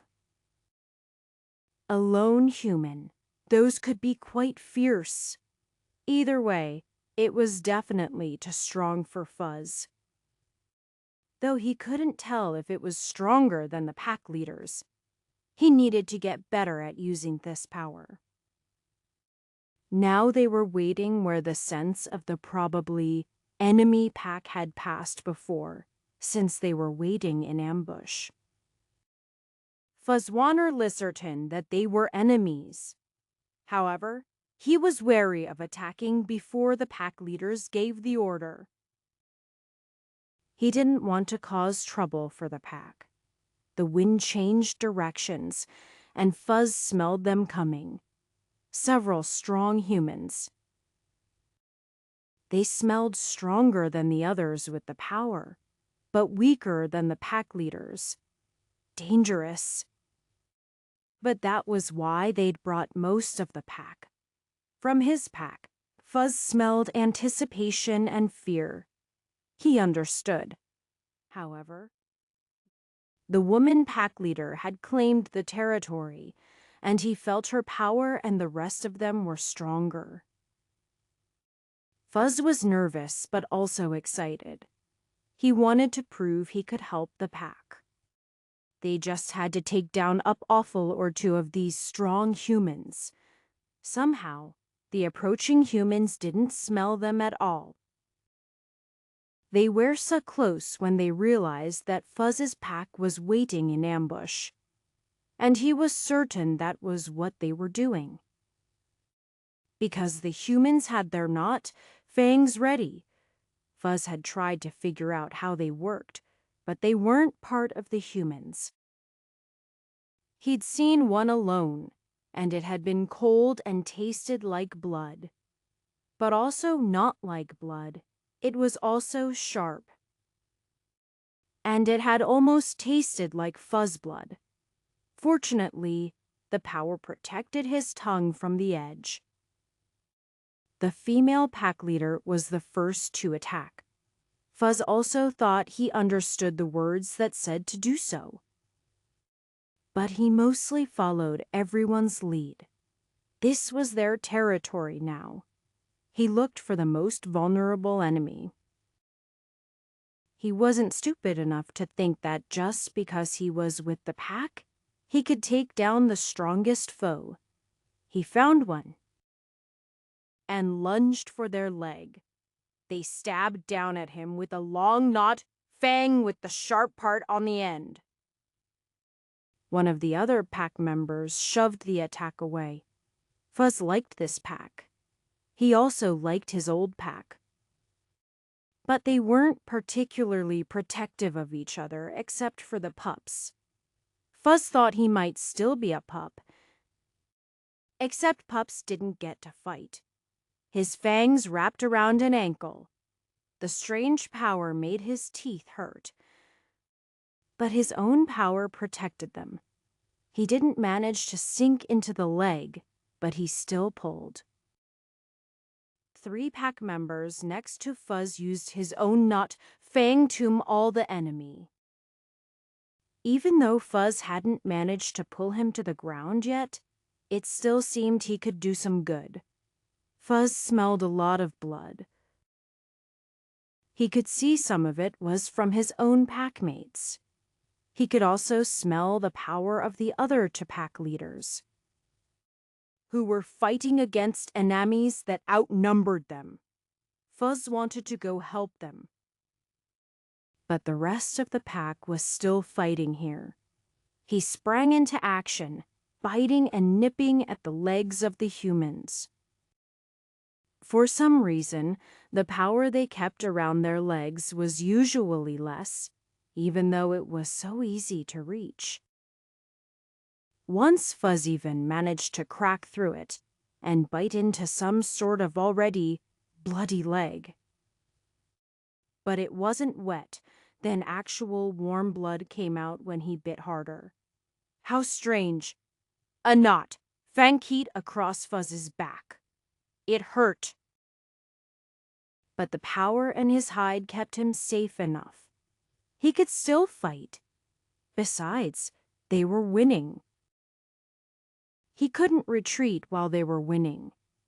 Fuzz surveyed the battlefield, seeing one of his pack had been pulled down. He jumped up to bite at the back of the neck of the other human, trying to attack with his fangs. He barely managed to stagger the man with his weight, but the human found it hard to attack him from its position. Apparently his fang wasn't made to attack behind him, and while the man tried to grab onto Fuzz, Fuzz kept his jaw clenched. He wasn't able to bite deep into the neck, but he wasn't going to let go and allow him to kill the fallen pack member. He did find himself being spun around in circles, though. His teeth really hurt, but he refused to let go. He couldn't really see. But he thought maybe he was getting close to a tree. Should he let go before he could decide? Fuzz felt the power of the oldest pack member. Somehow he managed to make it break off from the rest of him and attack at a distance. Fuzz wanted to know how to do that. But he probably had to be stronger first. Either way, that power killed the man he was latched onto. Fuzz took a few moments to unclench his jaw, extracting it from the weird hard fur some of these humans had. He'd used up all of his power and his jaw hurt, but he had to help. But his pack was winning. The other pack was retreating. Fuzz knew he couldn't give chase, so he chose to watch the downed members of the enemy pack instead. He couldn't tell if they were all dead, and without his power, he felt like their knot fangs would be quite dangerous. So he took a guarded position and kept low, until the female pack leader picked him up. "Fuzz!" Katerina cried out. She was already pulling out bandages and needles to stitch him up, however. When she picked him up to move him to a better place, she could tell his wound wasn't bleeding too badly. The others probably needed help first. Even though everyone who had participated in the fight did so voluntarily, Katerina still felt bad for involving people at the first and second stars against mid-body tempering opponents. One wrong move and they could have easily died. As far as she could tell, none were, but a few were critically injured. Fuss would have to wait, though she could help him at the same time. The most important thing was making sure nobody bled out, and she was getting better at medical formations. Fuzz had even helped with that. Or rather, the state they'd found him and others in. The damage to Fuzz from removing the moss growing into him had mostly ignored muscle and bone. But it was the smaller and more important nerves that had been the biggest problem. Katerina honestly hadn't known what she was doing. Carving formation marks into the fur of a wolf was crazy. But she hadn't really known what else to do, so she kept doing it. And either the energy tempering his body had helped him recover, or one of the things she tried. She considered trying to do it to herself, though she wanted to reach the 11th star first. Though she'd like to wait until the prime tempering for spiritual connection, doing it as early as possible was the second best option. It was extremely important for getting better at formations. And Katerina realized that though she was good for her age, there was still a lot more to learn. She couldn't afford to wait years to improve, either. Not if she wanted to help her grandfather. It was only a bit more than a year he'd been cultivating, and he was already up to such crazy stuff. She needed to go for what was most useful now. Besides, she could always make up for it not being the prime tempering later. An hour later, all of the bandits were captured or dead, and all of their own people were alive. That was all that could be said for a few of them. They had to get them back to the city for treatment. And even then they were on shaky ground. The miners sure were tough. They worked together well, too. Sure. Fighting 2 or 3 to 1 made things easier. But there was always the chance that they could be killed in a single blow. Some almost had, with the difference being they were just nearly dead.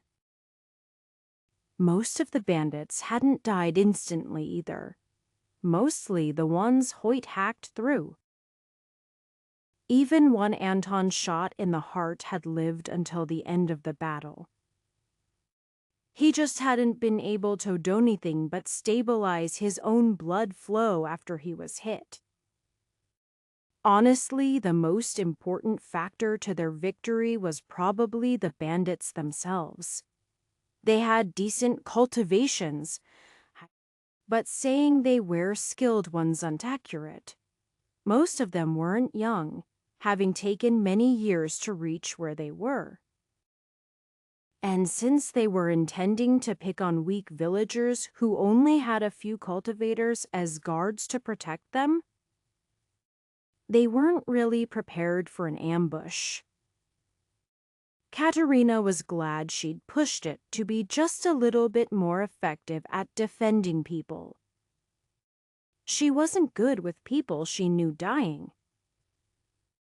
Chapter 79. It was a big relief for Anton that they finished the battle without interference from the mysterious figure.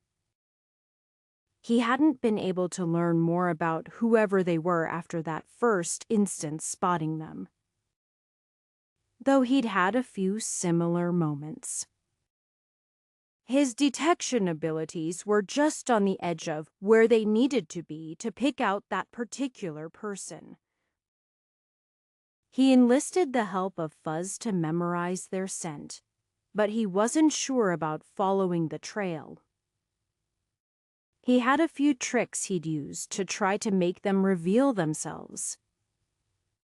His most promising attempt, he gathered much of his energy and tried to move it away from himself, as if he were walking off away from his actual location. That had afforded him another glimpse as they moved, but that was it. Still just the edge of clothing. Not wanting to push his luck, Anton had gone on with the plan to ambush the bandits. He'd kept a bit too much energy in reserve, and some of their allies were seriously injured. He couldn't say that he would have been able to avoid that entirely if he didn't hold back at all, because he'd still been quite effective, and most of the injuries were earlier in the fighting, when the bandits stabilized their positions right after the ambush. But he couldn't spend too long thinking about what he had done right and wrong. He didn't detect any serious mistakes. And he took much of the risk upon himself, fighting several cultivators at once. Well, he supposed he shouldn't count the one he brought down with his first arrow. While Katerina stabilized the injured members, Anton and Hoyt gathered the heads of the bandits that the bounty wanted proof of. It was a grisly task, but really the best way of proving they had killed them. Though some of them had been involved in the attack on Dunganon, Oscar even mentioned he recognized one. Anton didn't feel much elation. He had no worries about killing them, his inspections of their actions sufficient for him to agree with the assessment. It just wasn't very cathartic. Only a handful of them had been connected to the attack, and there were so many more to kill, and so many taken into slavery yet unfreed. So Anton only felt a little bit of satisfaction that he'd done good for the world. Then again, he'd pretty much known that revenge wouldn't make him happy. Even though he'd previously only experienced pettier forms of revenge, any satisfaction it brought was fleeting. Even though the dozens he'd had a part in freeing from slavery were extremely grateful, he wasn't the sort to base his life around praise and adulation, though it did feel good. He just knew that wouldn't be the driving force in his life. Revenge couldn't be it either. Because eventually he would be done with that. Perhaps he was a bit overconfident. But Anton knew he had to have assurance in himself to cultivate well. That was something he was working on at the moment. For the 12th star, he was cultivating voice. It combined inner and outer benefits. The outer benefits were improved ability to command, and more usefully, in Anton's opinion, to teach. Internally, it let him organize his thoughts and act with confidence. Both of those effects were still quite minor at his current level of progress, but he thought it was the best choice. While he could chase after purifications that would be most useful for combat power, he wanted to prioritize some other areas so he didn't lose himself. As they traveled the half-day's journey back towards Valberg, Fuzz started acting up. He began with sniffing up a storm before he began alternatively whining and growling. Clearly, he disapproved of something along the road. Anton didn't see anything, but there was no hurt in taking a look. Fuzz showed no signs of stopping, however. He kept pace with the rest of them, continuously sniffing. "Whatever it is," Katerina said, "it doesn't seem to be too close." "I don't see any strange tracks," Anton said. "And we're right along the road, so it should be a person. Since all the bandits are dead, it might be that mysterious figure." Anton tried to ask Fuzz if that was the case, but he was fairly certain he didn't get the right words across. Fuzz was an intelligent wolf, but he was still just a wolf, even if he could learn to fully understand spoken language. He was still getting used to it. Fuzz continued to whine as they entered the city. Katerina wasn't the only cultivator who had taken a beast as a companion. But the gate guards reminded them that they were responsible for Fuzz's behavior. Fortunately, he was well behaved, though Katerina followed right next to him, ready to grab him just in case. Before stopping by the bounty office, they took their injured members to proper healers. The prices for their services were reasonable enough. But Anton was getting a picture of how expensive large groups of cultivators could be. On the farm, people rarely needed patching up by a doctor, and especially not in groups. Adding on to that, even basic equipment and prices were quite high, though they did still have some energy stones they could sell. Doing so right at the border seemed ill-advised, regardless of whether or not Estery cared about their origins. So they were keeping them for the moment. Only the official members of the order returned to the bounty office, along with Fuzz. Anton wasn't entirely surprised when he began growling as they got close. As for what it actually meant, he supposed they'd have to find out. Katerina decided to pick Fuzz up under his front shoulders, just in case. It was a comical sight, his rear legs hanging almost to the ground. He didn't resist her, though he did still turn his head eagerly for new scents, and the growling continued. Anton stepped through the door first. The same man who had been there when they were first scoping things out was still there. "Here to claim the bounty on the bandits?" he asked. It wasn't entirely strange for him to know that. They had signed up for the task properly, and Anton had a suspiciously sized sack at his belt, fortunately not dripping blood. They'd already shown the gate guards the bounty notice. Still, he was quick to figure it out. It made even more sense when a middle-aged woman stepped out of one of the back rooms. "I told you they'd be coming soon," she smiled. For all Anton could tell, it was genuine. But since he was fairly certain she'd been the one sneaking around, he still remained slightly skeptical. "I'll take care of this one. Come with me, please." She merely led the group to a small counter next to a door to one of the back rooms, not the one she'd exited. "If I could take the proof of the deeds, please?"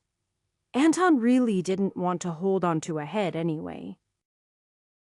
He and the others handed over the heads as Fuzz growled and whined. Katerina patted him reassuringly. "Weren't you watching?" Anton asked. The woman just smiled, not actually answering. Things do need to be done properly. She moved into the back room for a few moments, returning with their payment. The whole process was quick and easy. "We appreciate your contributions to Estuary's safety." Was this some sort of test, Anton asked? "All bounties offered are important for the safety of Estuary," the woman answered. However, she didn't deny his idea. Anton wasn't really sure who it was a test for, but the woman was clearly strong enough to take out that group on her own. Anton didn't think he would get much else, so he merely thanked her and left. They checked the bounty board for anything else, but there were relatively few, and some of the bounties didn't indicate anyone local. Anton did his best to remember the faces either as potential targets or some to avoid and report to the authorities, if they were too strong. After they left the office, Anton spoke to the other two. "What do you think about all that?" "I'd bet it's a test for the younger generation," Hoyt said. "And a sort of training opportunity. Let people experience live combat without too much chance of anything going wrong." "It's sort of what the Order did with the forest, though clearly that got out of control this last time." "A troublesome problem," Anton said. "The older generations can take care of all the danger more efficiently, but that leaves those following behind them unprepared." "Also," Katerina added, "if they are always seen to be occupied with smaller tasks, people can take those opportunities to cause larger trouble." Serguin, "If only a few of the stronger cultivators are occupied and nobody knows when, they're a better deterrent." "A reasonable enough system," Anton admitted. "It's too difficult to perfectly assess and handle danger."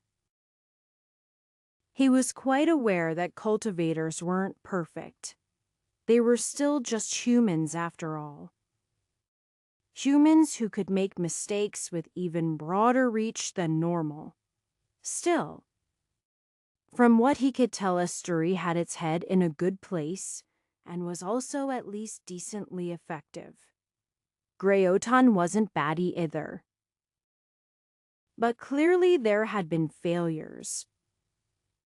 Fixing a system that worked well for the most part without allowing other problems to crop up would be difficult.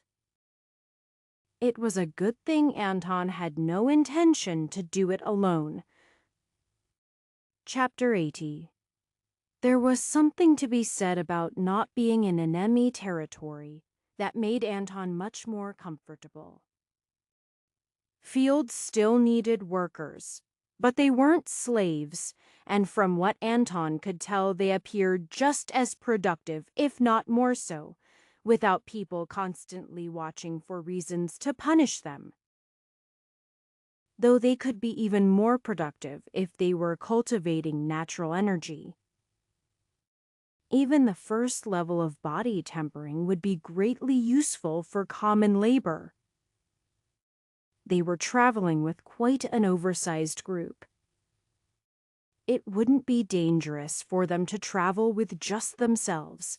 Several strong cultivators and a couple dozen others would fight, though some had injuries that would make it difficult.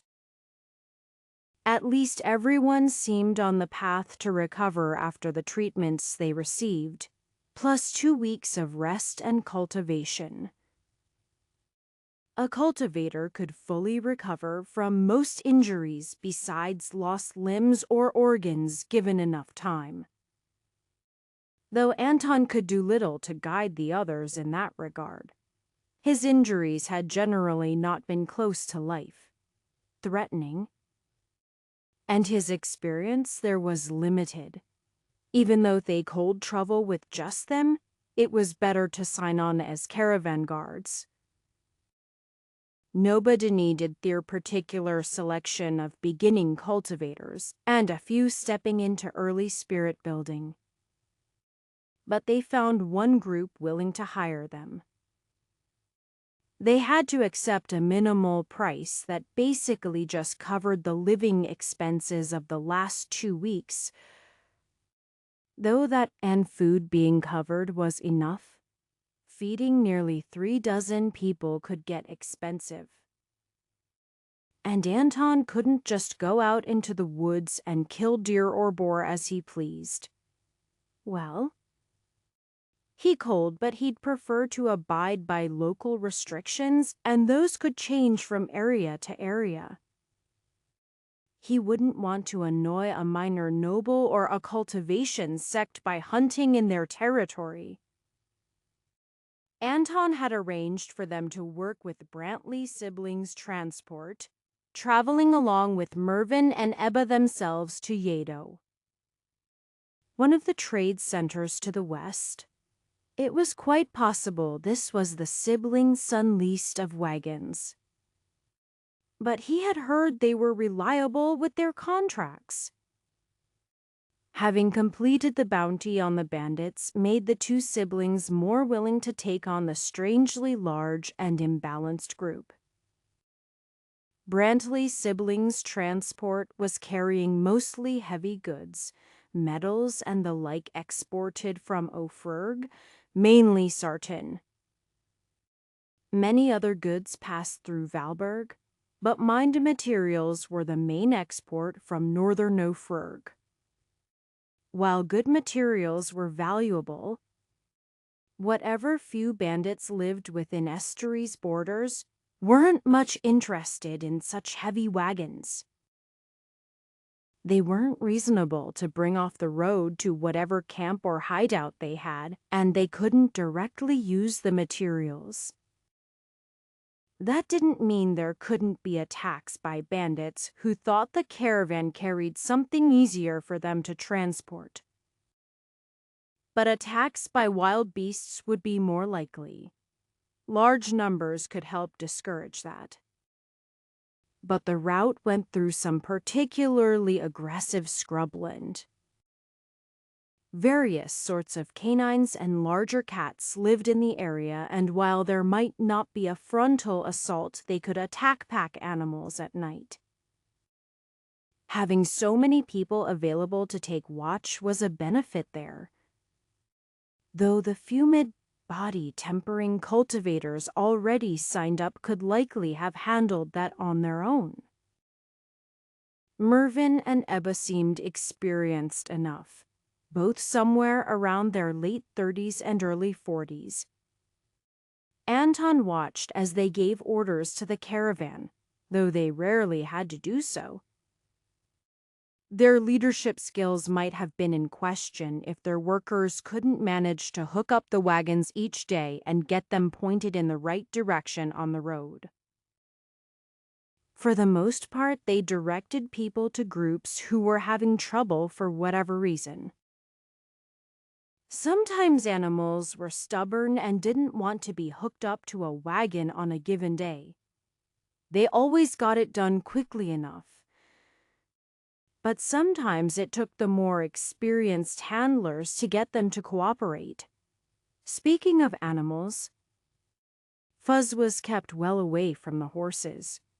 He wasn't causing trouble directly. But the horses understandably grew nervous around him. Katerina implemented a simple scent concealment formation into what he already had so that changes in winds wouldn't suddenly remind the work animals that he was around. Fuzz barely even had much in the way of fur anymore, with how many things were carved into his fur. But it didn't appear haphazard like formations laid into natural surroundings. It was like being tattooed, without ink. When he asked about tattoos, Katerina informed him that she wasn't ready to commit to anything permanent. That was sensible for a number of reasons. Early morning training was the best in Anton's opinion, but a bit impractical when traveling with a caravan. He kept training in the morning to a minimum, not enough to fatigue anyone. At night he alternated between groups that roughly split everyone in half. Those training on a particular day had group exercises to go through. But there was also a time afterwards reserved for individual help. Nobody learned in exactly the same way, and all of the miners needed different advice as they were converting to the more structured form of the 99 stars instead of their former style, which required being in very specific mines bursting with natural energy. The servants, like Patricia, were the only group that hadn't completed at least the first step of body tempering. Some of them were making great progress, though a few of them weren't well suited for training that involved combat movements. If they were safe and sound in a city, Anton would have been fine adapting their training to their work. But he still believed basic self. Defier skills could be necessary. Nobody really complained about learning to fight, since it would allow them to have a larger influence over their own future. After a few days of travel, Anton found that a few of the caravaneers came to watch the training. He didn't mind that, but the way they were sneaking around was somewhat disruptive. "You three can come out now," Anton said, eyes flicking to all of them. Unsurprisingly, nobody immediately jumped out of hiding. They had at least that understanding of stealth. But Anton could have picked them out without the benefit of his cultivation. Sensing them with energy was just trivial. Anton formed 3 fingers of energy, extremely loose and without any real power. With that, he poked each of the hidden figures on the forehead. Did you think I wouldn't notice the first one out was a young man Anton knew worked with the horses? He sprang out from his hiding place and threw himself onto his knees. "I am sorry, great master. I didn't mean to spy." The other 2 were a few years older, bulkier sorts who were involved with the heavier work. Anton pegged them for siblings or maybe cousins. They bowed their heads to the ground. "Please forgive us, Master Cultivator." "I am only going to say this once. I am not a Master Cultivator. My name is Anton. You may call me that. Or instructor if you wish. The early stages of the 99 stars are not a secret, so here is no need to snoop around. If you want to train, you may do so. As long as you are not supposed to be working." He didn't want to upset the caravan leaders. Just like that, he gained 3 more disciples, or whatever they were. In the following days, more workers joined irregularly. but the first three were the most eager to learn about cultivation. They trained with Anton every minute they could, and made good use of his advice for how they could train while working. It was a fairly simple idea to let energy flow through the right parts of the body while working. But it took practice to really get it right. Mervyn and Ebba even joined for a few sessions, probably just to see what everyone was getting up to.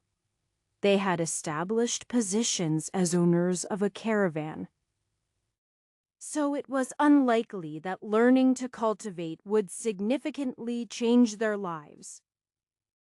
But Anton encouraged them to put in the effort regardless. It could make them healthier and able to live longer, if nothing else. While a person's lifespan might extend only a few years, Perestar that was assuming they were going to live close to the limits humans had to begin with. That wasn't necessarily the case. The two of them weren't inactive nor terribly unhealthy, but they could still be more physically fit. It would even make everything else they did easier, though not always by much. Even the mid-body tempering cultivators attended training with Anton. Since they were already significantly into their own cultivation techniques, some of what Anton said was useless to them. However, except for a few extreme examples, every cultivation method began with body tempering.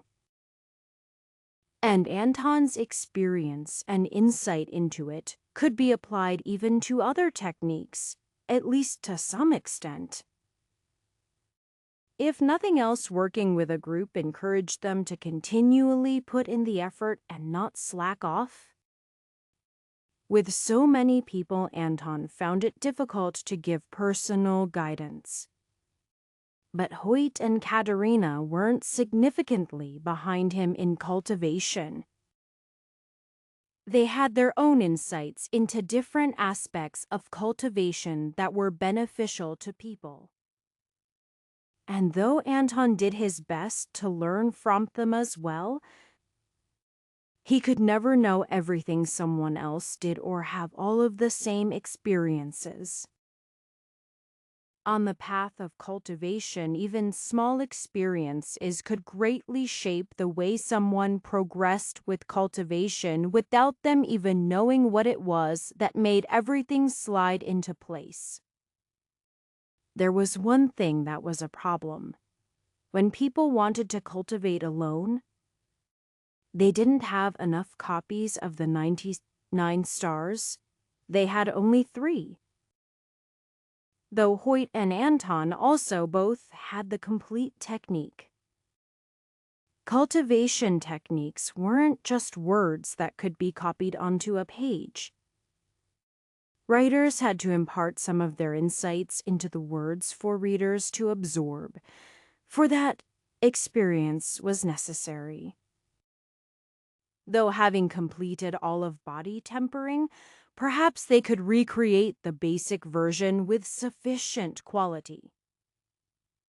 It still required good materials and special links, but Anton thought to give it a try when they arrived in Yedo. Chapter 81. The trip to Yedo was without incident. Anton understood that was true for Mustravel. Because otherwise, if attacks that had any semblance of danger happened weekly for every single group of traveling merchants, they or their guards would certainly perish within the year. Anton was an exception for having fought groups of cultivators multiple times in the last several months. Otherwise, there would quite simply be no cultivators of higher cultivation rank. While death was certainly a factor in the current state of things, it wasn't the only factor involved. Talent and available resources were also important. Anton knew he would be at least a few stars lower if not for the abundant natural energy available at the order and the teachers providing guidance. There was also the one breakthrough pill that had made a significant difference, though not quite as much as he wished in the necessary time frame. Anton resolved to take some time for more relaxing cultivation when he got back to the order. Or somewhere else, if they didn't want him anymore. Even though it was on a small scale, he was being disruptive and technically criminal. But he would just have to wait and see. Before any of that, they had to return to Greoton. Travel to Yedo represented about 1/3 of their journey as they looped around to the northern border of Greoton. There were more direct routes, but just in case O'Ferg was crazy enough to send people over the border after them, he would be happy to be further. Hopefully, they were still in the dark about the major details. Now, he needed to see if he could find proper materials. They didn't have nearly enough copies of the 90 City 9 Stars for everyone who wanted to learn, even if they shared. One for every 12 people was quite insufficient. Hoyt looked back and forth between the two scrolls displayed in front of him. Both had the same sort of feel about them, though the words were somewhat different. The insights woven into the words were where the two scrolls varied the most. But even so, the differences were relatively minor. "What do you think?" Anton asked.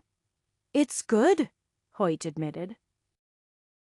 "It certainly varies a bit from the others I've seen, but it covers body tempering quite thoroughly.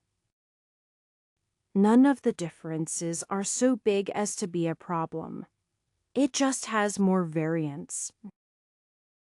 I've noticed quite some differences in how people cultivate. So I thought that mentioning that was worthwhile." Anton nodded to himself. "Though I am not sure if I might be leading people off course. I am not far beyond body tempering myself." "It shouldn't be a problem," Hoyt said.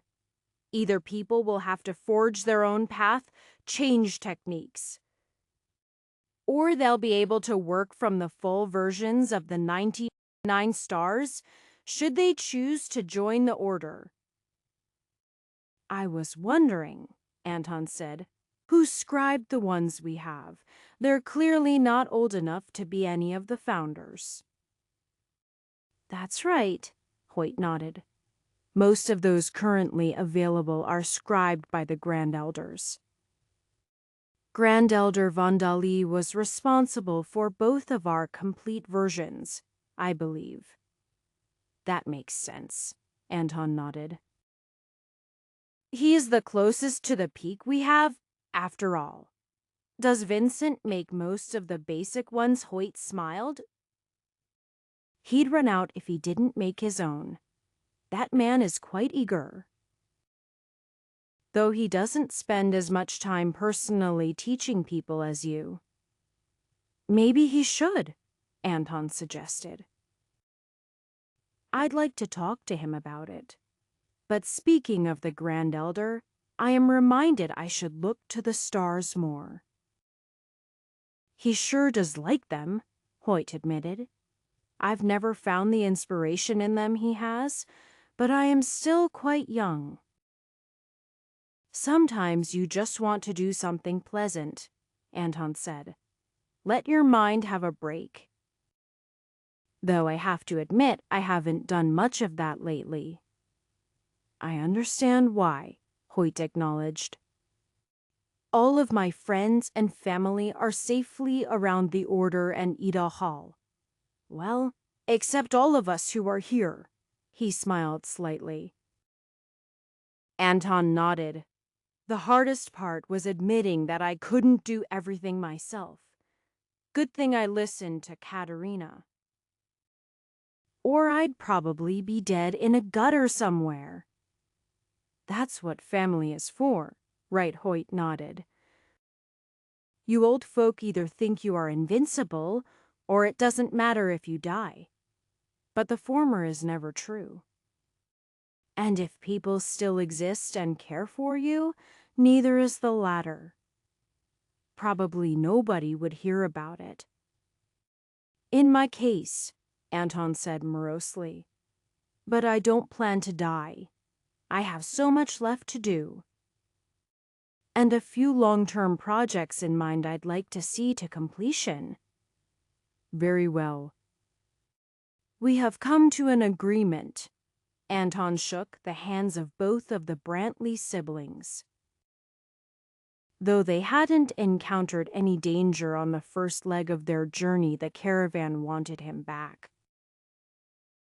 If nothing else, the other guards and a few of the workers wanted to keep learning cultivation with him. Mervyn and Eba wanted to pay him for those services, but Anton didn't feel that was right. It was something he wanted to do and didn't cost him anything. In fact, he found he often learned a lot from his students. Maybe not so much from any individual, but so many different perspectives ended up with useful insight. Anton did accept a slight increase in pay across the board. That way, some of those traveling with them could have a bit of money of their own after they were done. It was also easier for them to accept than if he were to try to give them money directly.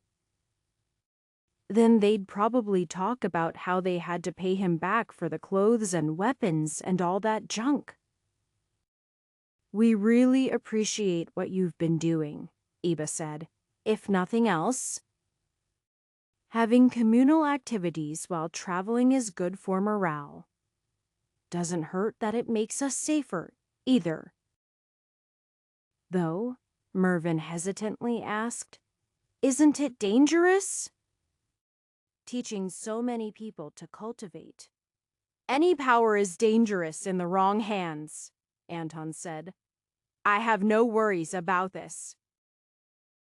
I've been keeping a close eye on whether people are being responsible. You to hold together a good caravan.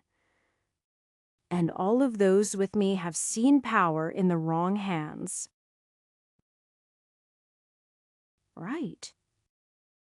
You said you came from Ophirg. I bought the freedom of many slaves. My village was attacked by raiders, and I have plans to get them all back.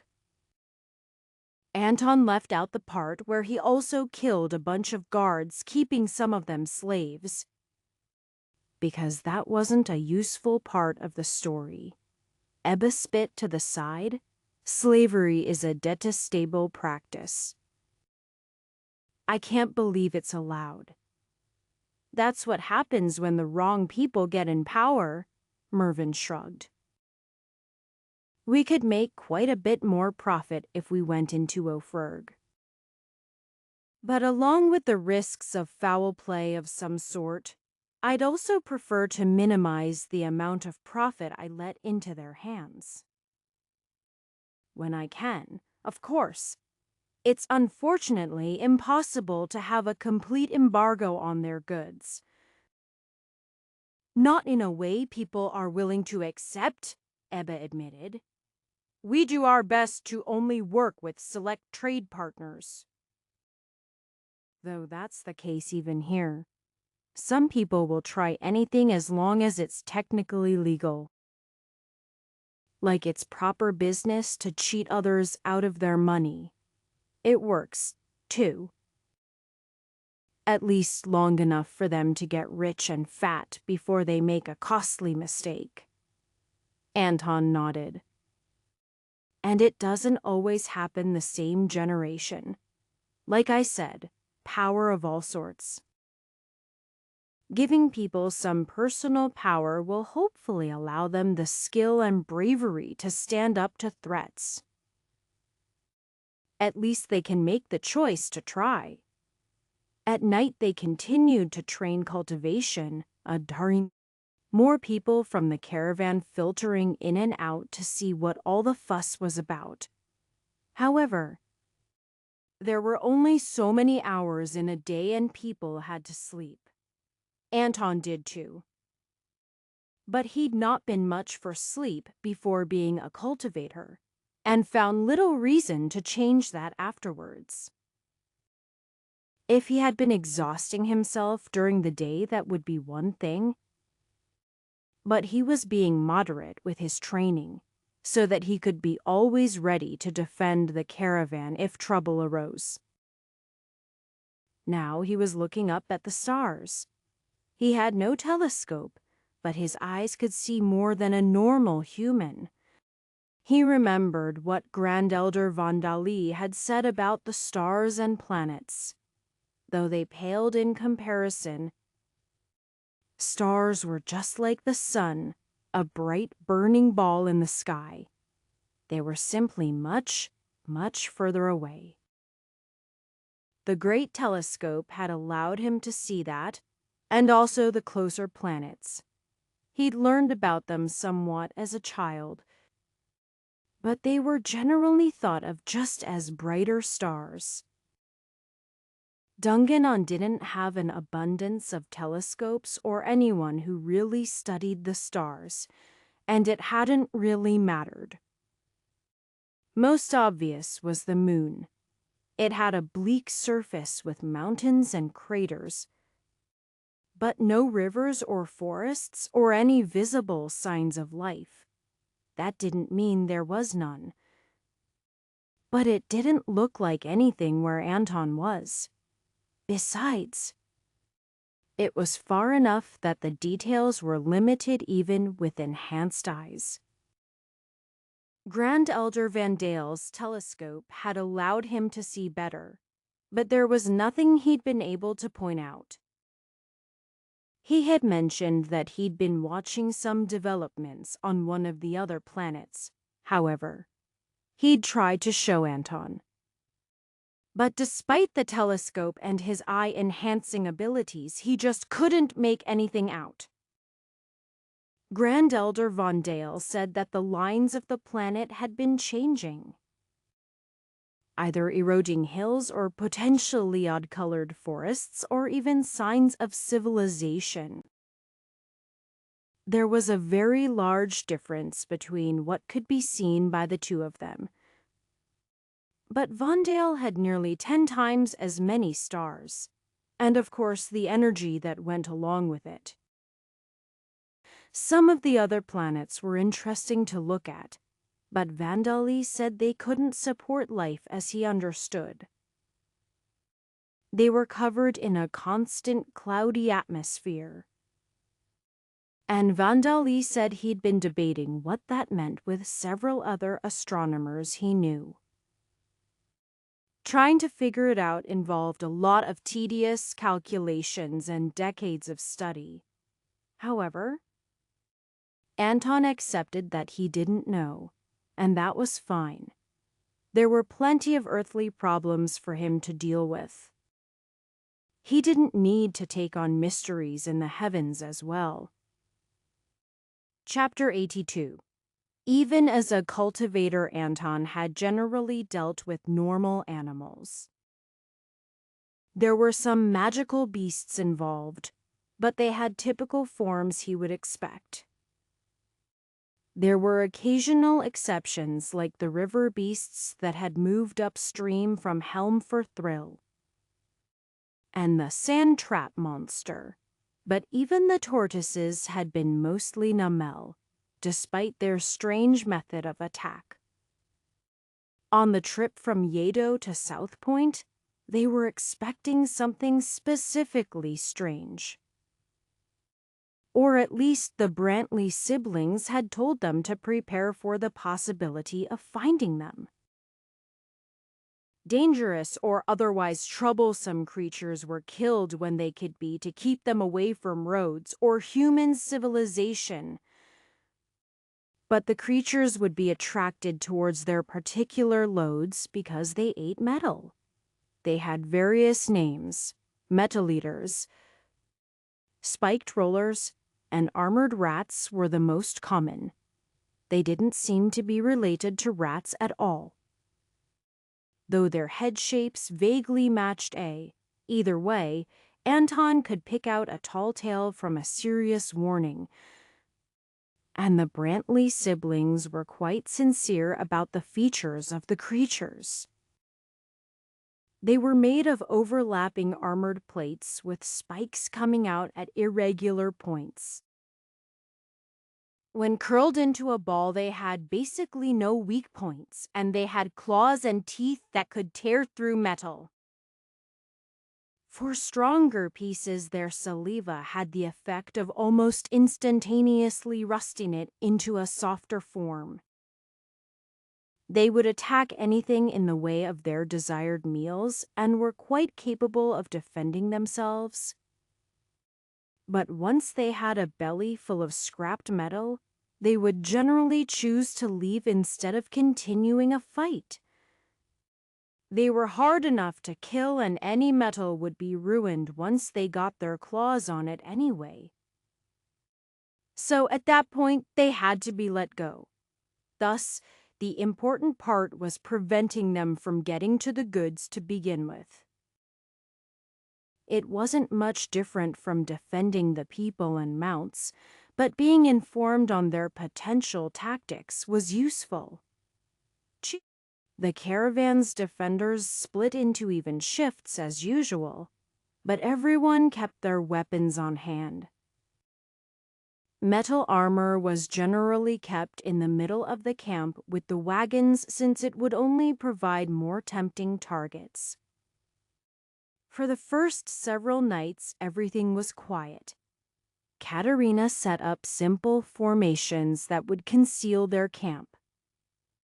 And while a few wild animals poked around the area, Anton didn't really see much of anything significant. Magical beasts generally learned to stay away from humans, and those who were too interested in humans' goods or otherwise aggressive generally got killed fairly quickly. He saw one snuffling around the edges of the camp. It truly was covered in armor. And if he didn't know better, Anton would have thought the armor was made by a smith instead of being grown. He only saw the one, but it was as big as Fuss and with stronger energy. It also took up all of the area it covered. With small limbs on its armored body, Anton didn't think there was any reason to let it continue snooping around, as it had clearly noticed them somehow, before it could step over the threshold into their camp. He fired his bow towards its slightly less armored face. The creature sensed his attack and ducked its head. Anton was pleased to see that his spirit arrow penetrated through its defensive energy and into the plates, causing the creature to bleed. It seemed to find the danger too high and immediately turned around, at the same time curling up into a ball. Its energy it twisted and it began to roll, the spikes of metal sending dirt flying as it moved at a quick roll away from the camp. He wasn't sure if it would try to come back, but it was quickly out of optimal range, and he didn't fancy his chances of hitting a good shot on rotating armored plates. There was Ariane people generally didn't chase them down.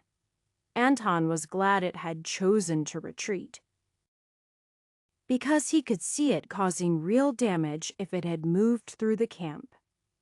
Almost everyone woke up when Anton attacked, but he quickly reassured them that it had been driven off. The next night there were several different metal eaters who found them, and there were some during the following day as they traveled on the road. The first ones on the road weren't a problem, but the third one immediately attacked from uphill. "To the left!" Anton called out. He began firing arrows at a steady pace. Since he needed as much power as he could reasonably use for each shot. The spinning metal plates did a good job of deflecting his attacks, though he certainly scarred the creature. Hoyt and Katerina sprang into action, moving to the side of the caravan it was rolling towards. Hoyt was in front, his energy reaching its peak as the magical beast approached. The creature clearly aimed to run him over. But he stepped to the side, swinging his axe at it. They collided with a violent clash of energy and metal. But Hoyt was at the completion of body tempering and very close to truly stepping into spirit building. It was to the Metal Eater's credit that it didn't get chopped clean in half, but merely lost its momentum and had damaged armor plates. With the creature much slowed, Katerina stabbed her sword into one of the already damaged plates, pinning the creature to the ground. The creature stopped, twitching for a few moments, before it stopped moving. Two of the guards who had been with the caravan on a more regular basis breathed a sigh of relief. They were weaker in cultivation, and it would have been quite troublesome for them to deal with the creature. At the very least, there would have been damage to the wagons. Fuzz stood next to them, loyally defending the cart as was his duty. Anton hoped he had intended to dodge the Metal Eater's charge, but that wasn't necessarily guaranteed. "Strange," Ebba said as she looked at the creature. "They should be smaller than this, because of their particular diet. They generally don't grow very large. They do eat other things, but they won't outgrow their armor, so they need large quantities of metal or many years to grow so large." Mervyn nodded. "Yes. Ones such as these should have been noticed before. They should be knee height, I believe. Still quite troublesome, but—" "Maybe they found a vein of ore," Eva said. "That could be quite troublesome. How many of them are there? At this size?" "Only 3 or 4, I think." Anton pointed at a spot on the creature's head. "This is the first one I shot 2 nights ago. It's just begun healing." "That's somewhat reassuring," Eba acknowledged. "But they're a danger. They seem quite able to track us. I am unsure how far their territory will range." "I think we've been moving into their territory." "That's why they showed up in greater numbers, though still relatively few," Anton admitted. "It might be best for us to try to track them to their lair, wherever that might be." Mervyn thought for a few moments. "If it would not leave the caravan vulnerable, that would be for the best. We don't want to leave others to deal with this mess after they grow bigger." "I can scout around the area to make sure none are watching," Anton said to assuage his concerns. "And if their lair is close, I should meet any coming from their lair." They did a few widening loops around the caravan to make sure there weren't any in hiding. Their tracks were easy to see, deep impressions of their claws because of how heavy they were close by. Anton only saw one set of tracks. Katerina and Hoyt followed along behind him at a quick pace, with Fuzz barely keeping up. His nose could be useful, or they would have left him with the safety of the caravan. He might be growing in strength, but he was a bit short for what they were facing. Anton noticed more tracks shortly after Fuzz howled in warning. The tracks continued increasing in density and gave them a more precise direction to go in. They moved up a hill in a consistent direction. But before they could find any sort of lair, they were spotted by the spiked rollers. There were 3 of them. But one of them was half again larger than the other 2. They hadn't seen that one before. And its armor and spikes had golden hues and hints of rainbows as well. Anton was quick to fire arrows, hoping to catch them opened up. He had no luck with that. But at least his first arrow struck before the largest one began rolling, causing a minor injury just behind its neck. Each of the creatures was very fast once it built up speed, but they didn't have to defend a wagon or other people. Thus, it was much simpler for them to dodge out of the way. Hoyt didn't risk a single swing to try to bring down the one on the left. Instead, swinging higher and chopping off some of the spikes that gave it danger and speed alike. On the right, Katerina pulled away another of the smaller ones as she slashed at its sides with her sword, striking for any gaps in its armor. The largest one had metal spikes on its sides as well, so Anton had to give it a wider berth. It seemed the creatures weren't used to fighting mobile targets, so as long as he focused on dodging, he was able to protect himself. He got occasional shots at its side when it turned around. He tried to sneak his arrows into the less armored parts within. To various success, it would be quite difficult to defeat alone, but if he kept himself safe while he delayed it, he was certain they could avoid risk once they gained a numerical advantage. Until then, Anton had to avoid instinctively using cover. When it barreled through a tree almost as wide as him with barely a drop in momentum, Anton decided that just attempting to circle it was the best option. Swan steps allowed him to avoid its blatantly obvious charges, and he could take a few pot shots when it turned. It seemed quite a bit more durable than the others, and Anton wondered what exactly it had been eating. It couldn't just be regular ores, that he was certain of. Chapter 83. Insight was wonderfully useful at letting Anton dodge the spiked roller. Though he imagined he would have been completely fine without the ability, all of the attacks were extremely straightforward, which made perfect sense when rolling up into a ball and spinning were the plan. Not really a lot of aiming that can happen after the momentum starts.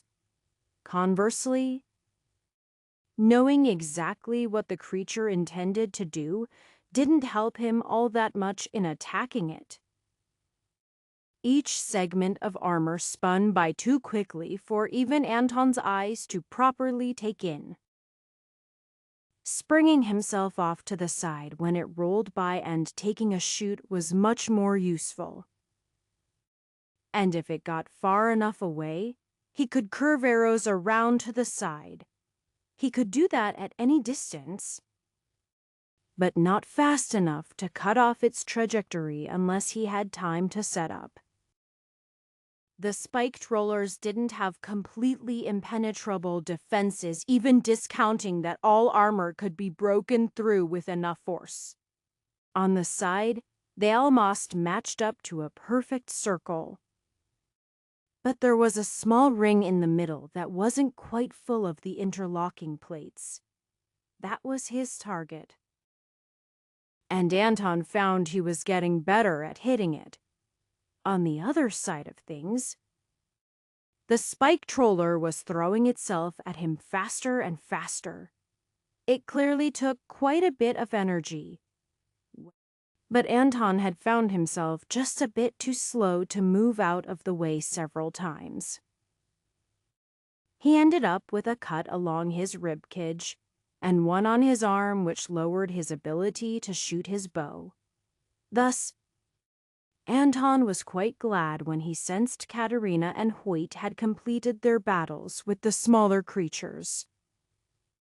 Anton was fairly confident that he would win eventually, as he was being more conservative with his energy.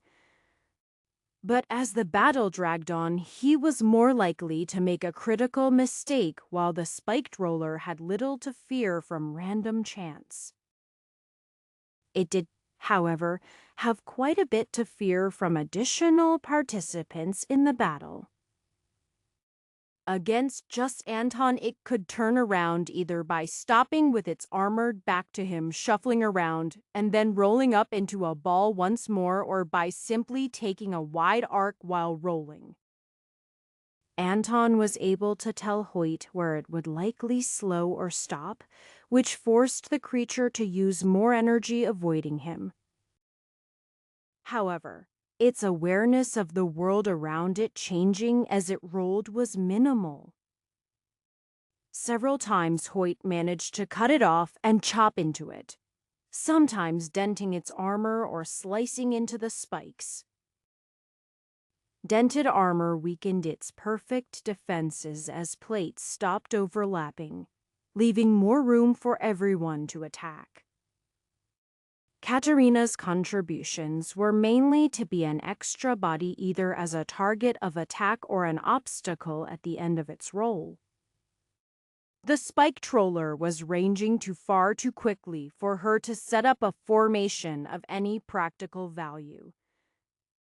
But her skills with her sword were quite sufficient to contribute to the accumulation of wounds on the creature. "Hoyt!" Anton pointed, firing a small dart of energy that had no real effect but to stop at a precise position. "Katerina!" He pointed to another position. While it would have been nice to explain what he wanted in more detail, he didn't exactly have time to say for them to go 50 meters to his northwest and 35 to his east with every pass of the creature. It was still focused on Anton primarily, his source of energy being the largest still. Anton wished he had the confidence to use golden armor and completely stop the creature. But he honestly didn't find the technique to be very useful. He'd much rather avoid direct hits, and this creature was specialized for it. So instead, he focused on the movements of the creature and how one step ahead and his experience told him to react. Anton poured perhaps a sixth of his remaining energy into a single spirit arrow aimed at the spinning creature. He released at the point he was most confident in hitting a damaged armor plate. Though his arrow snapped an instant after contact, and he couldn't be sure how deep it had gotten. Then he dodged early. It was quite a simple plan. Either dodging early allowed him to leisurely move out of the way, or the thing would turn to face him. Both were beneficial in their own way. In this instance, it had enough space to redirect itself and chose to try to catch Anton still. He dodged at the last moment, taking another portion of his energy, but Hoyt was straight behind him. The spike troller turned away from Hoyt, recognizing the direct danger he posed, but it wasn't able to completely avoid him as he moved to intercept. Another cut in its side, and it was speeding back in the other direction. Most of the terrain was completely torn up now. Trees toppled and bushes uprooted by the force of the creature and its ripping spikes. Anton continued to shoot at the creature as its side was exposed to him briefly, but it continued to move farther away from him. He had predicted it would retreat soon, unwilling to fight to the death merely for the sake of doing so. Predicting his opponent several moves in advance so that Katerina was in its direct line was outside of his abilities. But she was only 20 or 30 meters off of the path instead of 50 or 100 like she could have been.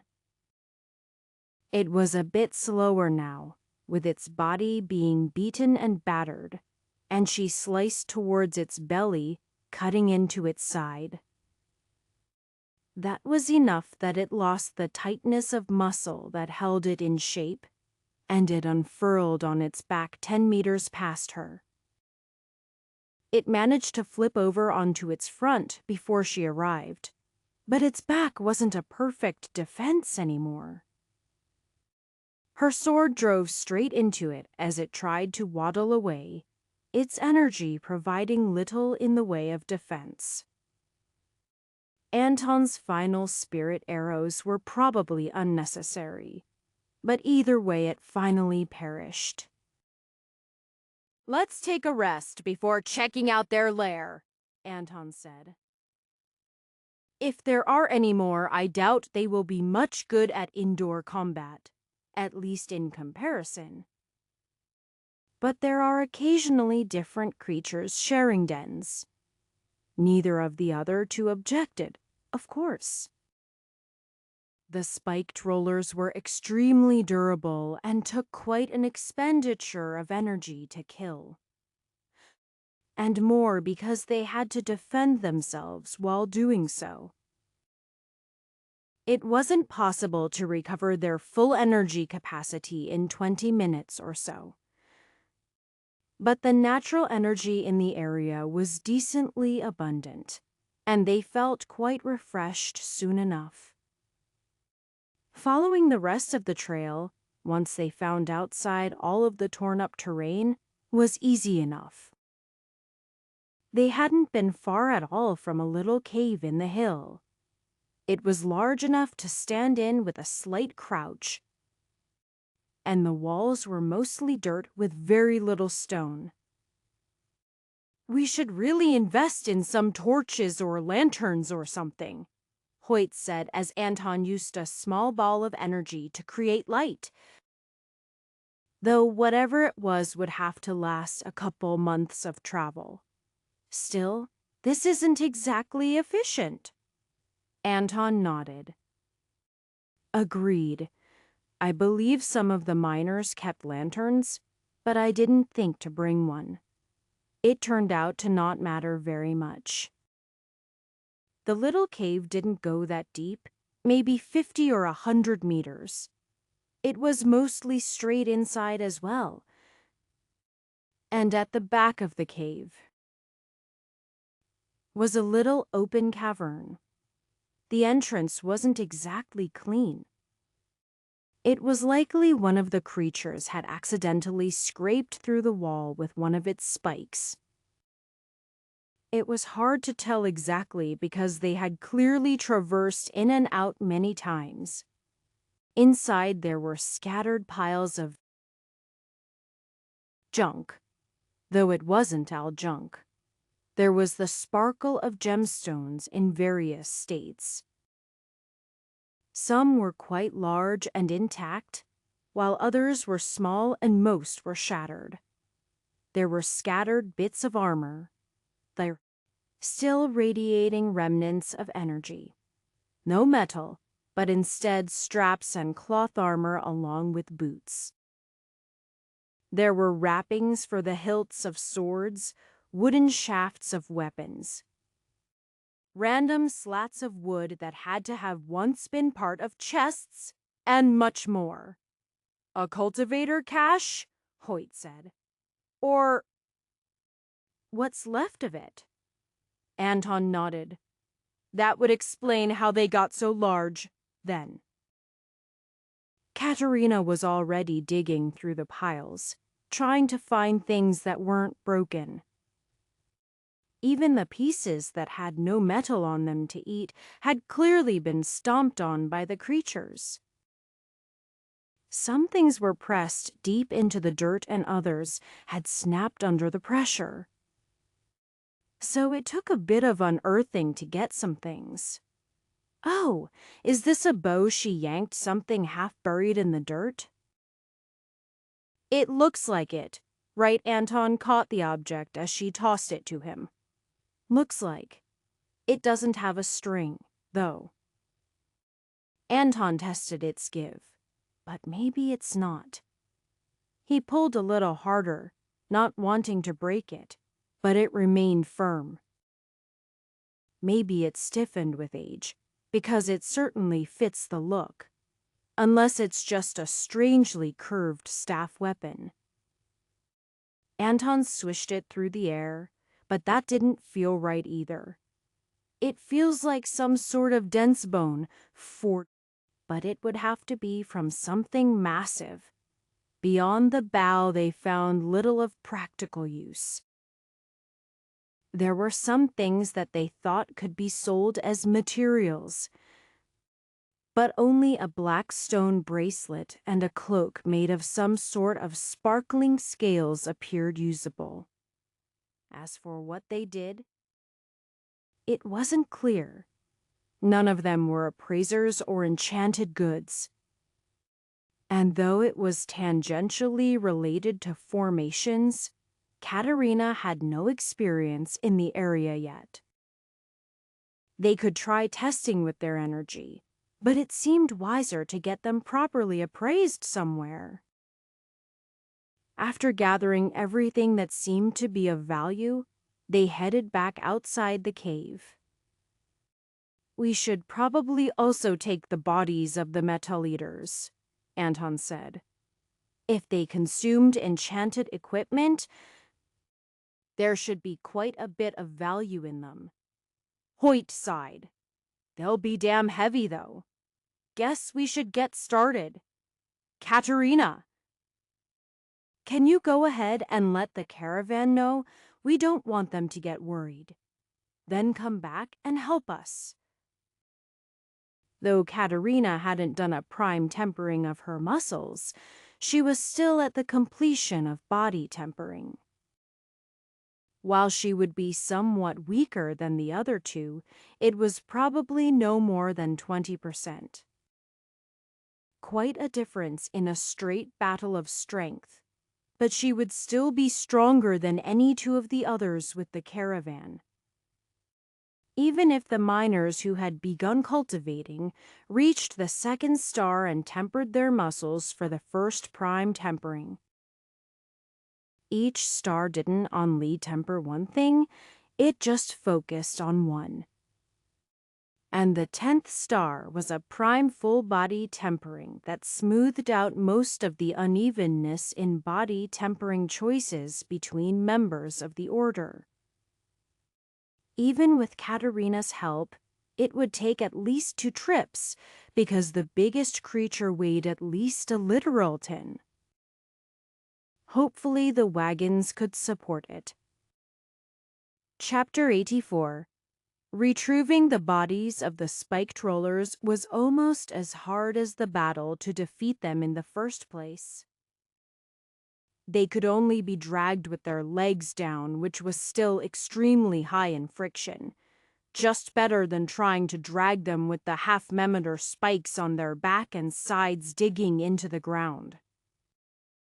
Nobody was quite sure what would be the most valuable about them, but most of the weight was in the metal parts, which definitely should have a some value. The smaller ones could be carried by one person, as long as that person was Anton, Katerina, or Hoyt. The 3 of them together eventually lifted the larger one as far as they could go in a short burst. then relied on the others with them to drag the creature with ropes and the like for a while. They were just fast enough that stopping to cut down logs to roll the creature atop wasn't necessarily going to be faster.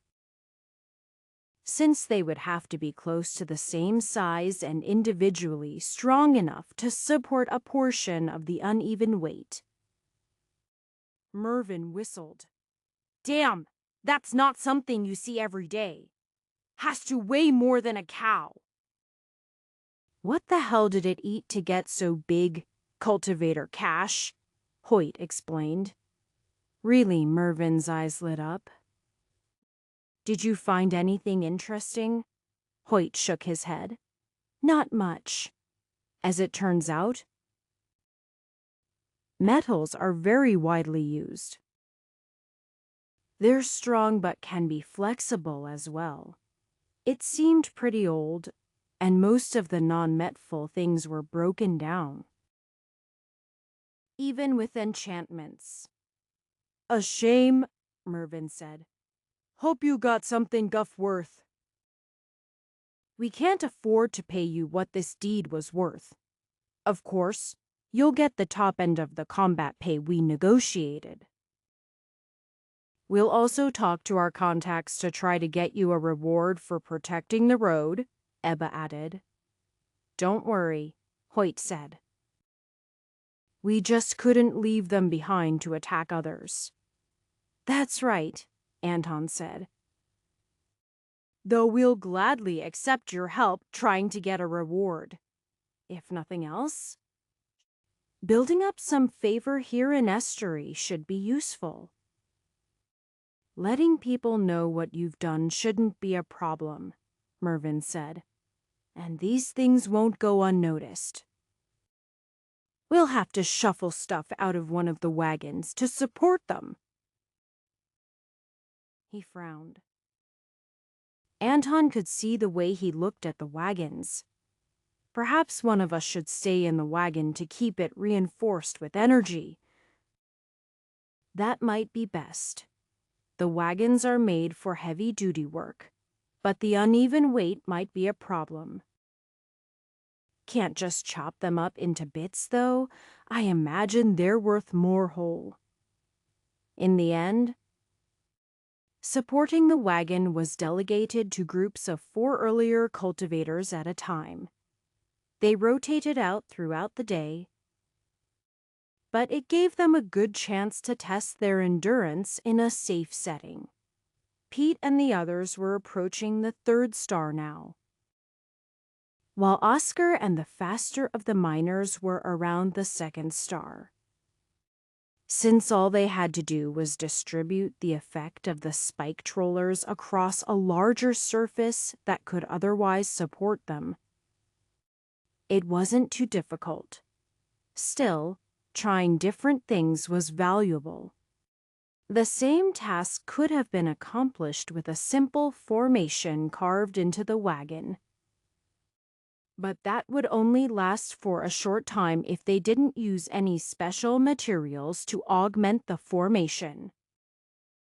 The cost of a single wagon wasn't terribly prohibitive. So if the formation faded and became simply scars in the wood, it wouldn't be too expensive to replace. However, since they were getting training out of the way things were, it was better to just continue as they had been. It wasn't too much longer before they reached South Point, only a handful of days from the Estuary-Greaton border. The Brantley siblings had no plan to cross the borders, and South Point was large enough that finding buyers for the spiked rollers there was possible. It was certainly simpler than buying their own wagons and work animals to continue transporting them on their own. The Brantley siblings kept their word about finding them what rewards they could. And though it took them several days, they soon introduced the group to a representative of the Misty Hill Palace. a local sect that had a good reputation. Sects with bad reputations didn't tend to do well in estuary. But there was still a difference between neutral and positive. The woman who was introduced to them was bent nearly at the waist. She showed her age with more than just her stature, with the exception of her skin remained only minimally wrinkled and spotted. She was at the very peak of spirit building. But instead of being intimidating, her aura gave of the calming feeling of sitting atop a peaceful mountain. Then again, they were on friendly terms. I see. You are from the Order. She smiled, gaps showing in her teeth. Wish we got more of your kind up this way. It's always quite a pleasure when I meet them. Her eyes and sense carefully roamed over the 3 cultivators in front, but she also took in Fuss and the others. A strange group. Does the Order now accept those below the 3rd rank? Anton shook his head. No. But the body tempering technique can be freely disseminated. Most of those who join learn the technique in their own villages.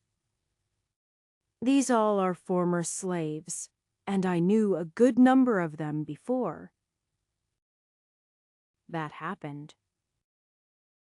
I am quite invested in their ability to defend themselves, among other things. Some of them may later choose to join the Order. Interesting. They all seem to be advancing quite well. But I shouldn't pry too much. She slightly nodded her head. I go by Elderburn. I do believe the Brantleys have already told you we wish to purchase these spiked rollers and reward you for their defeat. She waddled her way towards the wagon that carried them. My, that's a big one, all right. A strange mix of colors, too. They found an old cultivator cache, Anton said. It's hard to say what sorts of things they ingested from that. An old cache? Any markings? Anton shook his head. Find anything good? She held up a hand. You don't have to say. Just curious. But I can appraise things. It's one of my jobs. Actually, Anton said, I found a strange thing. It seems to be a bow, but has no string and is impossible to bend. He pulled it from a wagon, where it was sitting among other goods simply wrapped in cloth. He held it out to Elder Byrne for her to inspect. She carefully unwrapped it, squinting her eyes even as she put her face up close to it and looked along its length. She very carefully ran a trickle of energy over it. She also made a few attempts to bend it. I see. I can't say for sure out here, but I think you are just not strong enough. What do you mean? Anton asked. From what I can tell, Elder Byrne said, it should be flexible. It is just that the point at which it starts to bend should be greater. It's a 4, maybe 5 draw. She gave a small nod. Though that won't do you much good without a string. Something's odd about that, too. 5 draw. Anton shook his head. He'd used a 70-kilogram bow before he was a cultivator, though mostly when he wanted to show off. Such a high draw weight wasn't necessary for hunting in most cases. But tons he'd have to be as strong as 100 men. When could I even be that strong? Anton pondered, mostly to himself. A young, Strong Cultivator could probably do something around early essence collection. Elderburn answered his casual question. Probably later, if you rely purely on the strength of your body. I don't know the inner workings of the 90 Sat9 stars. But I'd expect somewhere around there with a mix of body and energy. It would be years then. And by that point, it might not even be worthwhile. Heavy draw weights weren't the only factor in whether a bow was good. Plus, there was the matter of the string. He couldn't just get any random string, it had to match the bow. Now, about these spiked rollers, Elderburn returned to the subject. She handed over a weighted sack. This is for defeating them. Misty Hill Palace benefits from Southport's prosperity, and people need to be safe to travel for that. For the materials, I can offer the same again. I am also willing to appraise anything you found there, or elsewhere, if you are interested. That bow is likely worth more than the same amount, possibly much more. Anton used his energy senses to count the coin. Getting an exact amount would be difficult, but being within a few percent was easy enough. It was, once again, more money than he'd ever had, even splitting it. He had little in the way of financial worries if he intended to free more people. Since he shouldn't be heading into Ophirg in the near future just in case, maybe he could even offer a mission. The only problem would be getting the right people. He had some details to give. But strong, dark-haired young men sold to work would likely not be the only ones in a particular area. He didn't mind buying the freedom of more slaves except for who the money would be going to. But still, being a cultivator was clearly extremely lucrative. He was several times stronger than he had been when farming and during the hunt. And the few spiked rollers they had fought were honestly a similar threat than the whole of the beast's attack on Theston. Just compressed into a few creatures instead of hundreds. Since half of the point of transporting the spiked rollers was to sell them, they accepted the offer. It was within what they had been expecting, maybe even a bit more. Hoyt seemed to have a better idea for what cultivator prices were like, though he also admitted to it being guesswork. The important part was the reputation of the buyers. Elderburn, representing the Misty Hill Palace, would be offering a fair price. Anton could feel that much, at least. And he very much wanted that bow to be appraised. The other objects they'd found were nebulously owned by both Hoyt and Katerina. But of the three of them, obviously Anton had first pick of the bow. Even if it couldn't be used, he wanted it. Chapter 85. Though skies were clear, Anton got a good sense of how Misty Hill Palace was named. There was a wispy sort of energy so dense in some places that he could almost see it with just his eyes. While the overall results were simply a several-fold increase in energy versus the surroundings, it was a good place to cultivate. It was quite full of scenic views, but of course practicality required that the cultivators have places to sleep and store things. But even the architecture fit nicely into the aesthetic of the area. And it was an almost unassuming building.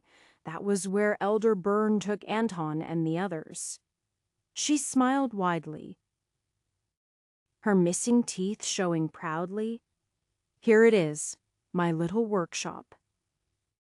In it, she had a number of magnifying glasses set up for viewing things of different sizes, as well as a large number of other tools Anton couldn't see a use for.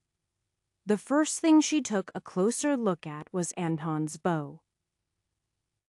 He had already decided he wouldn't give it up, even if he wouldn't be able to use it for a very long time. He didn't immediately need money anyway, and its value wouldn't fluctuate suddenly after who knows how many decades or centuries. She moved it around under bright lights, pressing her eye right up to microscopes the size of her whole face, making her eye seem to be almost the size her head normally was. Sounds of hum and interesting were repeated as she looked over every aspect, carefully injecting energy into areas and occasionally tugging at it. Then she began to explain what you learned. As you surmised, this is carved from the bone of a great creature. I am not sure what sort.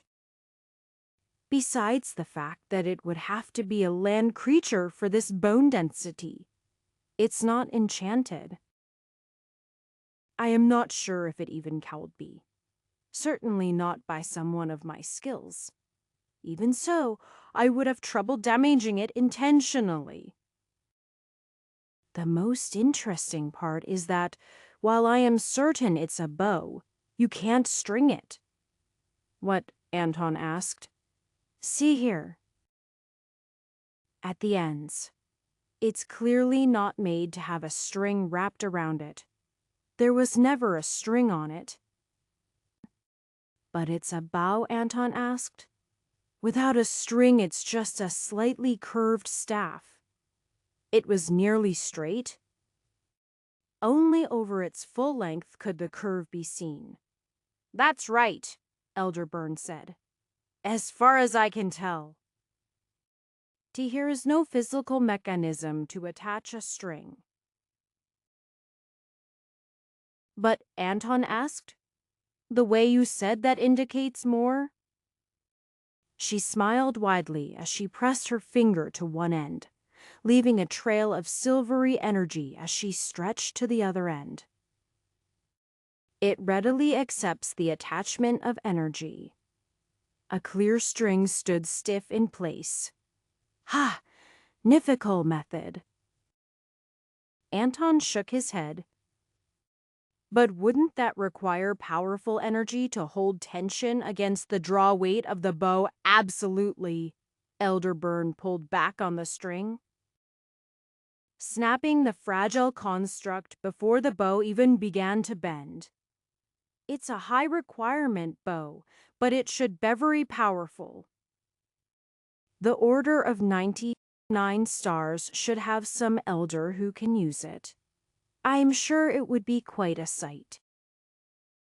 Though if you let them use it, prepare to have it be snatched up? She laughed. I doubt the Order would allow any snatching, Anton said. But perhaps I won't tempt anyone. He did kind of want to see Elder Cunha shoot it, though. But maybe it wasn't suited for someone as strong as her anyway. You said it could be used in early essence collection. Well, it'd say that. It's possible. It might require more than that. As for the upper limits it has, I can't quite tell. That partly depends on whether it can be enchanted. Plus, that's merely the difficulty fusing it. Since I can't fire it myself, she shrugged, the actual power is unknown.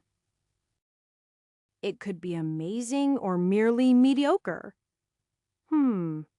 It seems like it would be a boon to training, regardless. Thank you. Anton bowed his head as she handed the bow back to him. What about the two of you Elder Byrne asked of Hoyt and Katerina? There are two further enchanted items. They looked at each other, then nodded. Hoyt stepped forward. We have this obsidian bracelet and scale cloak. Ooh. Quite fine workmanship here.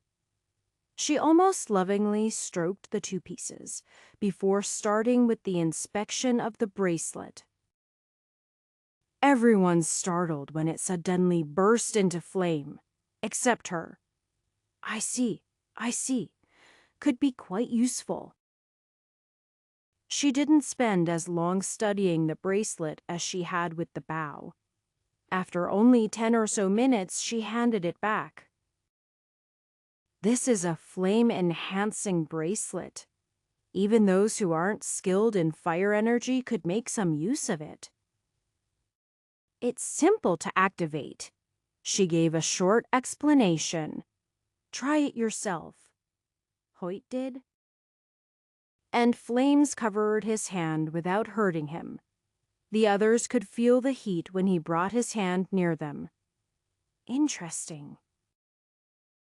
The old woman took the scaled cloak next. This time they were less startled when it split in half, spreading out to the sides. Wings, she simply stated, or a moldable armor. I wouldn't suggest trying to fly with it, at least not off of anything high. The wings can expand with more energy, but for enough to lift a person, it would be more than an early spirit-building cultivator is capable of for more than a few moments. It is, however, quite responsive if you flow your energy through it in the right way. She demonstrated by having it wrap around her arm, and even stand straight upon its own. A decent armor or tool for deflection. A passable source of flight, perhaps. She looked around. Is there anything more? Anton shook his head. Nothing in particular. Though I did have some questions. If you could give me a few moments to consult with one of my companions? It wasn't either Hoyt or Katerina he meant. But instead, he retreated to the outside where the others were enjoying the abundant natural energy. He had a short discussion with Oscar before returning. You seem to know quite a few things. I recently came across the name Everhart. Have you heard of him? Elderburn laughed. Came across the name. He did like to leave things all over the place. Mostly in Nofrurg. I can't say that I know much about him beyond the basics. He was a lunatic, a madman, but also a genius. He created a large number of forbidden techniques, some of which were merely threats to the established cultivators, and some that caused uproars whenever Pioplet tried to use them, mostly unsuccessfully. I hope you weren't planning to practice anything he made.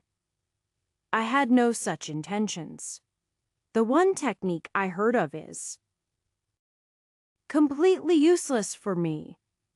Anton barely had any lifespan left. If he burned it for power, would he even complete his attack before he died? Don't give any such techniques to youngsters either.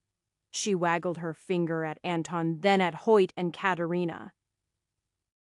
Do things the proper way and you can end up old and decrepit like me? She laughed at her own joke. If that is all, Elder. Anton Krantz, he said. Just Anton. I like to show proper respect for those from other sects. Especially ones like the Order. I am simply not an elder, though. Really? She stepped closer to him. Her face only centimeters from him.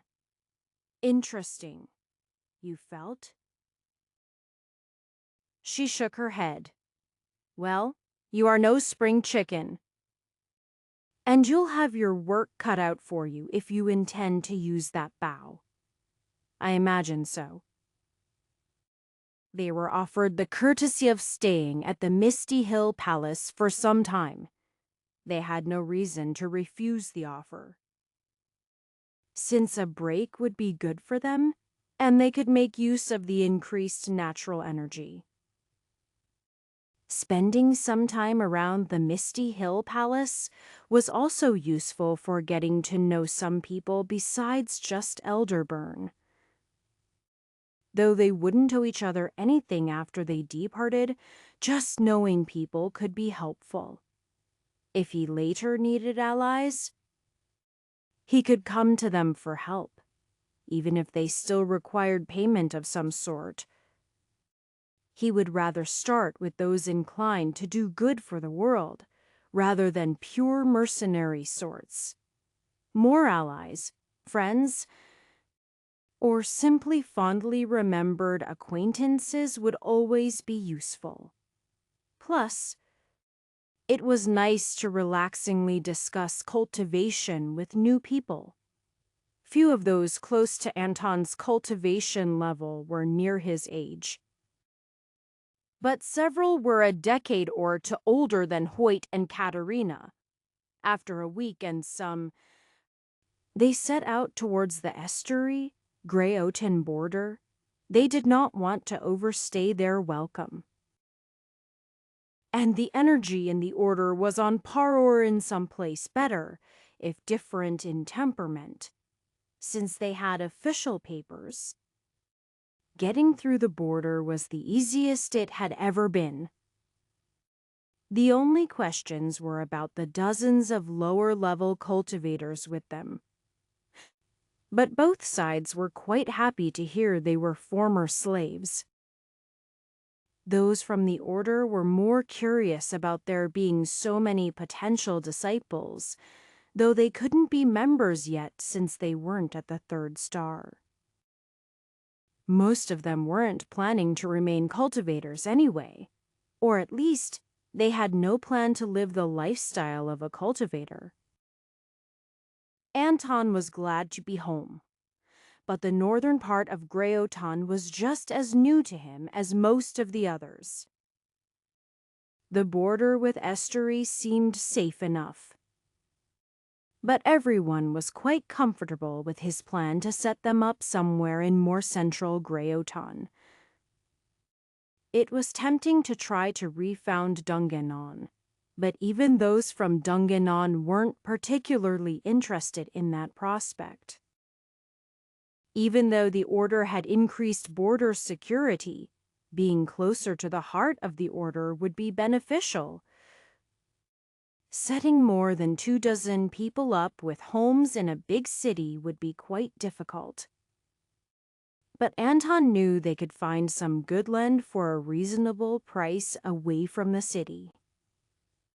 Maybe they'd be part of a small village or start their own community. That would take some talking to the locals. Best not to cause any conflicts.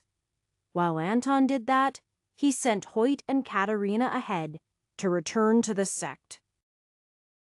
Katerina wanted to stay, but she also wanted to get the chance to visit the library and study information on formations that hadn't been relevant before spirit building. She had stepped into spirit building fully now, though she hadn't yet completed the 11th star. Hoyt took a deep breath, then let it out slowly. He stood in front of the council. He was glad that Anton wanted to give a full and honest report, because otherwise it would have felt like a betrayal. Of course, Anton probably didn't expect Hoyt to stand before the Council of Elders, but the basic reports had already reached them anyway.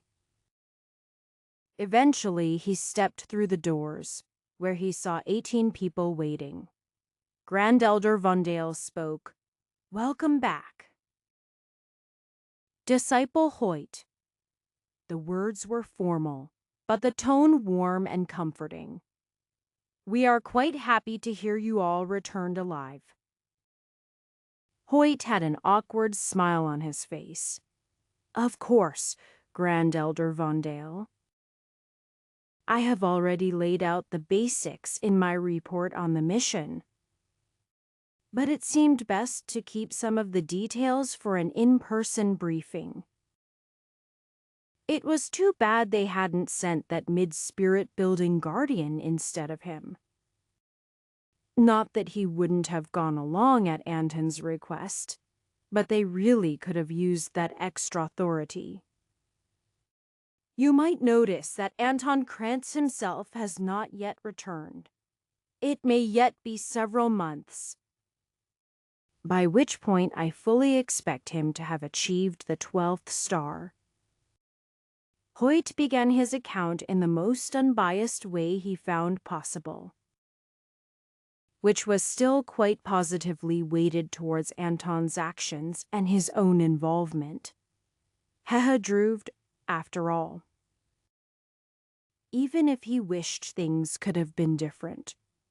Chapter 86. After he finished his explanation of what had happened, Hoyt got to wait awkwardly for a few minutes. Were the Grand Elders silently deliberating or simply thinking?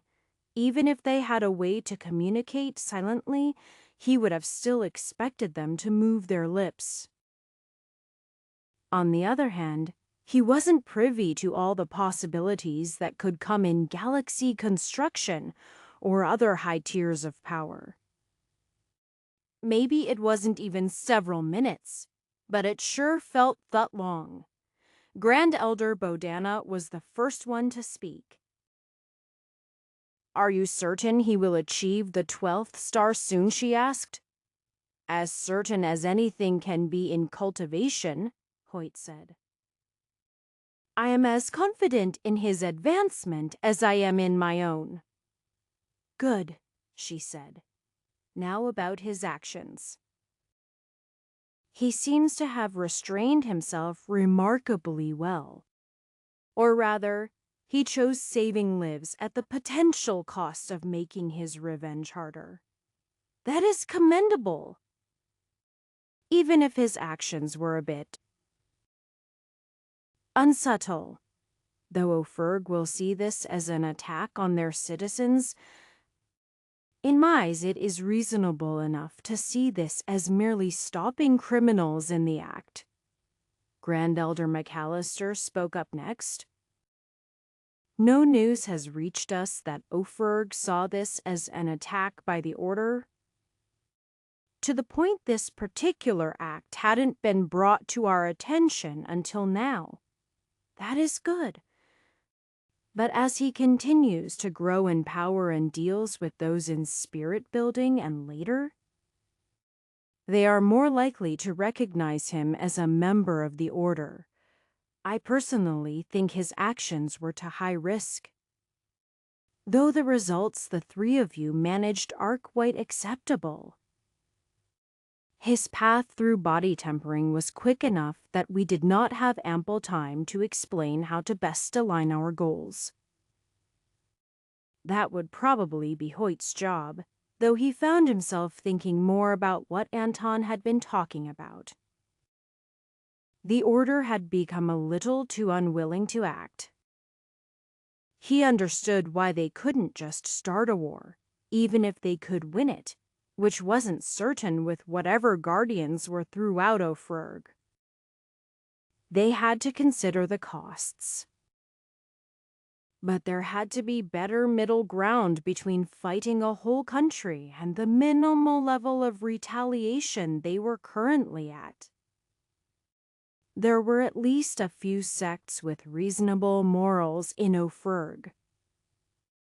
Hoyt thought that Anton would be better able to express his opinions on the matter, so he let it rest for the moment.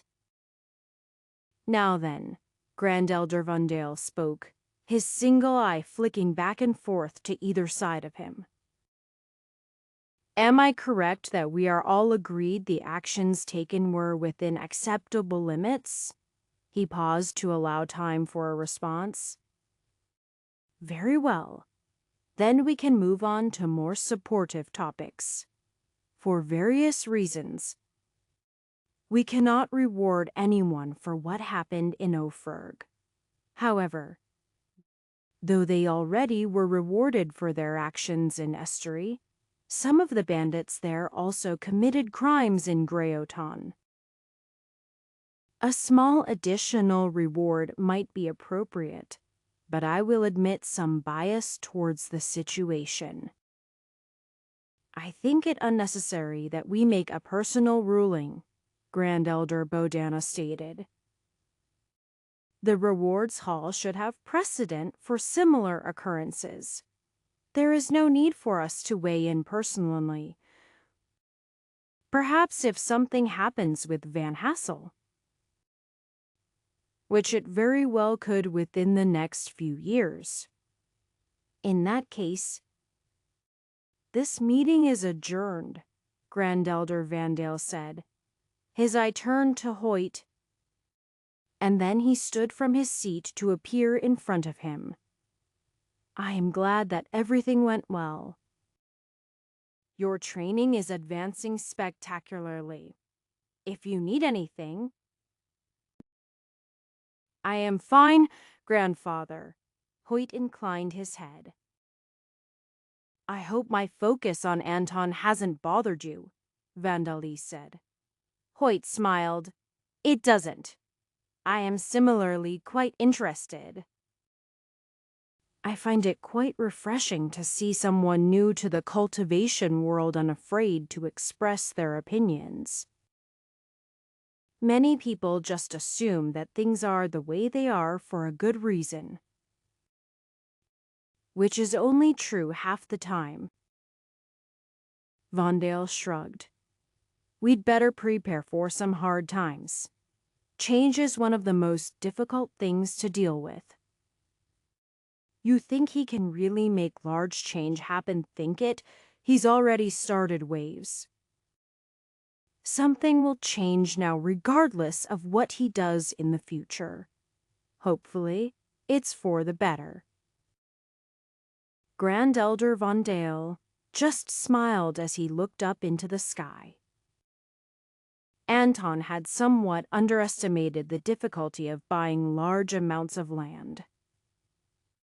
His previous interactions with purchasing land had been a little bit at a time from people he'd known for decades. There was also the fact that he was a cultivator. It was something about the way he carried himself now, how he moved. He doubted he looked just like Vincent's flowing walk, but it was still something people could recognize.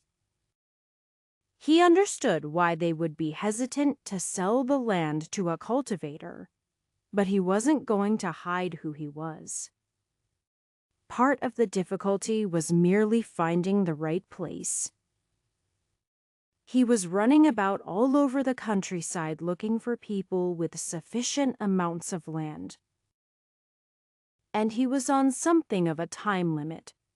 It was already summer, late in the year to start a new farm. It also cost money to support everyone. They were a strange sight. Camping out outside towns because nobody had room for 30 people to stay. The fact that they purchased so much food relieved the towns because they could always use a bit of extra money.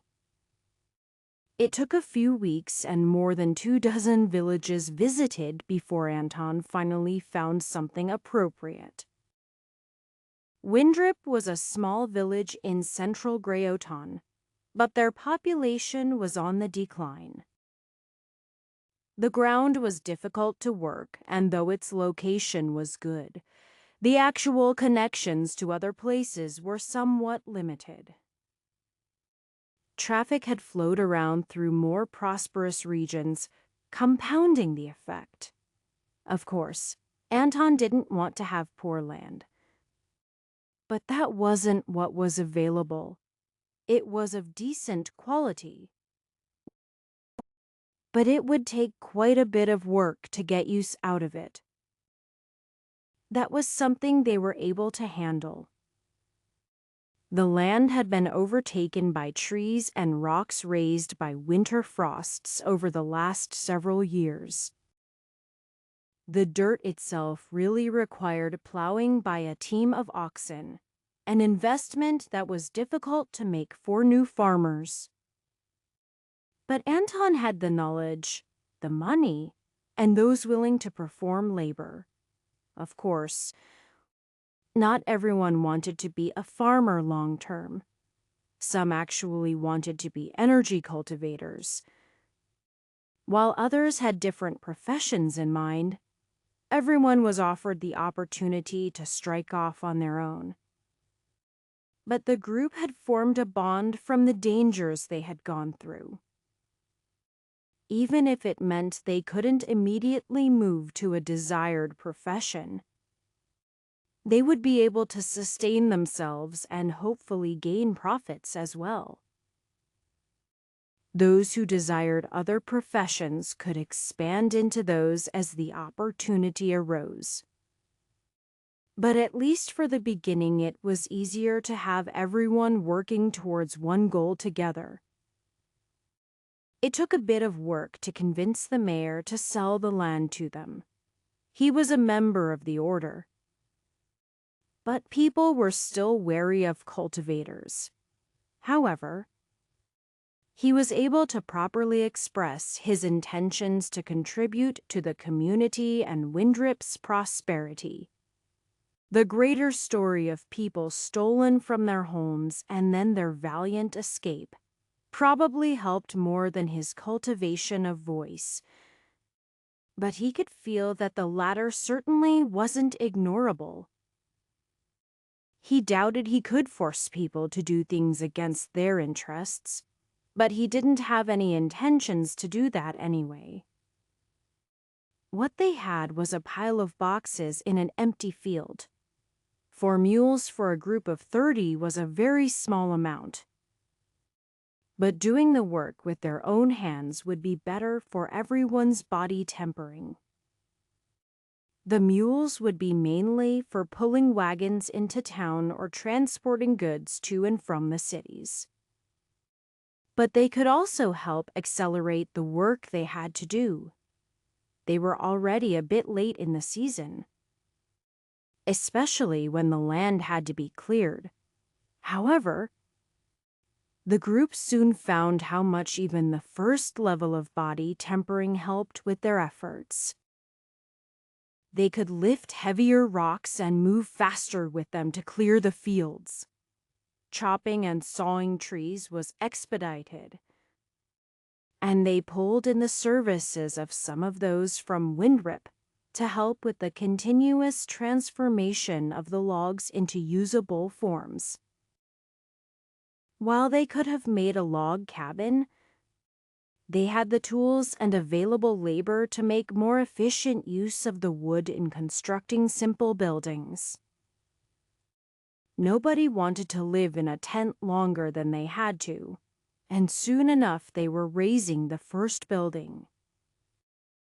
It was to be a communal sleeping area until they had homes for people, at which point it would be converted for storage. The group kept the local blacksmith busy making nails. Anton guided everyone in their labor and their cultivation, which were both intertwined. As they worked their bodies and their cultivation improved, their speed increased. And though Anton had been counting on them being somewhat faster than he was used to, they managed to plant some fields early enough that they would have a full harvest of some of the faster-growing crops before the season ended. Most of that would be used for seed and to sustain themselves. That was something else Anton had underestimated. He had forgotten how much normal people would eat compared to cultivators. It wasn't entirely crazy. But they'd underestimated the amount of supplies they needed early. he was able to pay for it. But it involved traveling to cities where they had more in the way of excess. Windrip had enough for themselves and a bit of spare, but an extra 30 people for a sustained period was a bit much. The work that Anton himself was able to accomplish astounded him. He knew that the fields and special crops the order tended had more exacting requirements. But he was still surprised at how much he could do. The amount of energy he could store and use now that he was in spirit building was also a significant part of the change. The change in his abilities from the first 3 stars and the most recent 3 were both similarly impactful. He could pull a plow better than a pair of mules, to the point he could nearly run. He might have. If the plow itself could handle the stress, though the amount of natural energy in the area wasn't terribly high, Anton felt himself advancing. The tranquility of simply working was good for him. He didn't have to think about everything else he needed to accomplish. He wanted to wait for time to pass anyway. And Hua still cultivating. Interestingly enough, he found that the amount of natural energy in the area was steadily increasing. Was it something they were doing? Or was it a seasonal change he had simply been unaware of another question to find the answer to when he returned to the order? He wanted to take Pete and Oscar with him when he went. And he also wanted to make sure the community was stable enough to not need him around. He would leave some money. But that would only solve a small subsection of possible issues that might arise. Chapter 87. It was tempting. So very tempting to rush things. He could cut corners and not take the proper amount of time to do things right. He could certainly push his cultivation to the 12th star and rush back to a Ferg. He could march right up to that young mistress, Potenza, and demand a duel for Devon. He was confident she would agree. But after he won, and Heck knew he would win, even if he brought Devon away with him successfully, he knew it would be a mistake. Rushing things never worked out in the end. If one rushed the construction of a barn, it might seem fine for a year or 2. Maybe a little draft one year, a small leak the next. And by the 5th year, you had to build a new barn. That was just normal. Mundane, rushing. If he started shoving pills down his gullet, he could boost his energy, but he didn't want to be a shoddy-built barn. Barns were noble structures, despite what people generally seemed to think of animals, but shoddy work was unacceptable. He would return for Devon and everyone else he could find in Ophirg, but he had other responsibilities. He thought of the dozens who relied on him. Sure, he could have just pulled them out of slavery and thrown money at them. They would probably be fine. They were real people and not barns, so they could take care of any failures on his part. But he was still responsible for this group. Running off and leaving them to fend for themselves was unacceptable. Not until he had fully equipped them to the best of his abilities. The attitude of Pete and the others, who had been enslaved to do basically the same work, was exceptional. Anton couldn't help but praise them, though he tried not to do it to mock. Hard labor wasn't inherently bad. It was just when it was made harder than it had to be and the laborer didn't reap any of the rewards that it was a problem. Anton could tell that not everyone found the particular sort of work they were doing fulfilling. But the mere fact that they could leave was enough for most of them. He made sure they each had weekly wages paid out of a communal pool. He couldn't be quite as generous as he wanted to be. But the rate at which even beginning cultivators could work meant it wasn't unreasonable to pay them more than the standard rate. Anton wasn't concerned about getting money back from his investment. He didn't want money. He wanted people who were able to function. Though they'd finished the planting of the crops now, there was always still work. More construction for their little community was constant. Buildings made of wood, stone, or wattle and daub depending on what they had available at the moment and the function of the building. That also meant clearing more area, which was still hard labor. However, the amount of work was winding down slightly. It would rise up again at harvest. But at the current moment, people were expressing their desires to return to previous professions or learn new ones. He gave his full support, but he knew for it to be practical, people had to be better than average. They couldn't afford to spend the money for a dozen barely profitable workshops. To that end, he was working with people to try to figure out how cultivation could help them. Grant wanted to be a smith. He had been an apprentice before he was enslaved, and had nearly enough experience to be considered a journeyman. "I am a bit out of practice now," he admitted, "but I know all the techniques, and I am much stronger now." "Of course," Anton nodded. "Now, let us go over other ways to use energy. You could use it to reinforce subpar tools, though I wouldn't recommend it. Deviating your concentration for such an effect is bound to lead to trouble. And you don't want customers seeing you with shoddy tools." Grant nodded.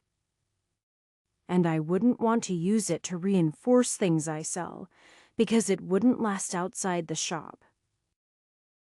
So energy might not be much use in working metal." "Maybe," Anton said. "I was never much of a smith. Helped out a few times when I needed something quick, but I never did it myself. But it can't be used just to make things strong. It can make things more flexible, which might help forge things at a lower temperature, though I can't say what results that would have. Still, just using it to temper your body should be sufficient. You've already done the prime tempering for your muscles, and I'd recommend skin or tendons next. Skin will help resist cuts and the heat of the forge. Comfort and safety aren't bad. Tendons help with dexterity. You can also use energy to supplement either of those for short-term work. But whatever part of your body you temper will last all day. I can show you some exercises for both." Daria was a weaver, before she became a slave and eventually forced to work at the manor. She had been quite skilled, so that wasn't a problem.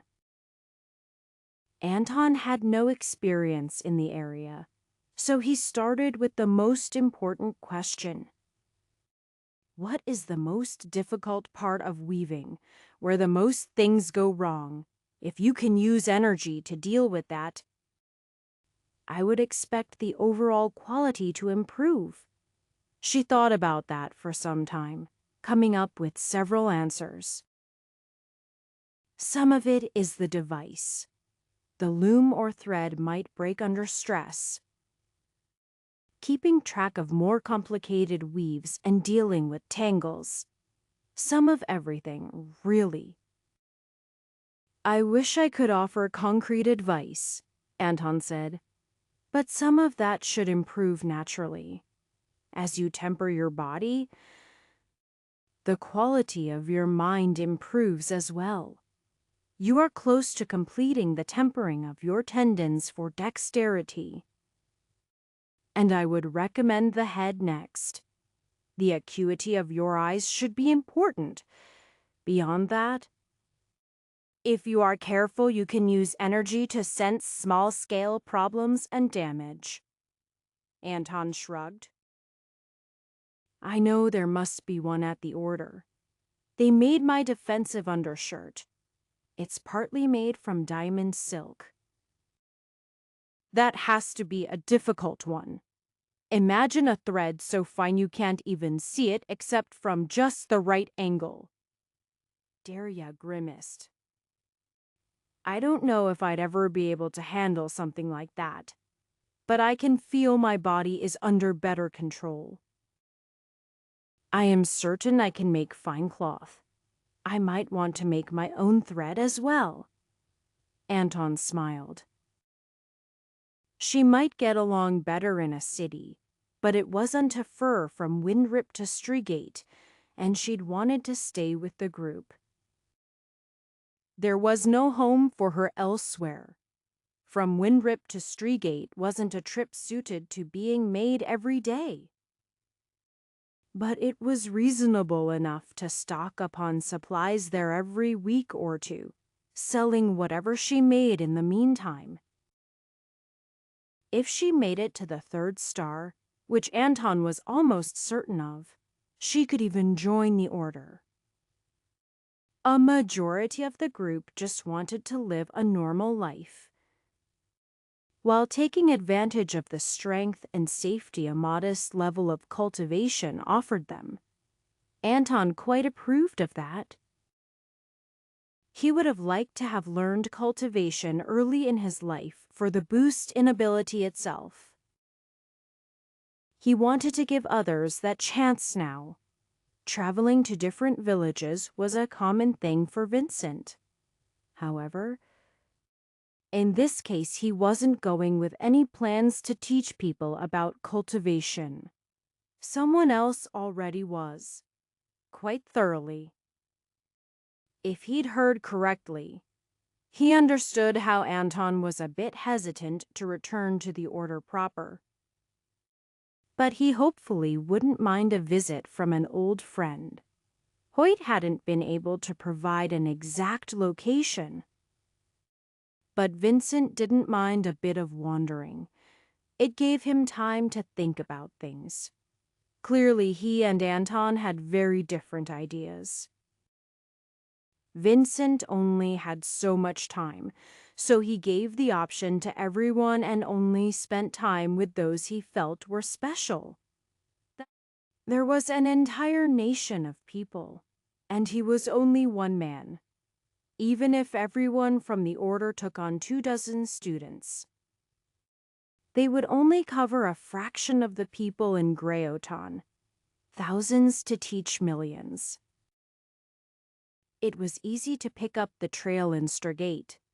Tracking a group of over 30 people who weren't trying to hide was easy. People in the city noticed them, and the few cultivators took special note. It seems they regularly visited the city from Windrip. And it didn't take long before he was looking at the little addition to the community. It really was dozens of cultivators. And not all at the 1st star either. It was probably half a year since Anton had gone on his journey. But the progress of his students was decent. Anton himself. Even more so. The man was really in spirit building already. Not that Vincent had doubted the words of Hoyt and Katerina. Their own rates of advancement were just as quick, though slightly less impressive due to their youth. As Vincent approached, Anton turned to spot him from several fields away. He hadn't exactly hidden his own energy, but he didn't make it obvious either. Anton smiled, and Vincent quickly made his way over. "It's good to see you again, Anton." There was a sign of relief on the old man's face. "It is good to see you as well. Welcome." Vincent smiled back and nodded. "It's just as I heard.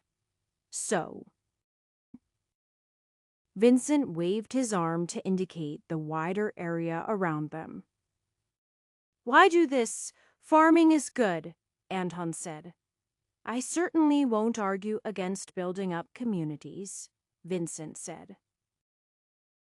"But teaching them all to cultivate, why do it? Why not? They're stronger, more able to work, and to defend themselves. I think it is worth the investment of time, even if I didn't learn anything from the teaching." "I see," Vincent said. "Defend themselves." He sighed. "I wish I could say that would never be necessary. Still, even with your guidance, most of these here will never reach spirit building. You know that, right?" "Does it matter?" Anton said. "All of this." "It is an improvement for them. Each of their lives are better, safer. I can't see why it would be a problem." "But I sense you disapprove." "We do try to have reasons for things. It's not forbidden," Vincent said, "but cautioned against. If everyone cultivates, they might band together in an uprising. Together, 100 first or second star cultivators are many times more dangerous than the same who don't cultivate." "They are," Anton nodded. "But more dangerous to who? Not to each other, I don't think. Those who are determined to hurt others will still do so, and likely find a way to cultivate anyway. The average person being stronger by a similar amount merely makes them more of a threat to cultivators. And if the Order is worried about that, then perhaps they should be more concerned about acting according to righteous tenets." Vincent thought for a time. "Unlike in some places, I can say that is not the stated or even implied reason that we don't teach everyone to cultivate. But long before, it may have stemmed from that. Quite simply, I don't think anyone thought about it. The Order is already more open with opportunities than others, freely giving the opportunity to cultivate. If not personal instruction, I think nobody thought about it. The mindset of cultivators, even in the Order, is of a struggle to reach the top. Nobody thought to raise the floor. But basically everyone who joins spends their whole life as a cultivator, past being a young adult. So nobody saw the good it could do," Anton said. "And nobody thought to wonder if anything should change. Actually, I think I have found the reluctance to change the status quo is discomforting. You have complaints, then?"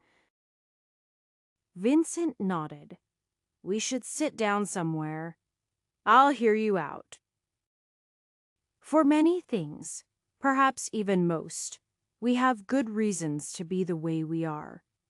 But it may not be obvious. And that is its own sort of problem." Chapter 88. Two Old Men Talked.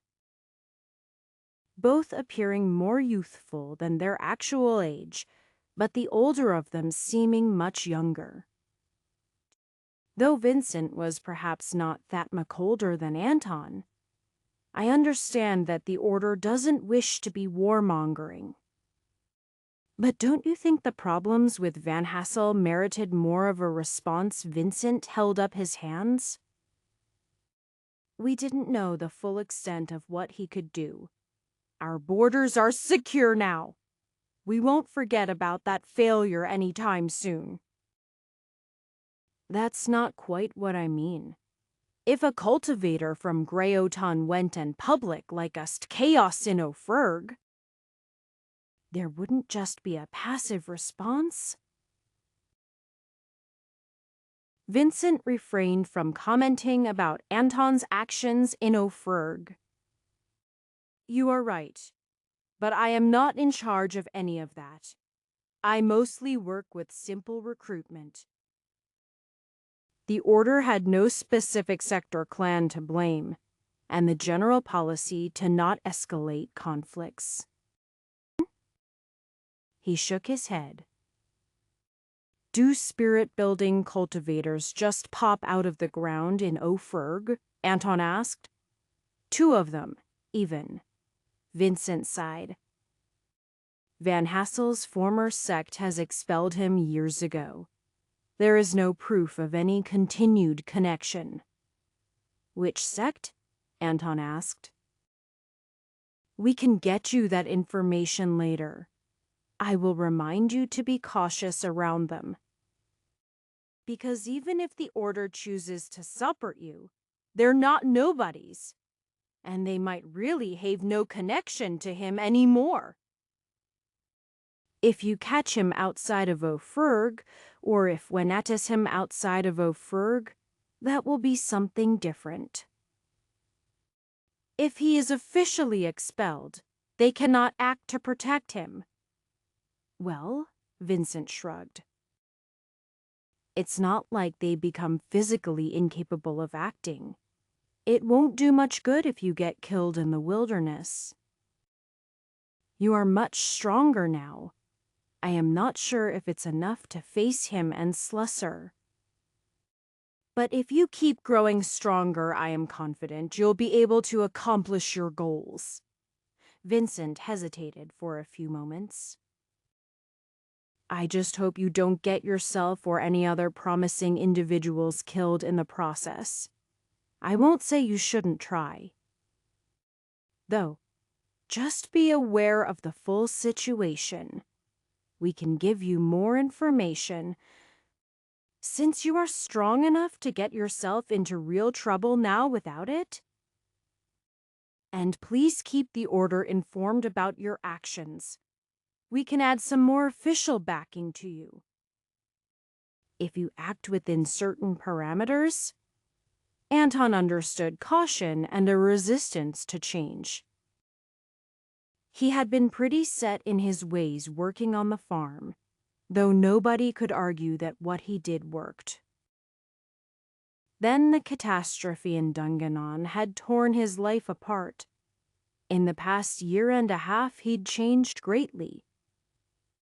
Though most of that was in the area of his cultivation abilities and his knowledge of the cultivation world beyond the bare bones. He was just finishing his points to Vincent. I have the feeling that change is coming regardless of what the Order chooses to do. I would like to be an active part of that change instead of a bystander. All right, Vincent raised his hands. That's quite sufficient. You don't have to convene, just everyone else. I doubt it will be so simple, Anton said. It's not as if I am the first to pass through spirit building and train voice. Everyone will certainly have their own view of the way things work and should work. It is what it is, Vincent shrugged. The biggest practical problem is the concentration of our forces. We can't just scatter people across Grey Oton without leaving people short on natural energy. A year or two doesn't matter much. But as the decades drag on, the lack of concentrated natural energy will drag people behind in cultivation. About that? Where does natural energy come from? It's from the world itself. The sun and the stars, the earth, and especially all forms of life. Though I must admit I am not the best person to speak to on the subject. That fits with what I remembered and observed. The area here grew in natural energy as we tended to it, and the season progressed. Anton pondered. There must have been a drop I failed to sense as we were removing some of the native life. But now that things are growing, the land is vibrant. Here is something. Vincent stroked his chin. The way the energy flows. He shook his head. I have recently pushed myself to learn more about formations. I am still very much an amateur, but it seems you might have arranged it into a bit of a formation. Otherwise, I can't imagine it would produce more natural energy than wildland. At least I don't sense anything special here. Only standard plants and decent soil. A formation, huh? We should speak to Pete. Which one is he? Vincent asked. There, Anton pointed. The third star. He's in charge of some of the finer details. And he was learning about formations from Katerina. He might have a gift for formations. He's a decent cultivator as well. He's one of those that plans to officially join the order once the season is over. I am certain he will have no trouble, Vincent said. He seems capable enough. Come. Let us speak to him about if you've made a formation here. Everyone turned to look at Vincent as he passed. Anton wasn't surprised. He was somewhere in Mid-Essence collection, the strongest cultivator they'd ever seen.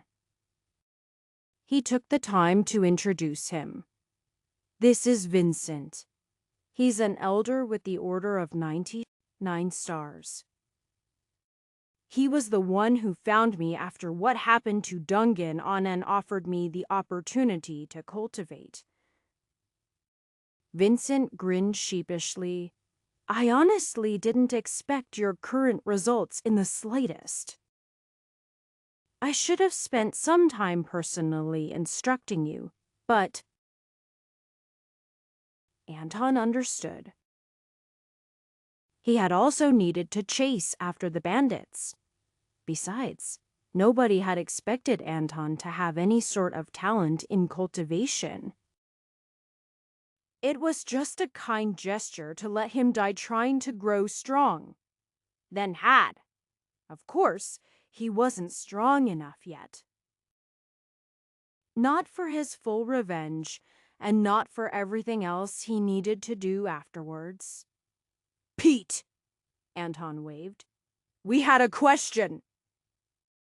If you are not too busy, I can take a break, he said. We're not too busy right now anyway.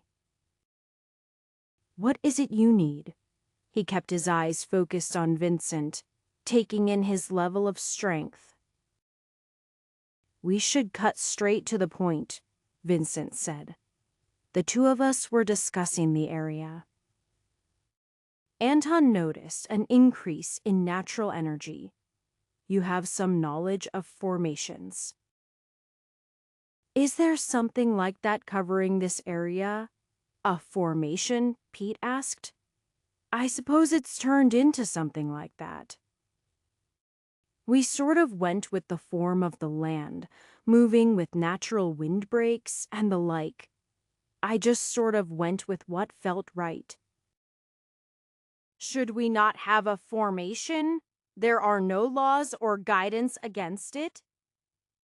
Unless it's permanently drawing energy from the area around you, Vincent clarified. Oh, it's not, Pete confirmed. This just sort of enhances what's already here. Then it is a desirable outcome, Vincent said. Though it may be best to consult a formation master if you expand to a grand scale? Like Katerina, Pete asked. I miss having her around to ask questions. I don't know if she is a master or not, Vincent said. Truthfully, the term is somewhat vague. Past a certain point, everyone is called a master, based on what I heard of your travels. She might have reached that point, though I am not the right one to judge that. Hearing that relieved Anton. He sometimes worried about Nirmal Slesser, the formation master who had worked with Van Hassel. He'd seen what Katerina could do, and had been worried he would be many times more powerful. They would still need to be cautious, but at least it wasn't something equivalent to essence collection. It was still too early to think about Katerina matching him in early spirit building. But he and Van Hassel had been active for more than a decade, since they were thought to still be in spirit building. At least their rate of growth should be something Anton and Katerina could catch up to. Vincent stayed for several days, helping out with the mostly trivial tasks they had between planting and harvest. He also spent some time guiding people in cultivation, though Anton was the one who felt he got the most benefit from that. He felt like he was very close to the 12th star. He just needed one more step. Fuss was dismayed when they left the pack behind, including one of the pack leaders. But he knew Katerina had a reason. They had a mission of some kind, or so he thought.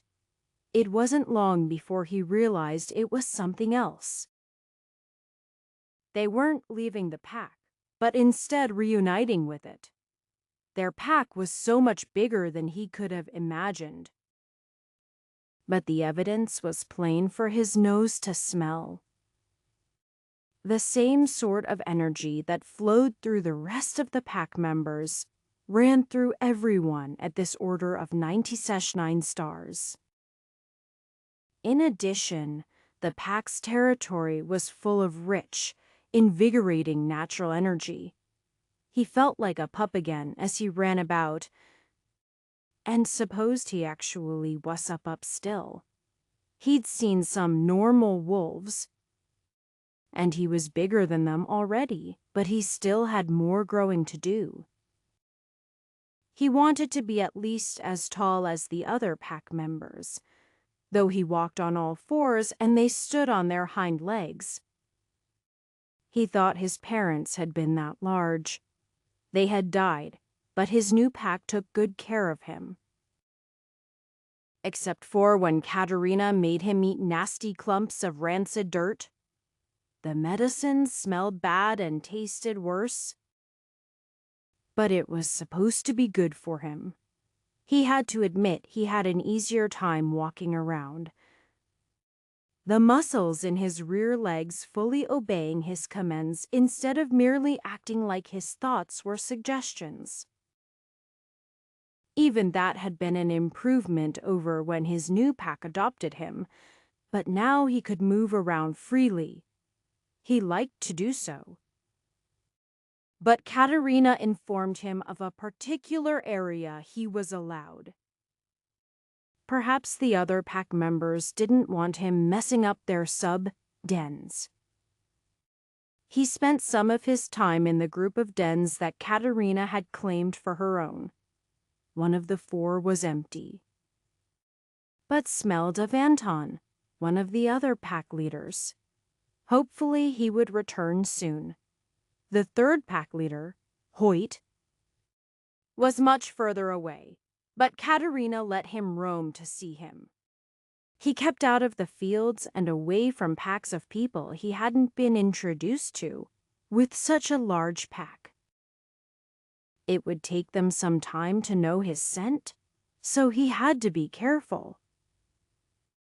The other two in the set of Fordens were a man and a woman, young, like Katerina and Hoyt.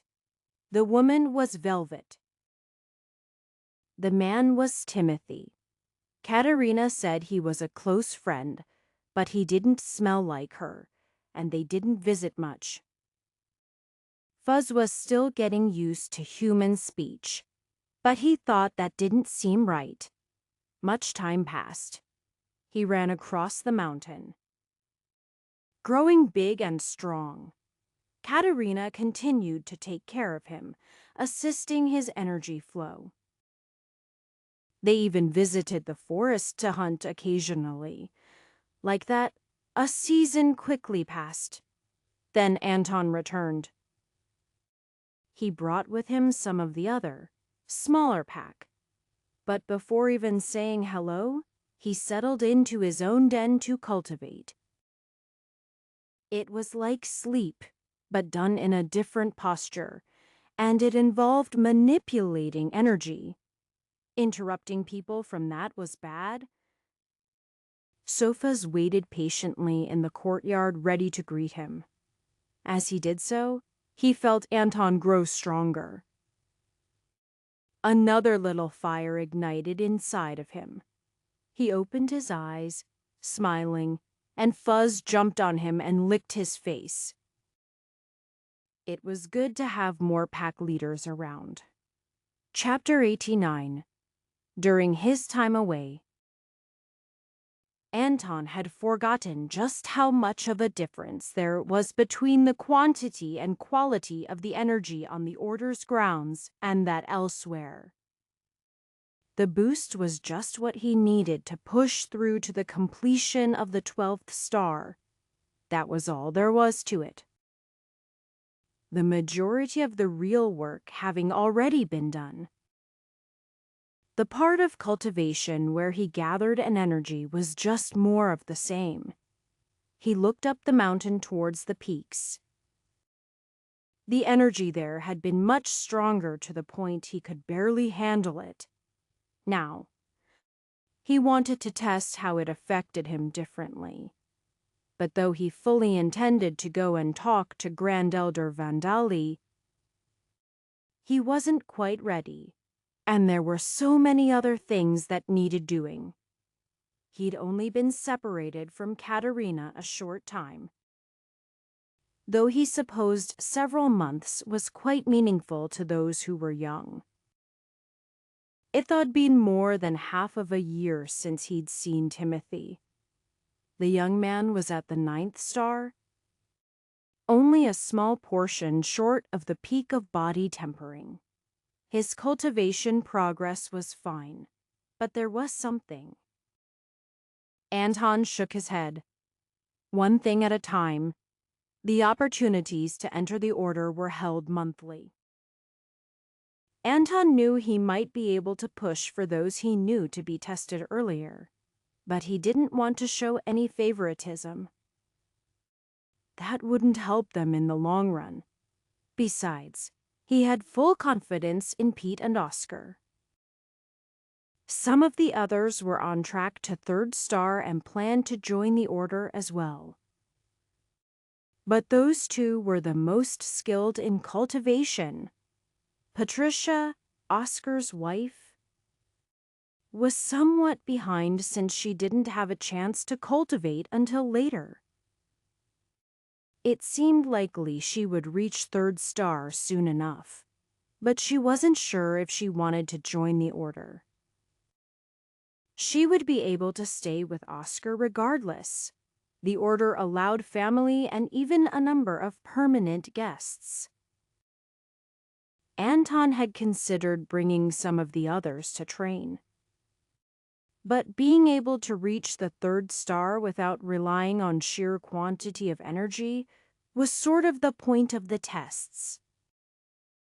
There was probably more to it, but Anton hadn't actually participated. He would observe this time. He was certain the entrance qualifications had not changed in decades or centuries, like most other things. Though he had his complaints with the order, he didn't find that they werebudin how they handled things. He just thought they could be better. He might change his mind once he'd had more exposure to cultivators, but he was not going to just assume those who were older knew better. They might, or they might not. First, he was going to find Elder Howland. He should be able to answer some of Anton's questions, or at least point him in the right direction. The man wasn't hard to find. He was always around somewhere. It just depended on which farming plot he was working with that day. It had been nearly half a year since Anton had seen the man. During that time, he'd grown from late body tempering all the way to the 12th star, significantly closing the gap between himself and the Elder. Elder Howland was only at the 15th star. So his status as an elder clearly wasn't for his cultivation prowess, but his other usefulness. Not that Anton intended to mention that. Charlton Howland was in a good mood. Hoyt had returned, in spirit building no less. Yet he still came to tend to the fields. Not just the more troublesome plants either, but some of the mundane ones. He could certainly earn more contribution points elsewhere. And having completed body tempering, it wasn't even really good training. Sure, he didn't come by every day anymore. But he only needed to come by weekly to do as much as he'd been doing before he set off on his journey. He nearly didn't recognize Anton when he showed up. Trusting Hoyt's word that Anton had reached the 11th star was easy. Hoyt saw it and relayed the information. But the prediction that he would reach 12th star in the next few months before he returned to the order had seemed somewhat unbelievable. Then again, it seemed likely barely a few months before that Anton had first joined the order. What was another star or two when he'd gone from 4 to 11 in that time, of course. Howland hadn't advanced a single star in that time. He was stuck waffling between training voice and spiritual connection. That had been the case for quite some time, but he really didn't need to advance any further to complete his duties. Managing the fields required more knowledge than cultivation, though some of the more troublesome plants required proper cultivation as well. The order just didn't keep anything too dangerous. Of course, there were some herbs that could be misused as poisons, but they were carefully regulated. Other than that, the northern creepers were one of the more extreme examples of plants that fought those tending them. But his own cultivation was not important. He was quite content with his own abilities. At the same time, he could praise the advancements of others. Anton, it's good to see you back. Here to work the land. That was not my intention today. Disappointment must have shown on Howland's face. But I would be quite content to do so while we talk. The man wielded a hoe like a fine spear, and he plucked weeds out from the rows like they were enemies he had to slay. It took a moment for Howland to find his voice and ask what important things he wished to speak about. Oh, it's just a few questions, really. Anton assuaged his worries. Probably important in the grand scheme of things, but not urgent. Where does natural energy come from? The ground, plants, living creatures, and sometimes special features. I see. Anton sounded disappointed. I was wondering how a place like the Order's land here develops. With such abundant energy, or places like the forest. Howland shrugged. The answer is the same. Was he unclear somewhere cultivators and magic beasts make the largest difference in the short term? Though certain special plants are good for longer-term development and stability? At that, Anton's eyes flickered in thought. Don't cultivators and magical beasts drain the area of energy?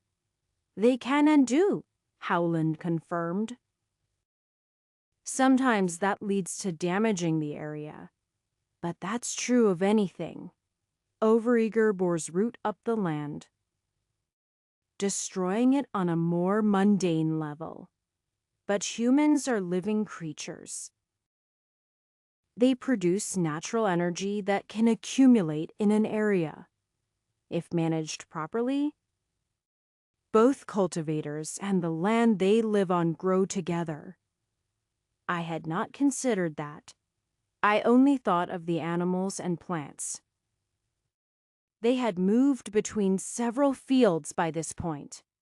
Some weren't scheduled for work until weeks later, but that didn't matter. Anton left alone the areas where others were working and focused on anywhere unattended. Howland worked along with him. But he didn't feel he could keep up with Anton's pace, despite his higher cultivation level. Why does the Order not do this elsewhere? Then, what do you mean? Howland asked. Here is just this one location. Shoved up almost against the western border of Greyoton. It's quite extraordinary, to be sure. But the rest of the country has but tolerable amounts of natural energy available. Does it matter? Howland wondered. The smaller sects within Greyoton maintain their own areas, and the rest is not populated by cultivators. It could be, though. Anton shook his head. Why not expand the area? The Order doesn't have need of more land, Howland explained. Our numbers rise and fall as time passes, but we have an entire mountain and the forests for just a few thousand at any time. The area we control is already quite expansive. That's true, Anton agreed. But think of the border. The formation keeps intruders in and out, understandably, but it also keeps the natural energy controlled. The Order is not entirely selfless. The benefits to the surrounding farmers would be negligible compared to our losses. We put in the work and reap the rewards. I fully understand that. However, couldn't the surrounding area instead benefit the Order if the land adjacent grows more? It would contribute back to the Order's land. Alas, Howland said, it's not quite so efficient. The maximum growth that would have on the surrounding area would not be enough to recoup the losses given any amount of time. If our numbers swelled and we had several times as many disciples, perhaps expanding would be prudent. But we can barely manage the area we have now. It just needs to be tended to by cultivators. Right, Anton asked. Right. Let me tell you about some thoughts I've been having. I think imagining ourselves as cultivators and the rest of the country as non-cultivators is perhaps merely limiting the order. They talked for some time. Howland thought Anton's ideas of how easy it was to teach everyone to cultivate were a bit exaggerated. But he had to admit that Anton had significant success in the area already. Howland couldn't say it was impossible, either. Anton had much more understanding of non-cultivator activities and the benefits even small amounts of cultivation would provide them. Unknowingly at the time, some buried thoughts in Howland's head slipped into place. He wanted more people to care about the land and not just think of it as something low-level cultivators did for contribution points. He hadn't even considered those outside the order in regards to that. From that point on, his cultivation would creep forward from its formerly stagnant status. Chapter 90. It was strange to be nervous. Pete thought, certainly, he was about to take a test, but when Anton Krantz said that he would pass easily, Pete Sharman believed him. He believed him, but still. Joining a cultivation sect, the Order of 99 Stars was known all throughout Greyoton. But Pete still thought of cultivators as something else. Something that didn't include himself. Oscar clapped him on the shoulder. Hey, don't worry. You'll do fine. Oscar decided against mentioning that this wasn't their only chance. Better to pass the first time. Oscar himself wanted to give it his all because Anton believed in them. There were many opportunities as a member of the Order, not just fighting. He would still make sure he could fight to defend his family, but he didn't want to continually risk his life. He had a wife and child, and though his death might support them financially, he knew the loss of loved ones would tear them apart. Kevin was still too young to really understand, but both he and Patricia had lost most of those they knew in Dungannon. Pete and Oscar couldn't help but be a little bit nervous as they found themselves lining up with a half-dozen others who all seemed to be a decade younger. But age wasn't everything. Some seemed strong and muscular, but one young woman was quite round. They probably had a better chance than her, at least. Pete and Oscar had started cultivating later. And Anton demonstrated that age wasn't impossible to surmount. It didn't help that the one running the test seemed a younger than them. Welcome. My name is Sterling, the young man said. All of you have reached the 3rd star. That's good, but not enough by itself. We have to test your body and mind. He gestured, pulling back the cloth covering a doorway to the outside. First, we have an obstacle course. The rules are simple. Make it to the end as fast as you can. Pete stood on his tiptoes, trying to see as far into the course as he could. He couldn't see the end, but he did see a number of ramps along with strange impediments on the ground. He could see several routes he might take. With 12 of you, we'll do to sets of 6, a minute apart, so you don't get in each other's way too much. Sterling pointed out 6 of them, seemingly at random. You'll be the first group. Neither Pete nor Oscar were picked in that first group. That gave them a chance to watch the others go first. It seemed like an advantage, but he wasn't going to complain. As they ran ahead at a quick pace, Pete learned of something he hadn't spotted before: mud. One of the dips was quite full of it, and it seemed to be both sticky and slippery at the same time. It was quite difficult for people to go up ramps or hold onto ropes after that point. That added some appeal to a higher route that simply looked more difficult. Maybe we should go that route, Pete said. Go ahead, Oscar said. I'm gonna pick my own route, though. No offense, but I feel like going with you would be too easy. Pete shrugged. So Oscar wanted to deal with a challenge. That didn't exactly mesh with getting to the end as fast as possible. Did it? Then again, he supposed they should all pick their own routes. Around the time the trailing members of the first group were rounding a corner, it was their turn to go. Oscar ran straight ahead, stepping over wires seemingly placed to trip in coordinated runners. 3 of the others ran with him down the middle.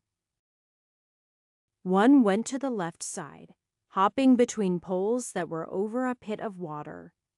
Pete took the right side, up a ramp.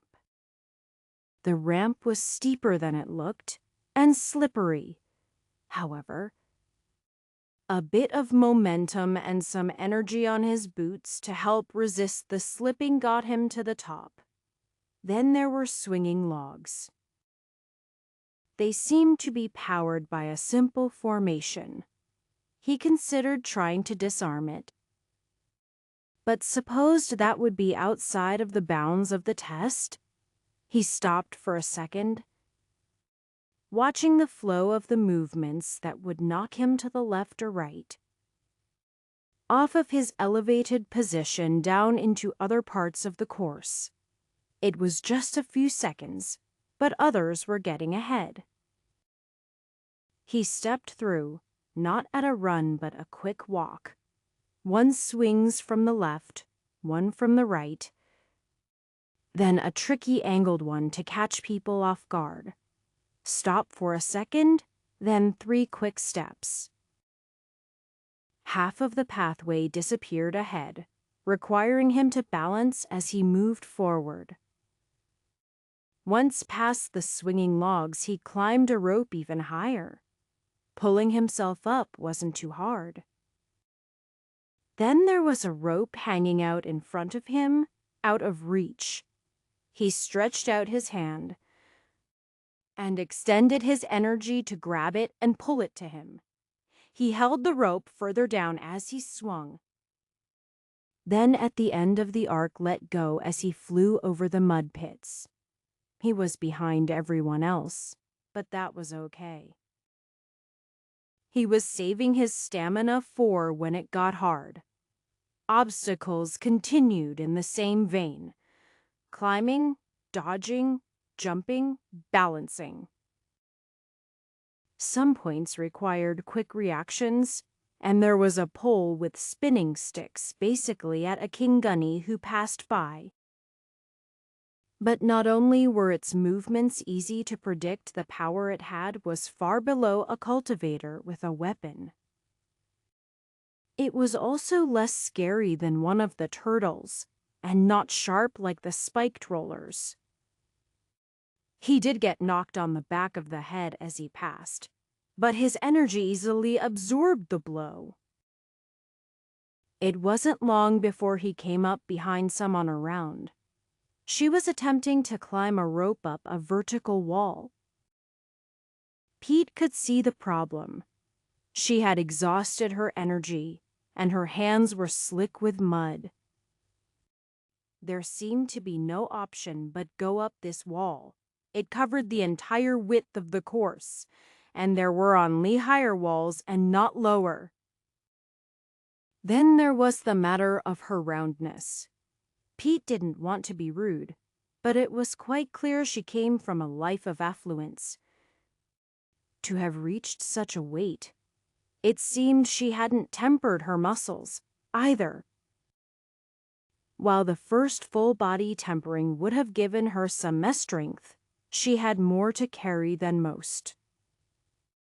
She had clearly wiped her hands on her formerly fine garments, but there was enough mud on them that wiping her hands more didn't help. Pete stopped next to her before attempting to climb up. "I can try wiping that off for you," Pete gestured to the rope. Her eyes turned to him. Sharp, maybe a bit angry, but also tired. "Isn't that cheating?" Pete shrugged. "I might want to use that rope." He touched it, and instantly became glad he'd avoided the mud previously. It stuck to him like molasses, but slid along the rope at the same time.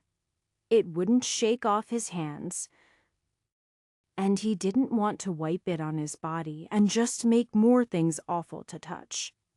He used a little energy. With a trick Anton had done to get mud off his boots, just sort of pushing from the inside out, it fell right off. He grabbed the rope and poured his energy into it, the mud sloughing to the ground. "Could I see your hands?" She seemed reluctant. "I think." "This is enough." He shrugged. "That's fine." He stood and watched as she grabbed the rope. Her grip remained firm, but she just didn't have the strength to pull herself up. But she didn't let go either. "If you work on that for the next month, I am sure you can do it." He had meant it innocently enough. They were supposed to be words of encouragement. But the eyes half hidden behind rounded cheeks glared at him. Then she muttered under her breath in a way he clearly wasn't supposed to hear. "Don't get to come back to try again." "Want me to fail?" Pete waited until her attention turned back to the rope before grabbing the next one over. He didn't want to look like he was taunting her with the ease he could do the same task she was failing. She probably noticed anyway, but he didn't look. When he reached the top, he saw there was just a slide down to the end where Sterling was waiting. It seemed to be the final obstacle. Pete looked down at the young lady struggling below, then at Sterling. Sterling had his arms behind his back, looking up. "Come on," Pete called down. "You can do it." He didn't think she could, but he wanted to motivate her. In return, he didn't even get a glare. In fact, the only thing he could see was the top of her head below her white knuckles. She seemed to have a death grip on the rope, but couldn't move. Pete looked over at Sterling. No reaction. Well, technically nobody had said they had to reach the end on their own. There was nothing he could change that would even end up with a minor formation to bolster her energy. It was also clear she wasn't able to move under her own power anymore. So he grabbed the rope. The young woman clearly wasn't willing to give up, and if she really couldn't try again, he might as well see if he could bend the rules a little. He was glad he'd reserved his strength, because pulling a rope at his angle wasn't exactly easy. There was barely any room at the top before the slope down, and he didn't want to risk damaging the rope, so he had to pull straight up. That worked muscles he really hadn't had much reason to use, and he needed energy to augment them and keep the rope from slipping. Hand over hand he pulled, until he had to lift his hands over his head. She wasn't much shorter than him. So to get her feet over the edge, he had to extend his arms to their full height.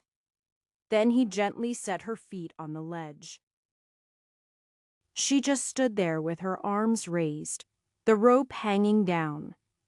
Pete could see her eyes were closed, but then she yanked on the rope, bringing her arms down in front of her belly. She didn't immediately seem to register what was happening, but she seemed stable enough to not fall backwards. Pete hopped over to the side and ran down the slope in the section next to her. He watched carefully as he passed Sterling. If he was to get in trouble, he wanted to explain that he was the one who'd done everything. However, the only response he got was a bit slow. With that, he walked past into the next section. It was full of tables, and people were already furiously scribbling away at papers. Well, he'd done what he could. Another member of the order was waiting and pointed to an empty table. Answer as many questions as you can.